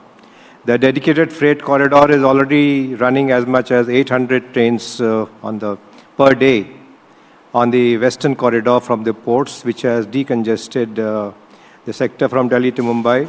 Similarly, there is decongestion in Lava division, where you find that trains are now much more punctual. So, with these rise of freight corridors, the rise of RRTS-like things, or the metro, the passenger generation is happening at different locations. And they want to transfer from one place to another, whether it's cargo or whether it's a passenger. And there, this multimodal concept is coming up, in which it has been decided by the Honorable Prime Minister and the Cabinet that we must create multimodal hubs. The stations should be such that they should have connectivity as far as passenger is concerned for everything, and as far as cargo is concerned, these container depots should have everything. So these things are going to come, and we expect that the budget shall have greater focus on this kind of connectivity, both for passengers as well as for cargo. And Indian Railways shall always remain at the heart. And more freight corridors, whether it is the way it has come up or in some other form, it is very much essential. What we need is a corridor. It may be a freight corridor, it may be a passenger corridor. We have a high-speed passenger corridor coming up. RRTS is a passenger corridor. We have a freight corridor. Whenever you have a corridor, the trains move faster because they are of the same type. There's homogeneous running. Today, we run trains, everything is on the same track. Passenger train, freight train. It's like, you know, you go in Chandni Chowk and everybody is following each other. Ikka bhi hai, pedal bhi hai. So you can't have speed. So a speed you want, you have to have a corridor. And when it is corridor, then you decide whether it's freight corridor or a passenger corridor. Similarly for airports, you have to connect people to the airports. You have to have trains there. And here one suggestion is, when we have connectivity for airport, when we design a city, kindly leave some place for a railway line or railway station, because later on, railway will be required and the cost becomes prohibitive. It's prohibitive. If you need a new line, it is not so expensive for the land is concerned or the construction is concerned. But when you become, let's say Delhi Metro was initially planned on Delhi City was there, if some land was left out, may not be thinkable at that stage, but for all the new hubs that are coming, like Yamuna Expressway Authority or Greater Noida, we leave some patch of land which is very efficient as far as railway usage of land is concerned, so that multimodal can take can really be realized. Otherwise, the expense is so much that you get bogged down in that and nothing comes out. Thank you. I'll come to Manish on this. Since the morning, the various conversations that we've heard, we have continuously spoken about how multimodal connectivity, I know you'll say it's an oft misused phrase, it has transformed rural economies. What role do you think that the private sector in India can play in accelerating this transformation? See, private sector play, or which is often referred to as pure play private investment or public-private partnerships, will have to be looked at in a wholesome framework. It cannot be a panacea for everything. It's not the holy grail. What we have seen is that wherever there is a maturity in the sector, where the revenue of the sector and there is a willingness to pay for the services, private sector, private participation models have picked up. Take the example of roads in India. For the last 30 years, we have seen PPP models taking off. And we have revisited those models whenever there has been a stress in the sector. But we have made sure that public-private participation happens effectively. Same is true for airports, where we have seen PPP take off. Likewise in energy sector as well. But when it comes to probably something which is touching the lives of people much more closely, whether it is distribution of energy in a city, whether it is water-related distribution activities, we have seen PPP being at the margins. Right. And the reason for that is purely because of the kind of risks which private sector is unwilling to take in today's environment. There is a willingness to pay risk, there is a billing risk, there is a collection risk. Okay, infrastructure within the city is not mapped adequately, so there are challenges around saying, where do I rehabilitate? How much cost do I incur in rehabilitating? These are the kind of risks that somebody will need to spend time on. And that's where the word keeps coming to the table, project preparation. Yeah. If you prepare your projects well, greenfield projects, relatively easy to prepare well. Brownfield, where you're trying to rehabilitate, expand infrastructure, difficult, requires a lot of groundwork. Right. Okay, so whether it is rural areas, whether it is urban areas, the story remains the same. Right. I'll come to Mr. Lal. You know, we began today's summit with a conversation with the Civil Aviation Minister, Mr. Ram Mohan Naidu. He mentioned how the vision for multimodal connectivity has been, as far as air travel is concerned as well, as far as civil aviation is concerned, is from Hawai Chappal to Hawai Jahaj. In that, my question to you is, how have policies such as UDAN panned out in democratizing air travel among the various regions of India, especially the backward ones? The UDAN that I know of, I've never really used it extensively, has been very effective. Right. So, but not to all the airports. Therefore, when currently the ministry talks about another 200 to 250 airports in the next till 2047, then there's a requirement for regional studies that have to be done.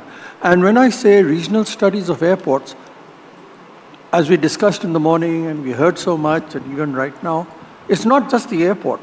Nobody goes to go take a look at an airport unless you're a guy who works there. But the thing to do is all the other infrastructure that comes in. The roads, the rails, the water supply, power, and if people are coming in, schools, hospitals, the whole thing. And today, we're coming up in locations which already have this. So even if you look at Jewar, which is going to be a really big facility, all right, the traffic that's going to come there is from that rail. But then, as we come to these other airports, even Purandur in Chennai, right. It's 75 kilometers or thereabouts in Kanchipuram, beyond Kanchipuram, in fact, it's in that district, 75 kilometers. So there rail comes in, because this is what's going to happen at Jewar. Narita serves Tokyo, is 60 kilometers from the city. High-speed trains, regular trains, buses, a whole range of services. And all these will have to be looked at to come up with it. And a lot of it's going to be through PPP. As Manish just pointed out, PPP is going to be important for this very, very large. By the way, and the other thing, and I in fact put it down, what is meant by long-term economic gains? There has not, I'm not aware of any studies done in India as to what is long-term economic gains for rural areas. I'll just come to that point. Yes, I had a few questions around that. I'll come to you, Mr. Singh. We're talking about PPP. How has been your experience as far as private partnership is concerned when we talk about NCRTC? Okay. So, NCRTC per se is a government organization. It is a joint venture of central government and the 4 state governments. Right. But at the policy level, we were very much conscious that we have... Just hold your mic a little closer. We have to have a lot of participation by the private sector. The metro rail policy itself, it says that we have to prioritize operation and maintenance of metro rails. See, RRTS is governed by metro rail policy because this is a new mode of transport which comes within the Metro Rail Policy and Metro Act. So there was a very clear vision from the day one which we created that will bring in a private operator for operation of this system. For the first time in the country, NCRTC introduced a private operator, a DOSH1, for maintenance and operation of trains. So even the systems like signaling, track were handed over to DB for maintenance. This is something which was otherwise the railway feels that it is a very, very sensitive system not to be given to the private players. But we did this. It is happening all across the world. Europe, practically all railway systems are being maintained by a private sector. Civil aviation. The planes are being maintained by private sector, so which are very sensitive equipment. So we introduced that, and as the last mile connectivity and multimodal level, integration level, also we brought in a lot of private sector initiatives. We had JV with the Rapido, we had some other private operators which are now providing their services for the last mile connectivity. We brought in some private sector innovations for the construction techniques and for monitoring the project also. So practically almost in all areas of project implementation and operation and maintenance, we could bring in private sector involvement, which is very, very essential, because government should work as regulator rather than as implementer. And within that regulatory policy, we went ahead and brought in a lot of private sector involvement and participation in implementation. Right. I'll come to you, Arunendraji. We are talking about, we just mentioned, Mr. Lal just mentioned the Noida International Airport, and there was a conversation with the CEO there, Mr. Schnellman, a while back, where the question that my colleague kept asking is last mile connectivity.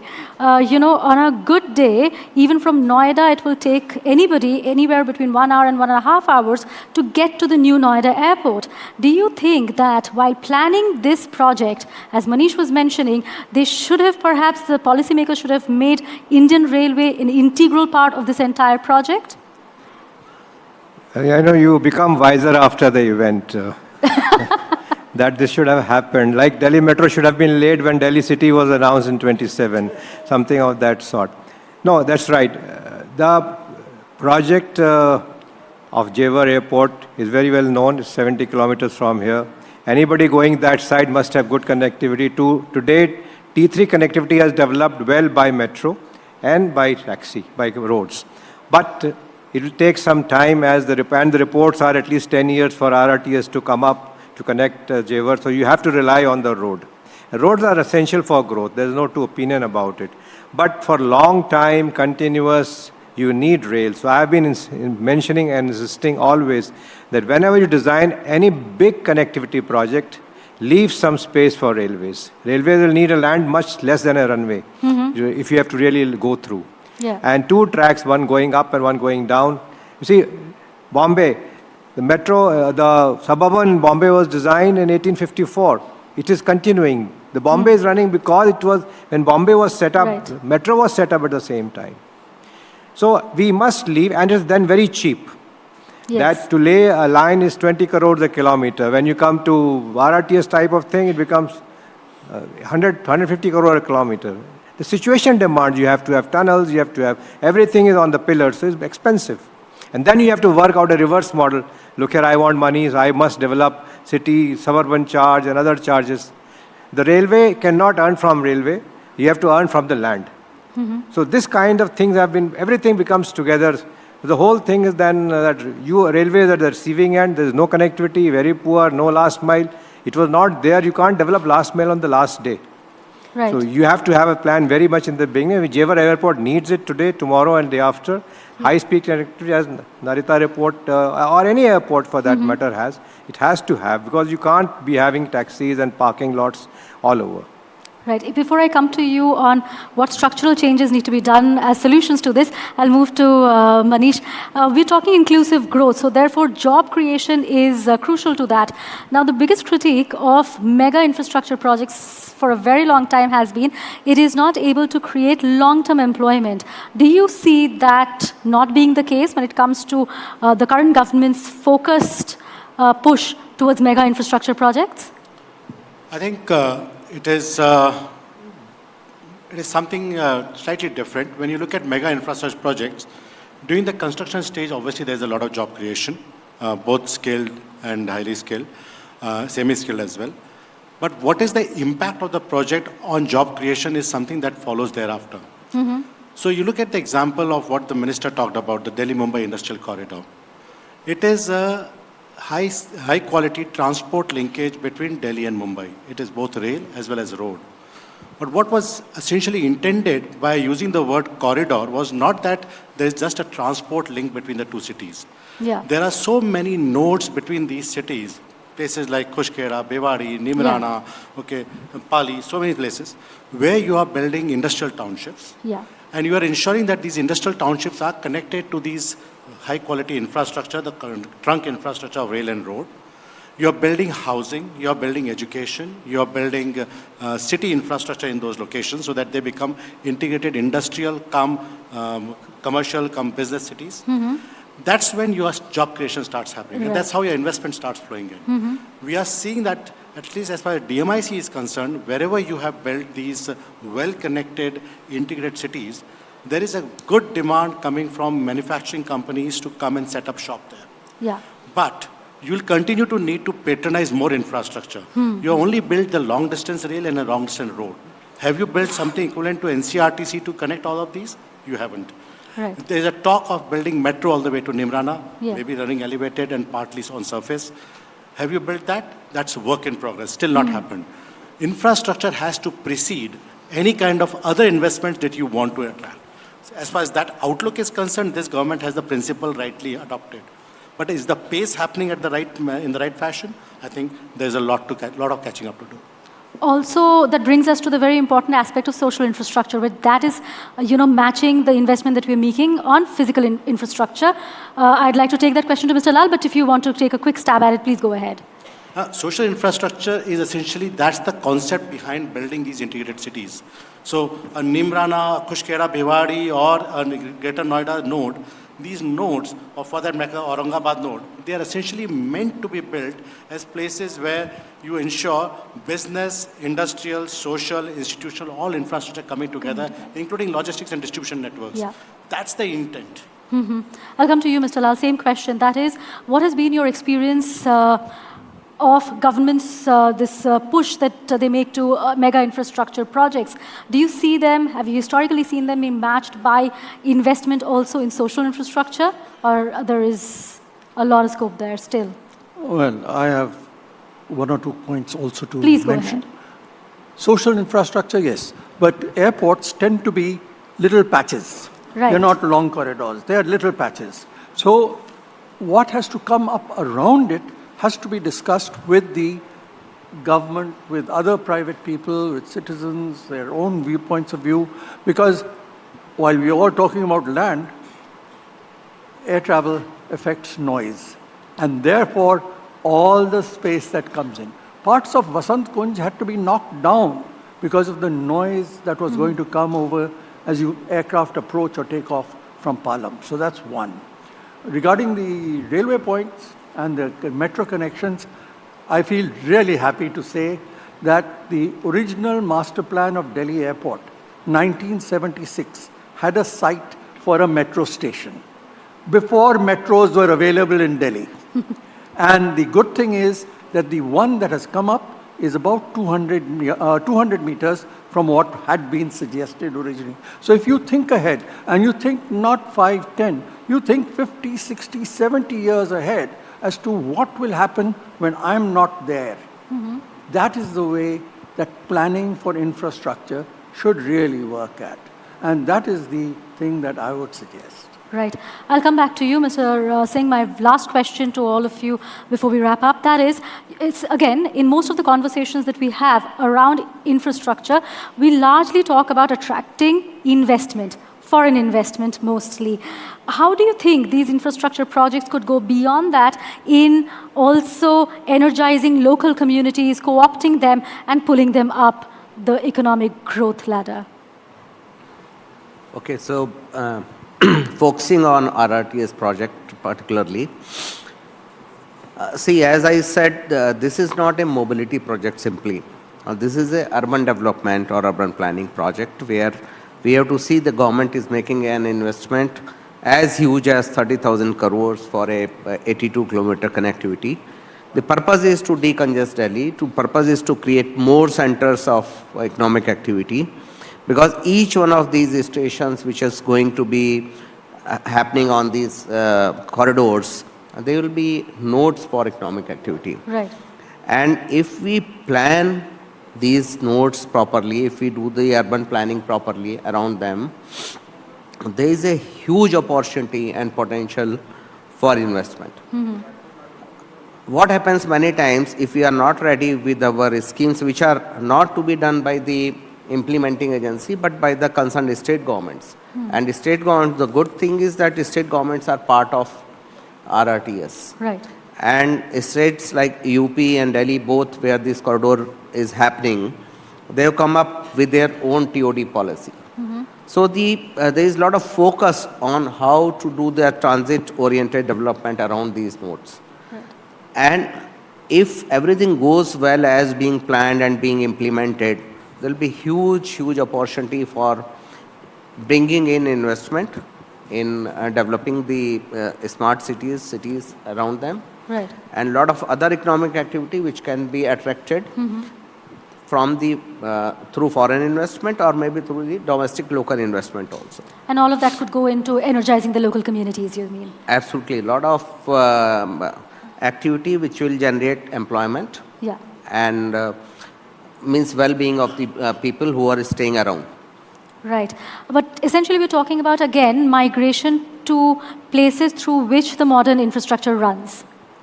Perhaps? Yeah. So actually I am talking about that only. See, what happens whenever this kind of investment is made in a transit project, so a lot of economic activity will come around these stations. Right. We can plan in a way so that we regulate the development, or if we don't do it in time, then haphazard development will take place, which will not, initially it will attract the investment.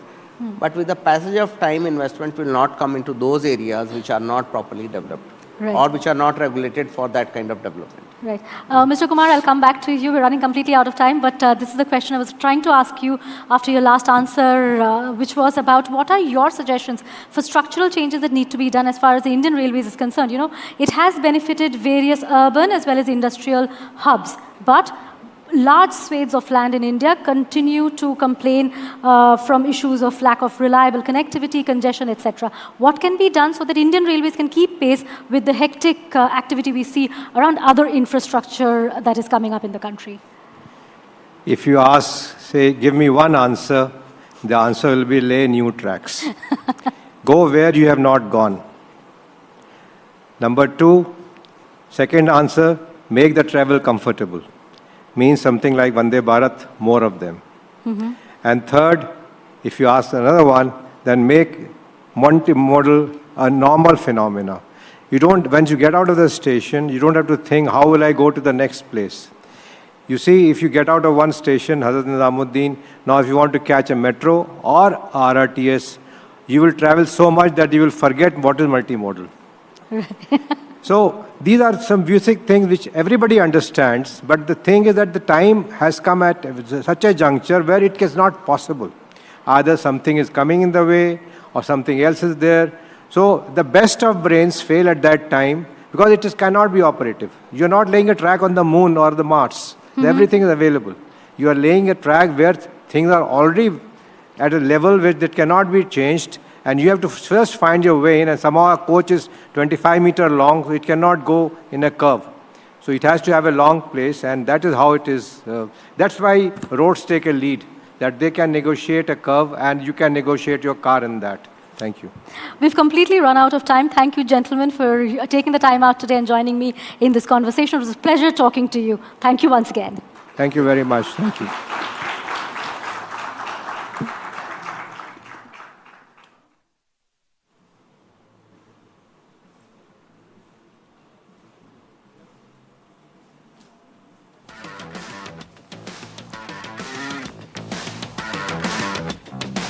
बहुत बहुत शुक्रिया विनय सिंह जी, रोबीलाल जी, मनीष शर्मा जी, Arvind Kumar ji.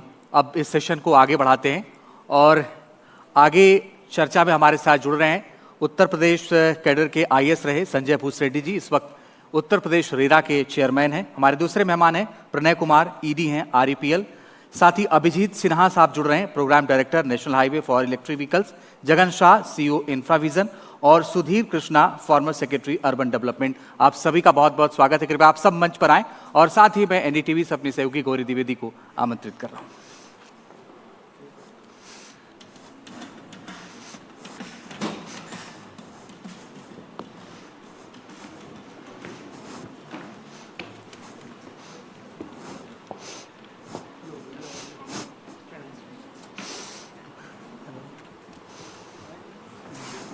Please, sir.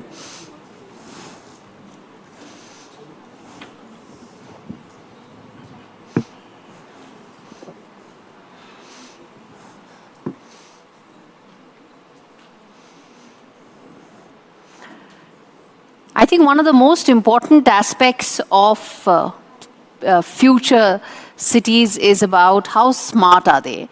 And the one thing that this government has spoken about and has really made it a sort of a mission is that the urban landscape in India should change. The 2015 Smart Cities mission was an effort in that direction. A lot of progress has been made. There are some learnings, there are some challenges. And in this discussion, we'll try and bring out all of them. The learnings, what should be India-centric solutions, and also what are the specific challenges that cities in India face. Because it's easy to start going about making things greenfield, but brownfield is when a lot of challenges come where India-centric solutions need to be sought and need to be identified. And this panel, I'm hopeful, is going to be able to get out some of those interesting insights and perspectives that would enrich policymakers as well as the audiences in terms of how do we make our cities smarter and how do we go about learning from the lessons that have come in. Let's go across the panel, sir. Let me start with you. Your opening thoughts on the fact that connectivity, how crucial it is in terms of ensuring that our urban landscape changes and it becomes in tune with the challenges both of connectivity as well as urbanization that are there. Thanks for inviting us, me particularly, for this August gathering. See, definitely connectivity is a point which everybody knows that it is required. As far as a smart city is concerned, the real issue or real challenge we as an organization... So could you just pull up the mic a little bit? Yeah, keep it closer to your mouth. Yeah. The real challenge we faced about that data availability to plan for the smart city. What to connect and where, that origination destination matrix, the mode of transport, what people needed. Nothing was rightly available, and what was available was in piecemeal. It was difficult to join the dots. Right. You want to come in there, sir, in terms of when you talk about our smart cities, the kind of challenges and also the alignment that exists between connectivity. If we are able to provide connectivity, how much does it help in really transforming our cities to become smarter as the ultimate goal is? I think connectivity is at the heart of planned urbanization. Without proper connectivity, we have you introduce mobility solutions like metro rail, but if it is not connected with the last mile connectivity solutions, then you end up confusion around and people do not know where to go, how to go, and so on and so forth. So seamless connectivity solutions, what is called comprehensive mobility planning, walk to work. You start from your house and you should be able to comfortably walk up to intermediate transport station like bus station, and then you take the bus up to the metro station and then take metro and go and reverse that side also. So seamless. Today the position is unfortunately in our quest for transportation solutions for the cities, only metro rails have been given attention. Even buses are not enough. Most cities don't have enough buses also.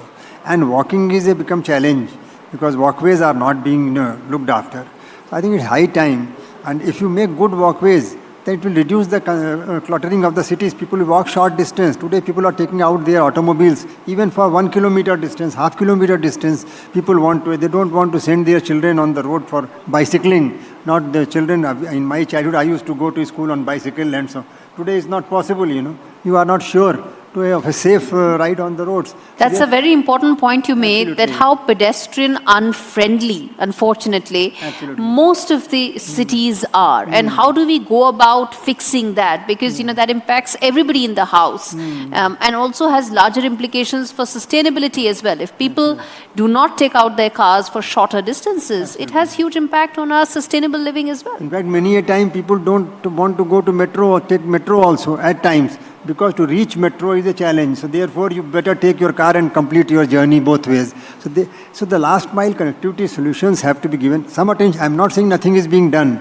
but greater attention, the kind of attention metro rails are getting, pathways are not getting, walkways are not getting a fraction of that attention, you know. Cycle paths are, you know, being developed only as a showpiece here and there, 1 kilometer, half kilometer here and there. I think it is very high time that municipal corporations and those who handle the city operations, the development authorities, the planning authorities, they must focus on integrated mobility solution, starting with my colleague just now, you mentioned about origin and destination traffic, how much origin people are going from where. That survey can be done. It is possible to conduct surveys to do a planning and find out how from where to where people are going, in what number. The surveys will give good approximate results. I think these are foremost and fundamental requirement is integrated transportation solution for making cities really, you know, sustainable. And then smartness will come later. You have smart buses already, smart metro rail. Metro rails are very smart. But that is not enough, you know. We have bicycle systems which are smart, but they are all in pieces here and there. So it is high time that we integrate. That's an important point, yes. sir. Mr. Shah, you want to come in there that connectivity is a 360-degree concept. And as Mr. Krishna said, that while some aspects may have been given some attention, a lot still needs to be done. Certainly a lot has to be done. Connectivity is not only a concept, connectivity is an outcome. It's actually the product of investing not only in connectivity infrastructure, which usually captures our imagination a lot more. So we want to build the railway tracks, we want to build the metros, but also importantly, connectivity services.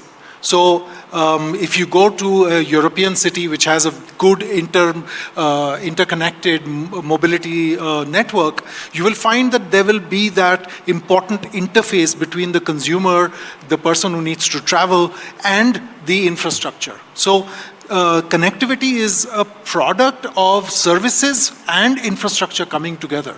It's not enough to simply run a bus, you need to run a full bus. It's not enough to simply run a metro, you need to make sure that the metro is getting people to where they want to be.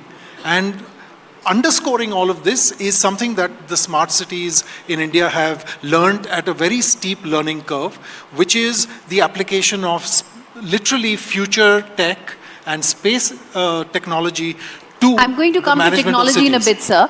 But specifically on the connectivity part, I just want to quickly get in, sir, as well, to sort of talk about how connectivity, as Mr. Shah said, is a derivative of how you want to make your cities smart. Very, very good one to start with. And thank you for having me here. I don't know how many people will agree with me. But if I have to build a home for myself, I would not like to build in the cities that we have in India. Might be not Delhi, might not be Bangalore, might not be Mumbai. Because all of us, and particularly these cities, are on a scale, if I can give you, every minute, 30 people from a rural settlement is moving in India to an urbanization. The scale of urbanization in India is so huge, it's unprecedented in the history of the mankind. And if you look at it, that 11% of the world population lives in our villages. And they all need cities. These cities should be livable, walkable, breathable. And what we wish... And sustainable. And sustainable, definitely. What we wish to have these cities is definitely to give us a gesture and also, if you can say, drinkable hot water, drainage, network, and healthcare. Right. We have Mr. Sanjay as well with us on the Zoom link, right? Yeah, sir. Let me bring you in as well on the fact that we're talking about the connectivity aspect of how that drives the success of smart cities. See, I'll give you the best the help of an example.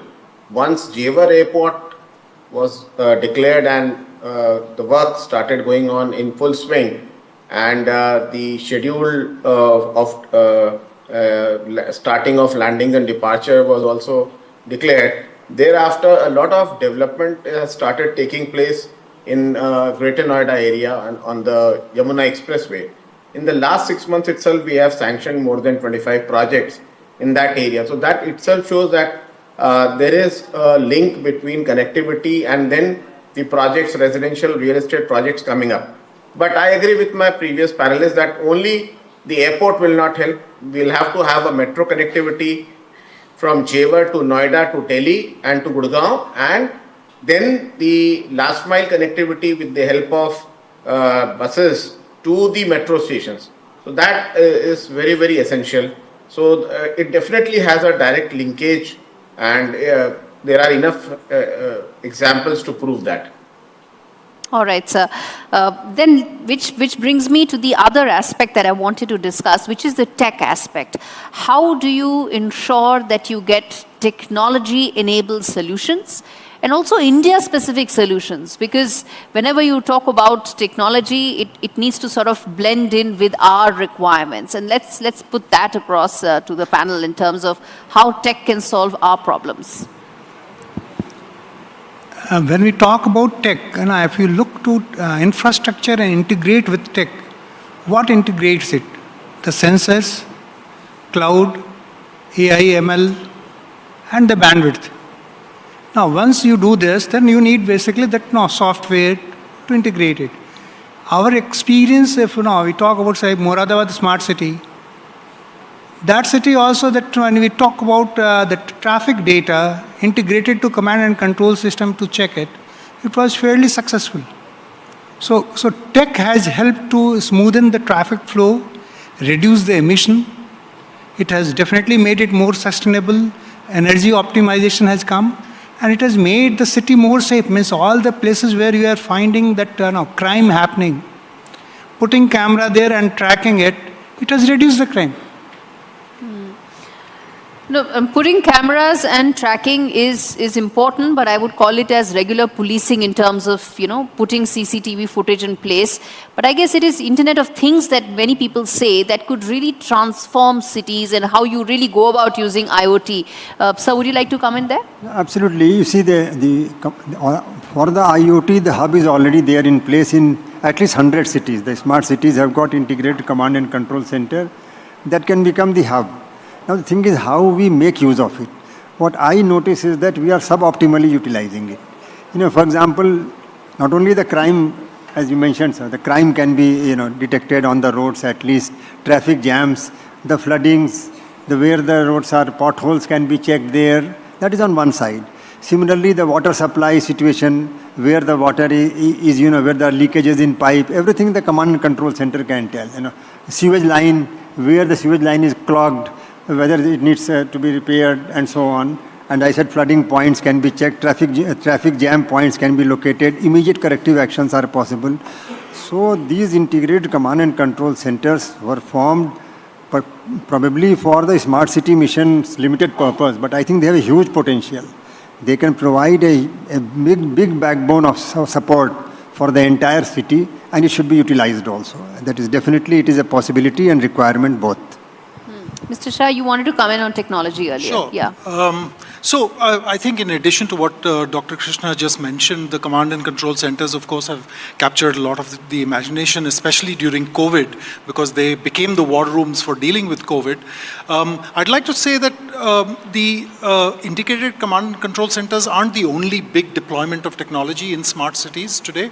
One of the great achievements of the smart cities mission, which is unacknowledged, is that over across the 8,000 plus projects that it will deliver by next year, or rather, in fact, by this year, a lot of those projects are about circularity, for instance, waste management, wastewater management, even ecological restoration projects have come in, air quality management. So technology has been deployed in smart cities on a pilot basis across the country, across 100 cities, which is showing us the sustainability potential of our cities as well.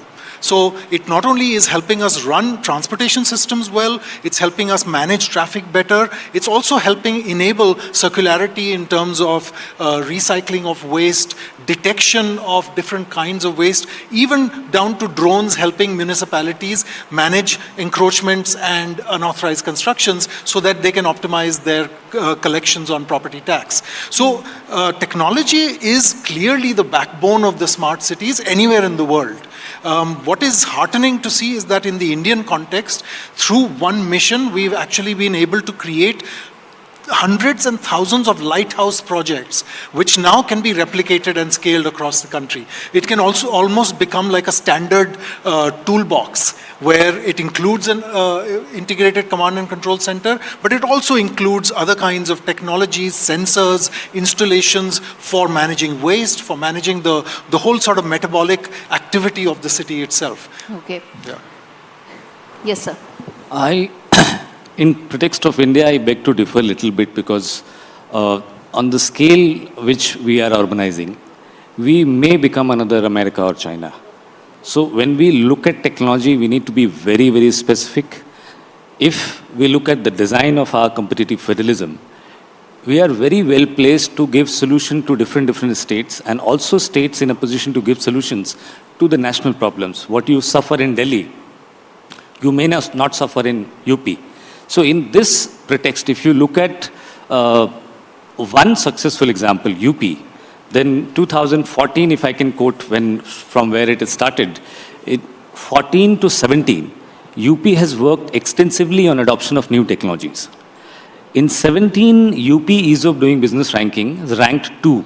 Yeah. And at that time, when new government came with the Vibrant Gujarat model, I used to be the campaign team member of the Vibrant Gujarat model, and then I came to UP. So UP was given first possibility for us to work and bring and make it possible for investor to become a destination for investment. Bringing technology in a sensible manner is a competitive federalism competition between states today, that we do not end up becoming America, China, and again becoming into a same loop where nobody wishes to live in cities. And ultimately, if the adoption of technology is not done in a way, particularly after the global disappointment of COP29, which was placed as a solution provider for the world. World is looking at India now that the way how sustainability and development can work together, Prakriti bhi, Samriddhi bhi, Vikas bhi, or Virasat bhi. So there are three aspects of what you said, and all three are equally important, but they are distinct from each other. One is our constraints of urbanization, which require us to create housing and other infrastructure. Second is the aspirational living, where we want better living standards and hence don't want our present cities as options for living. And the third is that how do we go about creating global models that can be replicated by other countries in global south. All three are equally important, but I would say not interchangeable, and I think that makes the whole this conversation so important, but at the same time so diverse. Let's get in Mr. Sanjay as well to talk about the role that technology plays in terms of ensuring our cities become smart, and the challenges that are unique to India must find those India-centric solutions as well. Speakers have mentioned as previous speakers have mentioned on the technology aspect, I would say that there are few examples in India which are good examples, but I would take the example of the gift city in Ahmedabad, which was the smaller version of a investment destination, but that's a complete where everything with respect to technology, IoT, and all the aspects of drainage, sewerage, drinking water, cooling of the air conditioning of the buildings, everything is being taken care of. So we will have to find local what is applicable, because all technologies cannot be made applicable in all cities. So we'll have to see. And as has been said, that the command control center which has been set up is a very good example, but in that only one aspect by and large have been done by all the states, that is traffic control, bottlenecking, traffic regulation, etc., etc. But with respect to the service aspect, where is the drainage leakage, where is the sewerage, where are the points, where are the where complaints would come up in the next 2-3 days, or where in the during night fire has taken place. So there are three aspects of command and control center. One is the basic traffic regulation and things like that, law and order, etc., etc. The other is your services, and third is your monitoring of all the services, where your services are there and where they will give you problems. So it has to trigger and tell in advance the administrators of that city that look, in the next few hours, there is a problem which may come, so please get it rectified, or a problem has already come, so get it rectified. So we have to use technology in that way. All right, so that's an important point. And in the spirit of time, the third this question I want to ask to the panel, I would request all of you to keep it short so that I can also take maybe one or two questions from the audience. But the question that I want to ask is that what has been the one success story in terms of smart cities that you think India can emulate? There's no perfect example because we need to have solutions for our particular conditions. But in your assessment, the one experiment that you think that India can replicate when it comes to smart cities on all parameters? Quickly, sir. Yeah, if you look around the world, Barcelona, Amsterdam, Seoul, or even Shanghai, Shenzhen, everywhere people talk about citizen-centric and shared mobility and sustainable solution. Okay. So this is where has to be focused to create our future correct smart cities. Sir, I just have one thing to say. If you take the NCR region, we can combine Barcelona, Madrid, Seoul, all of it, and we'll still not reach NCR. So what you're saying is correct, but at the same time, I think the scale of how India deals with anything makes things so much more complicated. Yeah. Actually, all these cities which are ranked as really smart cities or top smart cities are generally in Europe. In addition to that, top 10, and then Singapore and maybe Seoul. But thing is, all these cities, the reports that have come, and I have visited some of those cities, I had the fortune of visiting also some of these cities, and they are investing a lot on social infrastructure. You know, awareness, education of people, children education, healthcare, public facilities like public parks and so on. So it is an integrated, it's very difficult. You see, you cannot bring smart gadgets and display here and there, distribute smart gadgets and to companies and to municipalities and to people and say that city will become smart. The whole framework has to be, so along with the smartness solutions, we should have a planning vision also as to how the city will be, what is the characteristics of the people, what are their requirements, and with that we work, Vision is very important. Exactly, yeah. Yes. Yeah. You asked for an example of a success that can be replicated all across the country. If I can say two, please. One is Coimbatore Smart City, which cleaned up its water bodies and restored through biological, ecological restoration methods all of its water bodies. The second is Surat Smart City, which actually demonstrated that our wastewater can be treated to the level of becoming drinking water quality. And so it has actually demonstrated precisely what Singapore has become famous for, which is what is called new water, which is actually recovered from wastewater. Surat has already demonstrated that. So I would say that these two water bodies, as well as the Surat example of cleaning up the water, and maybe I should add Indore's example of solid waste management, which is clearly something that can be replicated across the country. Indeed, yes. I would say reduction of our GDP spend on logistic 14% to 9%, decarbonization of our surface transport. These two have been a big issue for the economic growth of India. From last 10 years where we have reached now to bring a very good climate taxonomy, also making electric highways to connect the smart cities, because in future, mostly people will be owning in smart cities electric cars, and they would like to go on highways. It is important and necessary. It was very important for us to build a good network of electric highway. India has a very successful example of now entering into building of 5,500 kilometer e-highway on entire golden quadrilateral Bharatmala and Sagarmala, reaching from Delhi to Kanyakumari.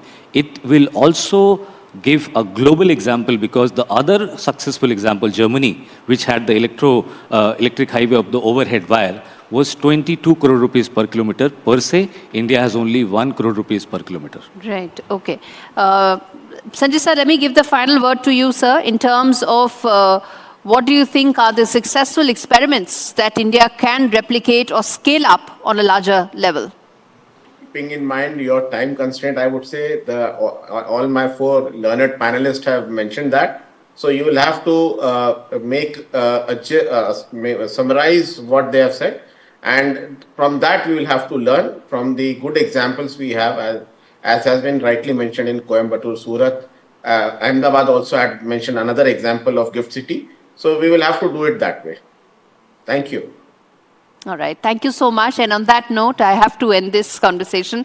It was extremely important, threw up a lot of interesting ideas, insights, and I think it's all about being able to implement and solve some of the challenges that may come along. And thank you so much to the audience for being a patient listener. All the panelists are available offline. We can't take the questions given that the next session is lined up. Thank you so much.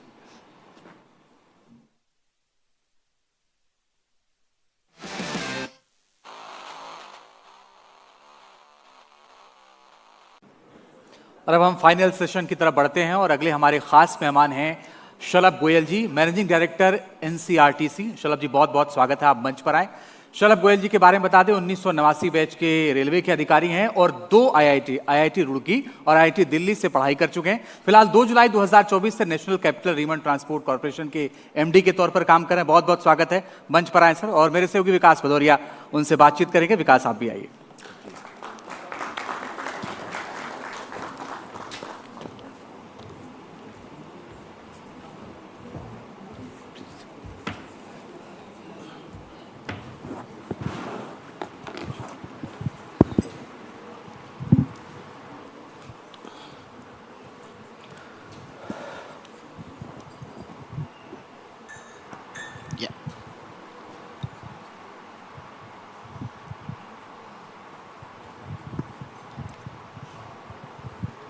नमस्कार, future summit NDTV में आपका स्वागत है। और हमारे साथ इस वक्त जो खास मेहमान हैं शलभ गोयल हैं, मैनेजिंग डायरेक्टर हैं एनसीआरटीसी के, और इनके कंधों पर जिम्मेदारी है कि देश में जो क्षेत्रीय परिवहन है, जो लोकल ट्रांसपोर्ट है, जो रीजनल कनेक्टिविटी के लिए खास तौर पर उसकी कनेक्टिविटी, मल्टी मॉडल कनेक्टिविटी को एनहेंस करने की और उसको बढ़ाने की, ताकि लोगों की जो यातायात की सुविधाएं हैं वो बढ़ती चली जाएं। तो आपका बहुत बहुत स्वागत है। आपने व्यस्त समय में हमारे लिए समय निकाला, बहुत बहुत धन्यवाद। और हम आपसे इस बातचीत के जरिए कोशिश करेंगे कि अगले 1 दशक के भीतर जो मल्टी मॉडल कनेक्टिविटी है वो लोगों को किस तरह से राहत पहुंचाने जा रही है, किस तरह से उनका आवागमन सुगम हो रहा है। और ख़ास तौर पर एनसीआर के परिप्रेक्ष्य में, चूँकि ये पूरी फ्यूचर समिट जेवर airport, Yamuna expressway authority, industrial development authority के आसपास किस तरह से सिनेरियो बदलने वाला है उस पर है। और हम ये समझना चाहते हैं कि एनसीआरटीसी इस पूरे जेवर एयरपोर्ट और यमुना इंडस्ट्रियल एक्सप्रेसवे के आसपास जो कनेक्टिविटी है, मल्टी मॉडल कनेक्टिविटी है, उसमें कैसे रोल प्ले कर रहा है।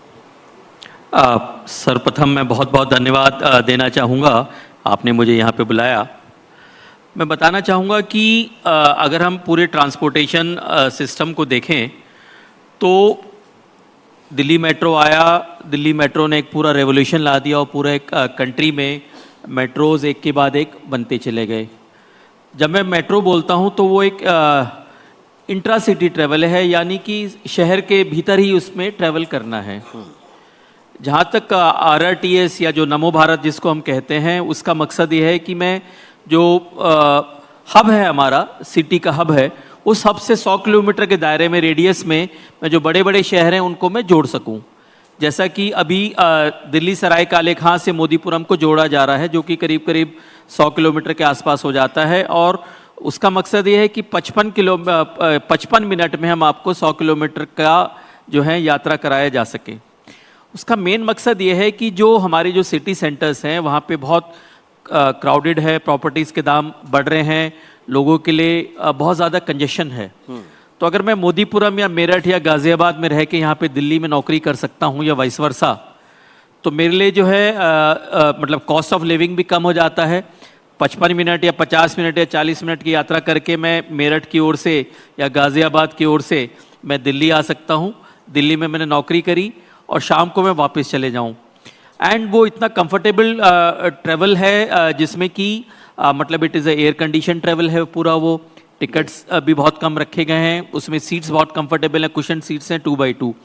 और जहाँ तक सर्दियों का या फॉग वाला जो मौसम होता है उसमें ये इसमें टेक्नोलॉजी ऐसी इस्तेमाल की गई है कि ये फॉग से अफेक्ट नहीं होता है। इसमें सारी कैब सिग्नलिंग है, ट्रेन की गति जो एक मैक्सिमम स्पीड जो है इसकी 160 kmph है, 160 पे गाड़ी चल सकती है पूरा, हालांकि बाहर पूरा फॉग हो और कोचेस भी अंदर से हीटेड है। तो जब हम लोग इसके ट्रायल्स अभी चल रहे थे तो मैं देख रहा था कि बाहर इतनी ज़्यादा ठंड, बूंदाबांदी हो रही है, बारिश भी हो रही है, लेकिन आप कोच के अंदर बिल्कुल एक गर्म 26-27 डिग्री के टेम्परेचर पे आप पूरा ट्रैवल कर सकते हैं। तो एक पूरा सोशो इकोनॉमिक सिनेरियो एनसीआर का एक बदलने वाला है। एंड जो लोग बात दिल्ली में ही रहना प्रीफर करते थे या मेरठ और दिल्ली की या मोदीपुरम और दिल्ली की जो दूरी होती थी वो बहुत नज़दीक अब होती जा रही है। और इस तरह से खाली ये दिल्ली से लेकर ये मोदीपुरम का तो पहला 8 कॉरिडोर है, लेकिन जब सरकार ने पहले सोचा था टोटल 8 कॉरिडोर ऐसे तकरीबन आइडेंटिफाई किए थे, जिसमें से 2 कॉरिडोर्स और प्रायोरिटी पे हैं। एक है दिल्ली सराय काले खां से लेकर करनाल की ओर, और अगला है दिल्ली सराय काले खां से गुड़गांव होते हुए एसएनबी की ओर टुवर्ड्स अलवर। तो ये दोनों कॉरिडोर्स की भी डीपीआर बना के हम लोगों ने हमारी ministry of housing and urban affairs के अंडर में आता है एनसीआरटीसी, उसकी डीपीआर भी सबमिट कर दी है। जेवर एयरपोर्ट की जहां तक आपने बात करी, हम लोगों ने गाजियाबाद से जेवर, मैं आपको रोकूंगा, जेवर एयरपोर्ट पे बाद में आएंगे। आपने करनाल और गुड़गांव के आरआरटीएस की बात की, डीपीआर आ चुकी है, लेकिन इसका टारगेट कब तक का है, कब ये कंप्लीट हो जाएगी? देखिए ये बहुत मेगा प्रोजेक्ट्स हैं जिसमें कि तमाम तरह की चैलेंजेस एनकाउंटर करने पड़ते हैं। तो दिल्ली मेरठ का हमारा एक्सपीरियंस ये बताता है कि ये 6 साल में प्रोजेक्ट कंप्लीट होगा, जो कि ओरिजिनल टारगेट था 6 साल का, और जून 25 तक कंप्लीट हो जाएगा। तो ये दोनों प्रोजेक्ट्स भी तकरीबन सैंक्शन होने के बाद इनका 5 से 6 साल का हमारा पीरियड रहेगा, जिसमें क्योंकि बहुत सारी स्टेजेस होती हैं, लेकिन डिफरेंट छोटी छोटी स्टेजेस में कुछ ना कुछ हम लोग खोलते जाएंगे, बट फाइनल जो होगा आप मान लें सैंक्शन के बाद तकरीबन 5 से 6 साल। तो मतलब 2030 में आप गुड़गांव और Karnal RRTS high speed train से सफ़र कर रहे होंगे? बिल्कुल, ये उम्मीद की जा सकती है, प्रोवाइडेड ये सैंक्शन हमारा हुए प्रोजेक्ट हमारे दोनों सैंक्शन हो जाएं, जिसकी हमें काफ़ी कुछ उम्मीद है। जी, अब जेवर एयरपोर्ट की बात कर लेते हैं, क्योंकि नया एपिसेंटर जो डेवलपमेंट का, सस्टेनेबिलिटी का, वो जेवर एयरपोर्ट बनता हुआ दिख रहा है, और बहुत हाई पोटेंशियल उस तरफ लोग देख रहे हैं, ना केवल इंडस्ट्री देख रही है, अर्बन पॉपुलेशन भी देख रही है। तो अगर अर्बन पॉपुलेशन उधर शिफ्ट होगी या उसको वहाँ पर जाना आना है अपने काम धंधे के सिलसिले में, तो कनेक्टिविटी बहुत इंपॉर्टेंट होती है। मल्टी मॉडल कनेक्टिविटी की जिम्मेदारी आपके कंधों पे है। RRTS, high speed train, metro, तीनों से कनेक्ट करने की योजना है, दोनों से कनेक्ट करने की योजना है। इस पर आप जो पूरा रीजनल ट्रांसपोर्टेशन सिस्टम है उसमें कैसे बदलाव देखते हैं? बदलाव तो बहुत ज़बरदस्त रूप से पूरे एक क्षेत्र में आने वाला है, क्योंकि हम लोगों ने अभी एक डीपीआर जो है बना के गाज़ियाबाद से जेवर एयरपोर्ट के बीच में एक डीपीआर बना के, जो कि उत्तर प्रदेश सरकार की पहल पर हमें डीपीआर बनाने का कार्य सौंपा गया था, वो डीपीआर बना के हम लोगों ने अपने मंत्रालय ministry of housing and urban affairs को दी है। वहाँ पे उसका इवैल्यूएशन चल रहा है और उसमें बहुत सारे डिफरेंट ऑल्टरनेटिव्स भी एक्सप्लोर किए जा रहे हैं। फर्दर क्या हो सकता है, उन सब पे विचार विमर्श अभी मंत्रालय के साथ चल रहा है। तो बट डेफिनेटली जब भी ये बन जाता है या जो भी ऑल्टरनेट इसमें लिया जाता है, उसमें मल्टी मॉडल कनेक्टिविटी पे पूरा ध्यान रखा जाएगा, और पूरी जो पब्लिक की जो रिक्वायरमेंट है उसको ध्यान में रखते हुए ही पूरा कॉरिडोर और उसका जो अलाइनमेंट उसको फाइनल किया जाएगा। अभी जो ज़रूरत है डेवलपमेंट के साथ इस बात का भी ध्यान रखा जाए कि आपकी प्रोजेक्ट जो है वो पर्यावरण के मित्र भी हों। ख़ास तौर पर ऊर्जा संरक्षण से पर ज़्यादा जोर है। इस तरह से अगर एनसीआरटीसी को देखा जाए तो किस तरह से regional connectivity, multi modal connectivity पे काम करते हुए इस फंड पर भी काम कर रहा हो?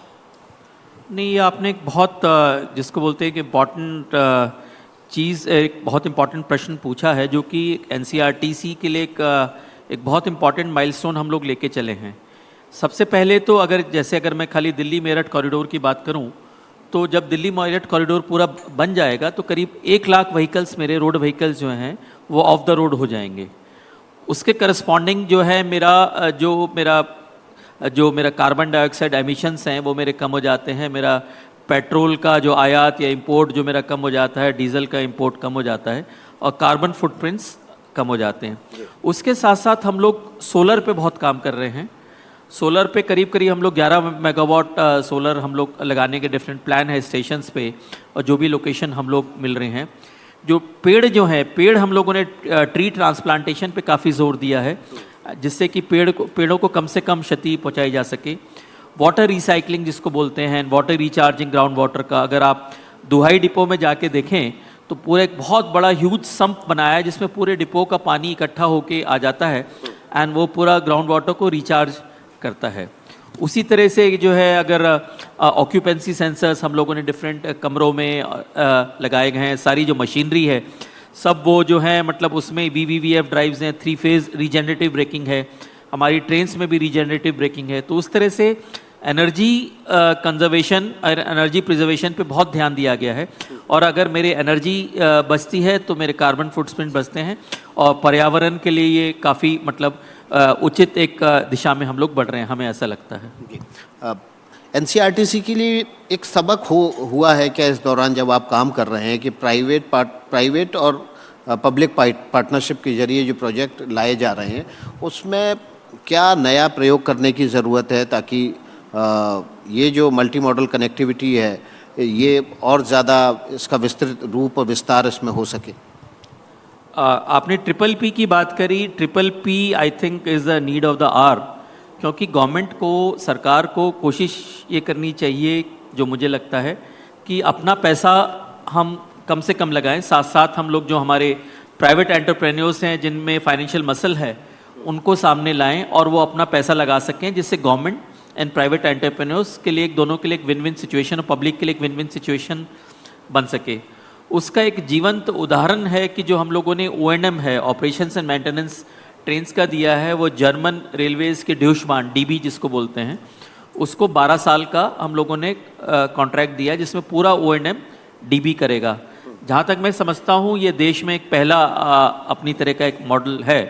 एंड DB जब आई है, जर्मन रेलवेज़ जो आई है, तो एक बेस्ट ऑफ टेक्नोलॉजी और वहाँ की जो जर्मन रेलवेज़ की जो प्रैक्टिसेस हैं साथ अपने लेके आए हैं, एंड उसमें उनके 2-4 मेन लोग ऊपर के टॉप उनके हैं, बाकी सारा जो लोकल एम्प्लॉयमेंट जनरेशन उसमें हुआ है, जो हमारे गाज़ियाबाद मेरठ कॉरिडोर के अलॉन्ग जो कॉलेजेस हैं उसके बच्चों को रिक्रूट करके जो ट्रेन्स भी चला रहे हैं, स्टेशंस का मेंटेनेंस भी कर रहे हैं, तो एक तरह से लोकल एम्प्लॉयमेंट जनरेशन भी हुआ है।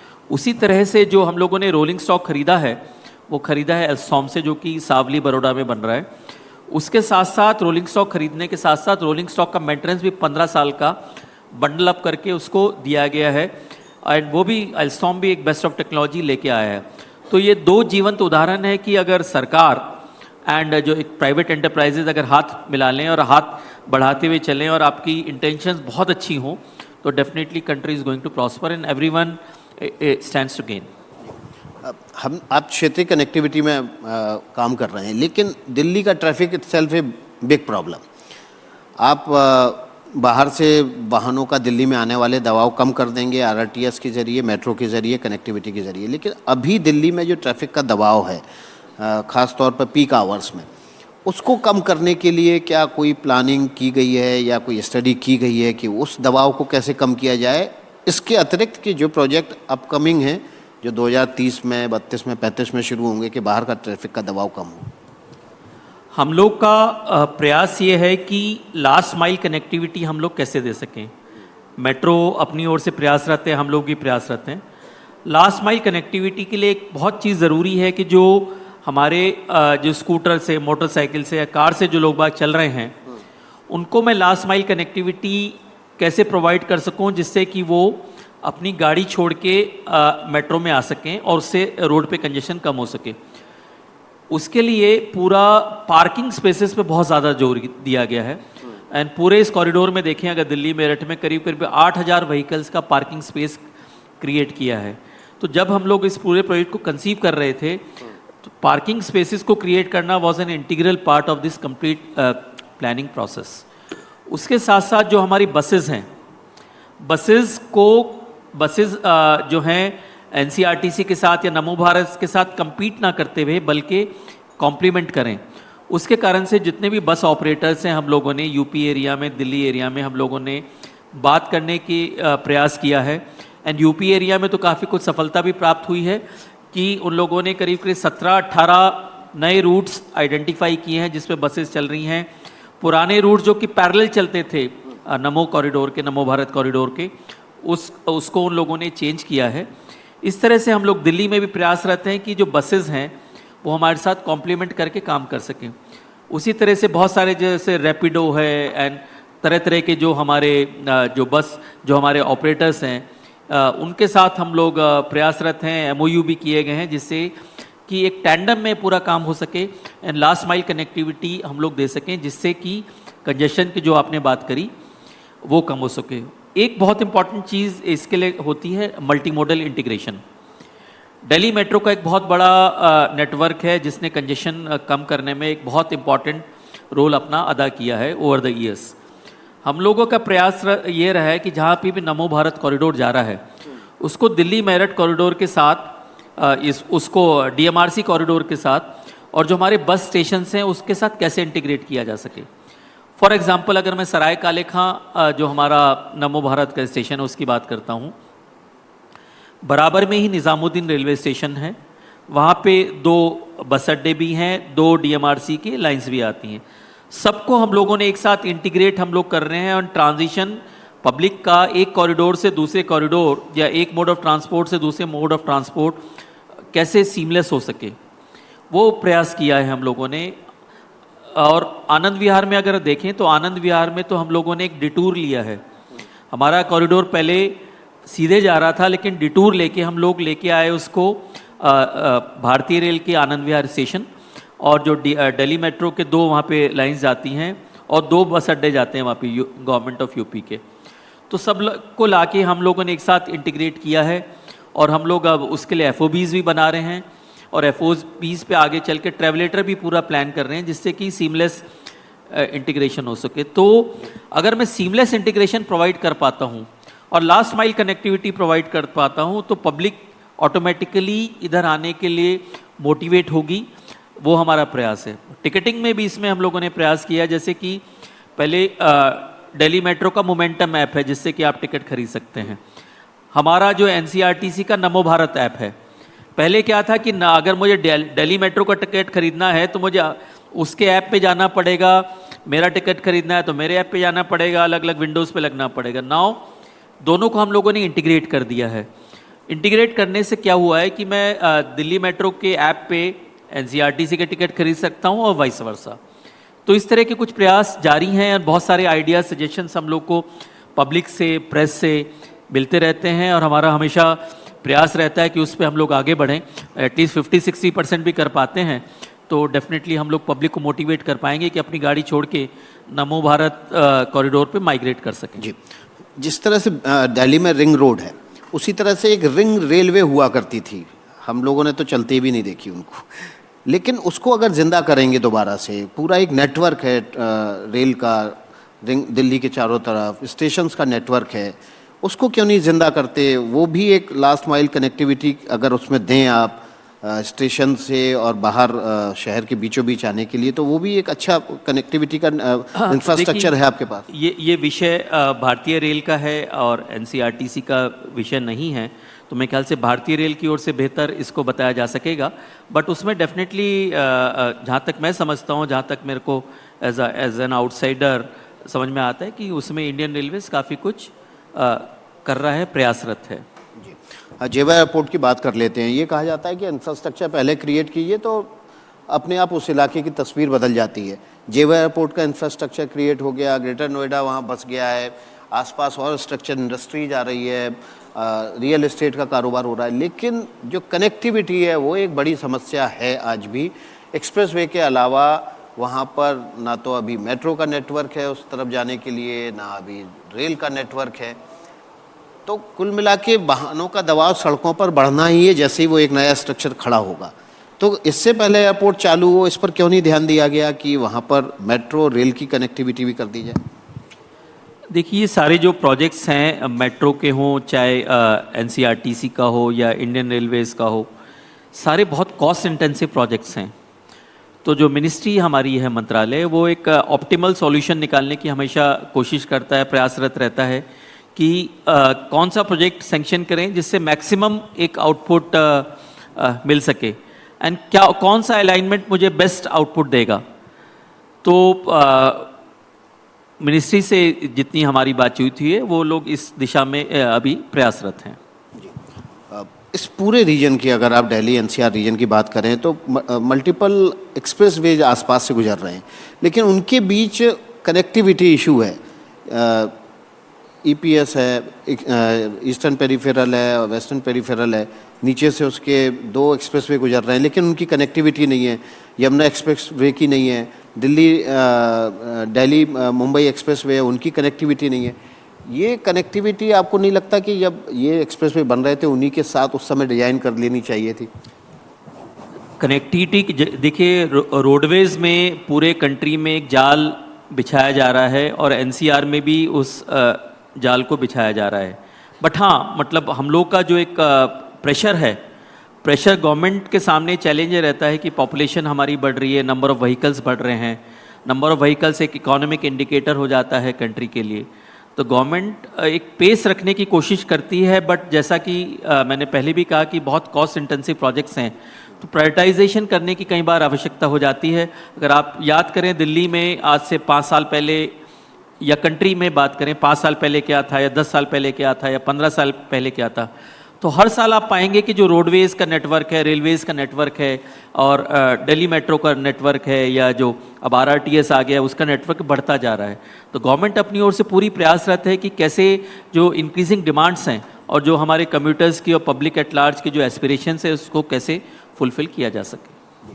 अभी हमने देखा हाल ही में ग्रेटर नोएडा तो बसा ही है, ये तो काफ़ी पुराना मॉडल है, लेकिन बड़े शहरों के आसपास 50-60 किलोमीटर दूर छोटे छोटे अर्बन टेरिटरी क्रिएट करने की ज़रूरत है। जैसा कि यूरोप अमेरिका में होता है कि बड़े शहरों से लोग बड़े शहरों की और 60-70 किलोमीटर दूर से आते हैं और वहाँ छोटी छोटी टेरिटरी क्रिएट होती है। तो एक्सप्रेसवे का जो नेटवर्क दिल्ली के आसपास बन रहा है, वहाँ पर इस तरह की अर्बन टेरिटरी क्रिएट करने की ज़रूरत है, ताकि जो उसके आसपास के छोटे शहर हैं उन पर भी आबादी का दबाव कम हो। आपने बिल्कुल सही कहा है। उसका अभी जैसे मैं एग्जांपल देता हूँ, मेरठ में पूरी एक नई टाउनशिप डेवलप की जा रही है और वो आउटकम है जो दिल्ली मेरठ कॉरिडोर बन रहा है। उसी तरह से गाज़ियाबाद में भी जो है पूरी एक टाउनशिप डेवलप की जा रही है, और जिसको हम ट्रांजिट ओरिएंटेड डेवलपमेंट बोल देते हैं एक तकनीकी उसमें। तो ट्रांजिट ओरिएंटेड डेवलपमेंट में गवर्नमेंट ऑफ यूपी का और गवर्नमेंट ऑफ दिल्ली का बहुत ज़्यादा जोर है, और सेंट्रल गवर्नमेंट का भी बहुत ज़्यादा जोर है। तो मुझे पूरी उम्मीद है कि जैसे 2 टाउनशिप मेरठ और गाज़ियाबाद में बनी है, जगह जगह इस टाइप की और टाउनशिप्स बनेंगी, और जिसको एक बोलते हैं अर्बन कॉन्ग्लोमरेशन। तो दिल्ली पे इस टाइप का प्रेशर कम होगा, और वो प्रेशर जो है डिस्ट्रीब्यूट होगा करीब 100 किलोमीटर के दायरे में। आई एम श्योर ऐसा होने वाला है। चलिए, बहुत बहुत शुक्रिया शलभ गोयल जी आपका, आपने NDTV के लिए वक्त निकाला फ्यूचर समिट में, और उम्मीद है कि जो फ्यूचर प्लान्स हैं आपके वो निश्चित रूप से मल्टी मॉडल कनेक्टिविटी को एक नया आयाम देंगे। बहुत बहुत धन्यवाद। Thank you so much.